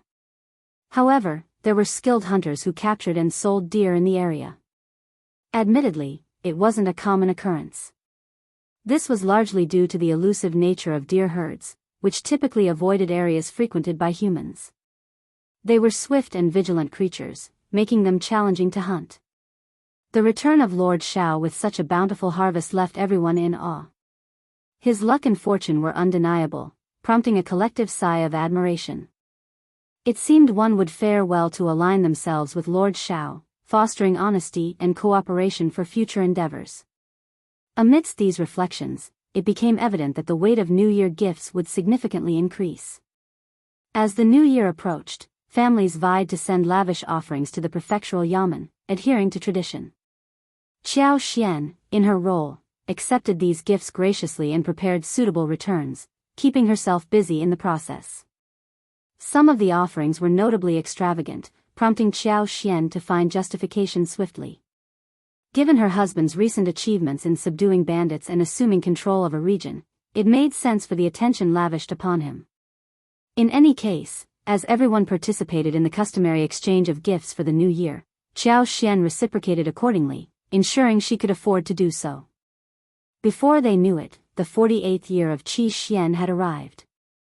Although Xiao Xian and Xiao Yunduan had not managed to reunite with Xiaoding village, they found solace in the company of many friends and Anan, creating their own small reunion.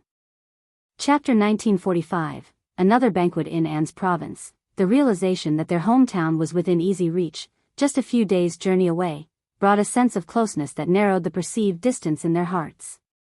No longer did they feel the overwhelming loneliness of being isolated at the edge of the world. Instead, they found solace in this newfound proximity. This sense of ease was palpable, offering genuine comfort to their hearts. As parents, Qiao Xian and Xiao Yunduan found themselves immersed in numerous social engagements during the Spring Festival, leaving them with little free time.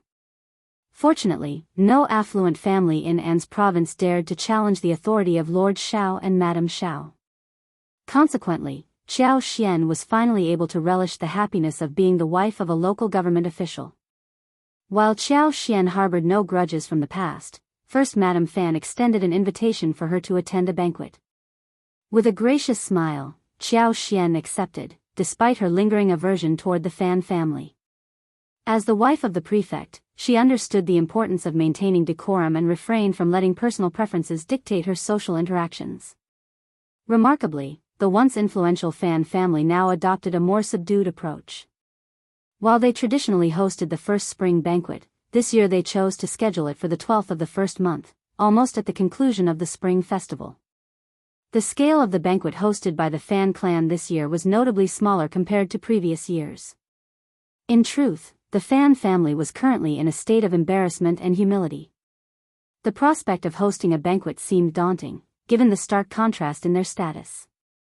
They would feel ashamed even if they attempted to treat their guests lavishly. Nevertheless, they had no choice but to extend an invitation to Lord Xiao. The consequences of not inviting him would only compound their embarrassment further, as rumors and speculations from outsiders would likely exacerbate their predicament. Fortunately, Qiao Xian found no reason to decline the invitation, demonstrating her willingness to visit, much to the relief of the two patriarchs and the two matriarchs of the Fan family. Madame Xiao's visit signaled Lord Xiao's leniency toward the Fan family and the bandits. Despite this, the Fan clan remained cautious, maintaining a low profile. When Qiao Xian arrived as the prefect's wife, it was expected that Old Lady Fan would personally welcome her and extend polite greetings, demonstrating the Fan family's sincerity. However, due to her advanced age, Old Lady Fan hesitated to subject herself to such discomfort. Instead, she chose to remain secluded within her courtyard, feigning illness as an excuse to avoid the social interaction. Fan Ruyan, likewise, struggled with the situation.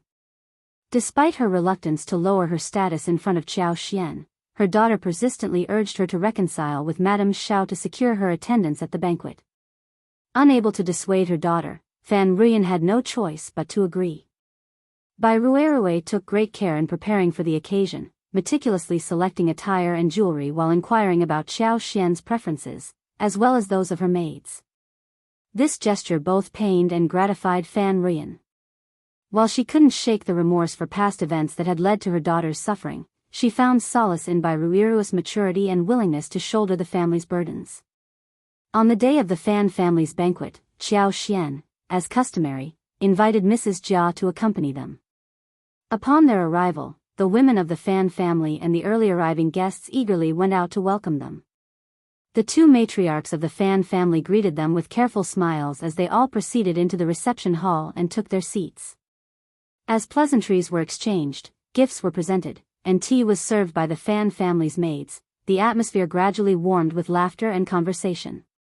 However, Fan Ruyan remained reticent throughout the proceedings, fearful that speaking might lead to an outburst of anger towards Qiao Xian. It was a struggle she couldn't avoid, as her emotions threatened to overwhelm her. Thus, she chose silence as her refuge. Chapter 1946, Puzzlement. Fan Ruyan, visibly distressed on the sidelines, harbored such intense disdain for Qiao Xian that she found herself continuously mocking and mentally rebuffing her throughout the event. In stark contrast, Bai Ruerue's concern for Qiao Xian was palpable. Despite her junior status, she couldn't help but keep a watchful eye on Qiao Xian, occasionally stealing glances that puzzled those around her. However, her gaze was devoid of hostility. Qiao Xian, with her keen intuition, eventually sensed Bai Ruerue's genuine concern. Initially oblivious, she soon recognized the sincerity behind the younger woman's actions. This unexpected behavior left Xiao Xian perplexed. She never imagined that Fan Ruiyan's daughter would harbor a desire to befriend her. Uncertain of the mother and daughter's motives, Xiao Xian couldn't shake the feeling of apprehension. However, the prospect of Fan Ruiyan reforming her ways instilled a sense of cautious hope. Despite her skepticism, Xiao Xian found solace in the notion that Fan Ruiyan was at least fearful. In her eyes, that fear served as a deterrent, ensuring that the event proceeded without incident. As the day came to a close, and the Fan family bid farewell to Xiao Xian without any disruption, a sense of relief washed over the two matriarchs, finally allowing them to exhale the tension that had plagued them throughout the gathering. After bidding farewell to the guests, the two matriarchs finally allowed themselves to relax, feeling deeply exhausted yet satisfied with the successful outcome of the event. However, second Mrs. Fan didn't immediately retire to her courtyard for rest. Instead, she sought out her sister-in-law to discuss the day's events. She couldn't help but express her confusion, remarking, "Today was quite intriguing, wasn't it? Despite our sister-in-law refraining from causing trouble after being taught a lesson, I can't quite fathom Ruirua's behavior. In the past, she was always in cahoots with her mother, singing praises to old Lady Fan. But today, she seized the opportunity to cozy up to Madame Xiao and shower her with flattery. It's as if the sun is rising from the west." Second Mrs. Fan continued, "And did you notice her attire? Normally, she prefers flashy and ostentatious outfits adorned with gold and silver embellishments. Yet today, she exuded a much more refined and elegant aura, especially with those striking snow-green embroidered chrysanthemums." First Madame Fan furrowed her brow, equally perplexed by Ruirua's sudden change in behavior.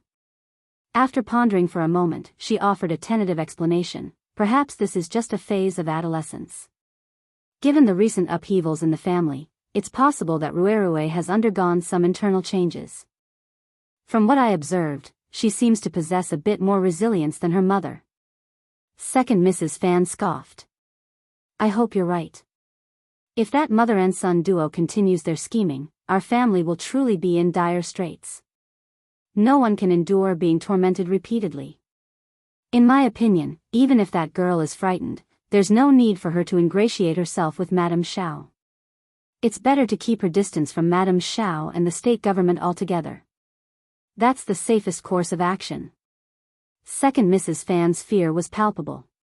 After all, Lord Xiao and Madame Xiao had dealt with such formidable mountain bandits.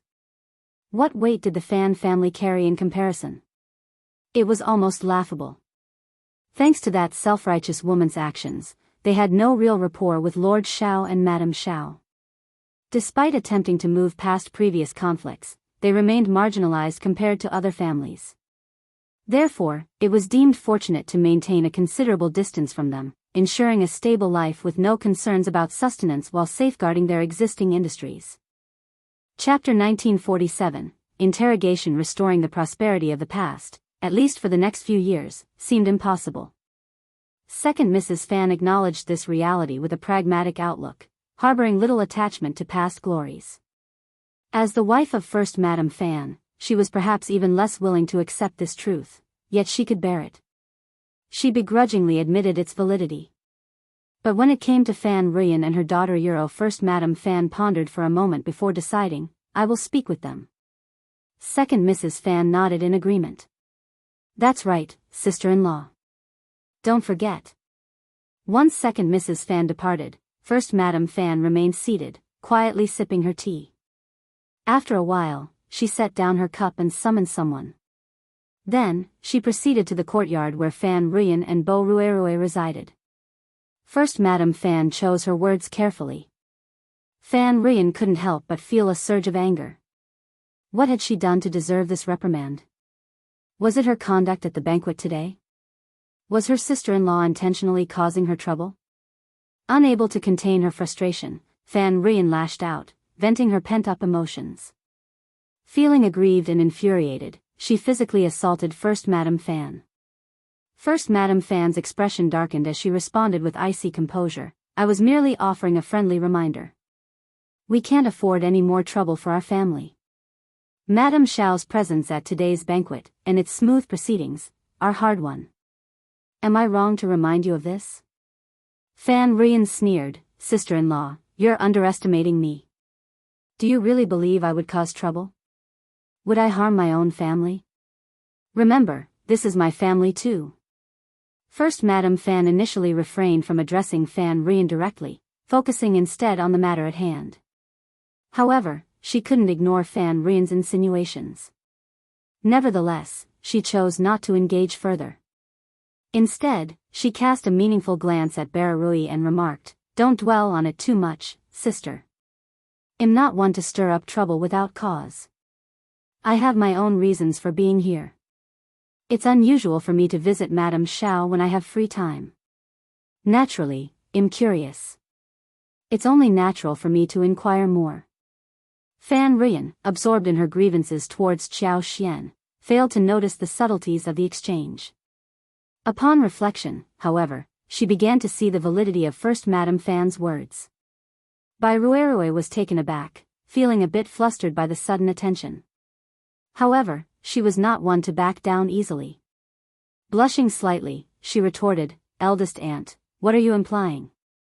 Our family is hosting this event, so what's wrong with me speaking a few words? How can you suggest otherwise?" Fan Rian chimed in, "Exactly. Ruerue is also contributing to the family. She's merely being courteous to Madame Xiao. Are you not satisfied with that?" First Madame Fan remained firm, stating, "There's no need for flattery. I've made my intentions clear. I am well aware of my actions. Ruerue has always had a penchant for vibrant and elegant attire, and her choice of accessories is always eye-catching. Today, she appears particularly refined and graceful. I just wonder who she's dressing up for." Chapter 1948, Fooled by Ruerue's heart raced as she felt a surge of guilt wash over her. "Eldest aunt, why do you always have to criticize me for my choice of attire? Can't I wear something delicate and elegant like this dress?" First Madame Fan scoffed. "I never said that." With those words, she rose from her seat and departed, leaving Bai Ruerue muttering to herself. When she glanced up, she was startled to find her mother's unwavering gaze fixed upon her. She attempted a forced smile. Mothra Euro Fan Rian furrowed her brows, scrutinizing her daughter. "Be honest with me, what's troubling you today?" "I didn't Euro, Ruerue, I am your mother." Fan Rian's tone carried a hint of displeasure. "You can't deceive me. I know you harbor disdain for Miss Qiao, so why pretend?"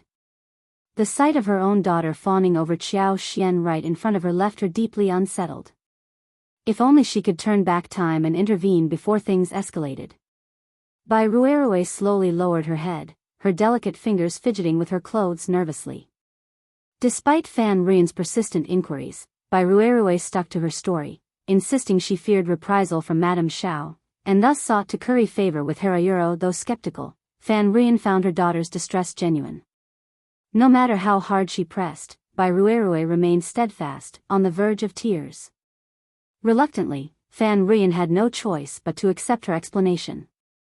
She couldn't help but feel a pang of sympathy for Bai Ruerue.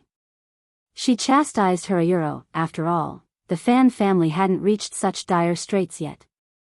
There was no need for a young girl like her to sacrifice herself. Her mother and grandmother would shield her.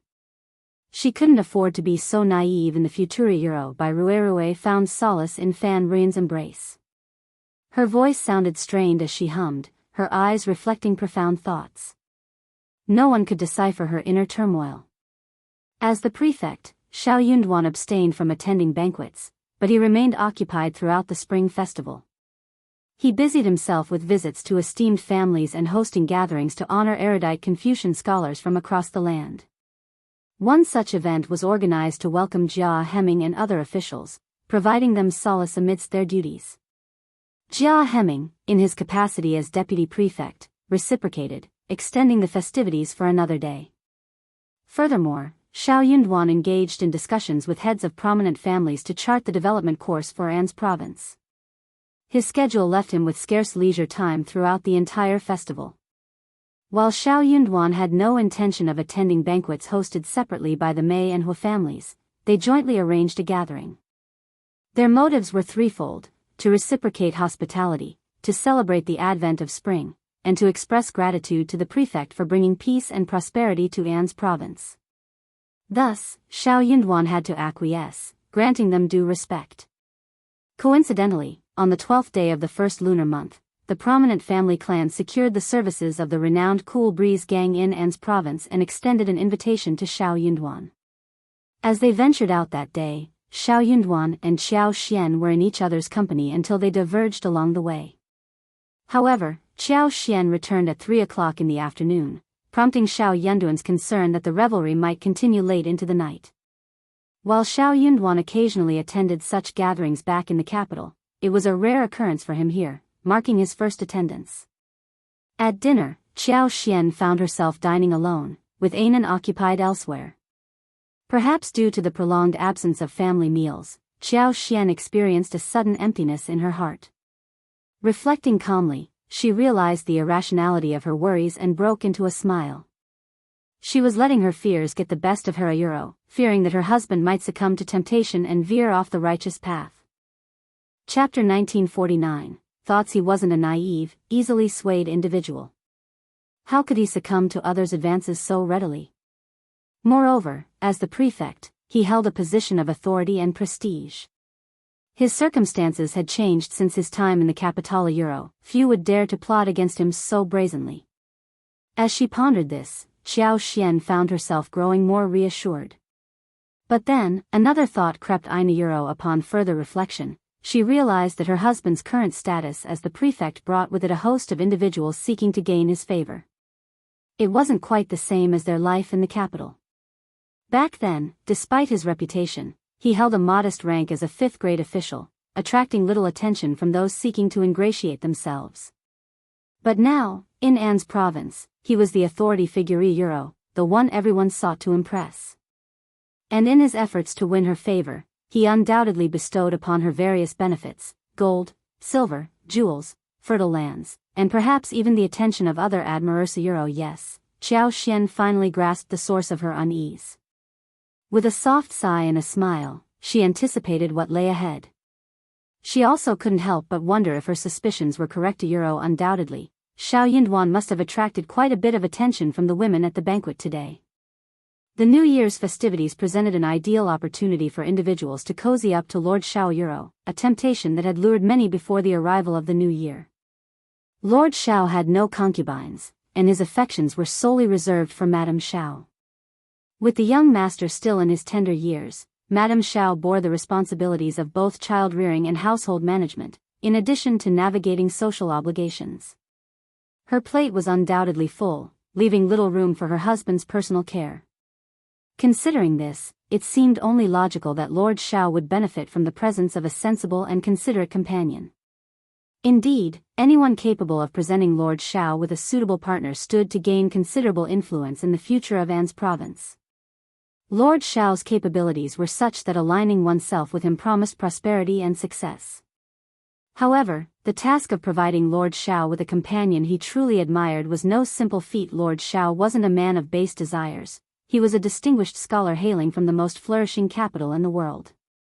Prior to his relocation, he enjoyed considerable favor even within the prince's circle, suggesting he had encountered his fair share of captivating individuals. So, how could an ordinary beauty capture his attention?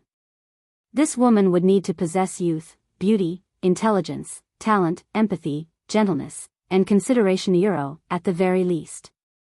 She would need to exude an allure so captivating, so enchanting, that Lord Xiao couldn't help but be drawn to her. In essence, finding such a person was no small feat, but there were always those willing to take up the challenge. For instance, today, an affluent gentleman surnamed Zhuang went to great lengths to procure a clever and youthful maiden named Lu Ji from Jiangnan. While inebriated, he entertained the notion of presenting her to Lord Xiao. As for the entertainment arranged for today's festivities, the singers and dancers had been meticulously chosen and rehearsed well in advance. Many of these talents were specially imported from overseas before the onset of the new year. The elite families of An's prefecture spared no expense in their preparations for the banquet. Commencing at noon, the banquet commenced with guests seated amidst the soft strains of music, engaging in jovial conversation and laughter. The ambience was vibrant and convivial. Meanwhile, the gentlemen congregated, indulging in food, drink, and musical merriment. Before long, they found themselves unwinding as they engaged in animated discourse.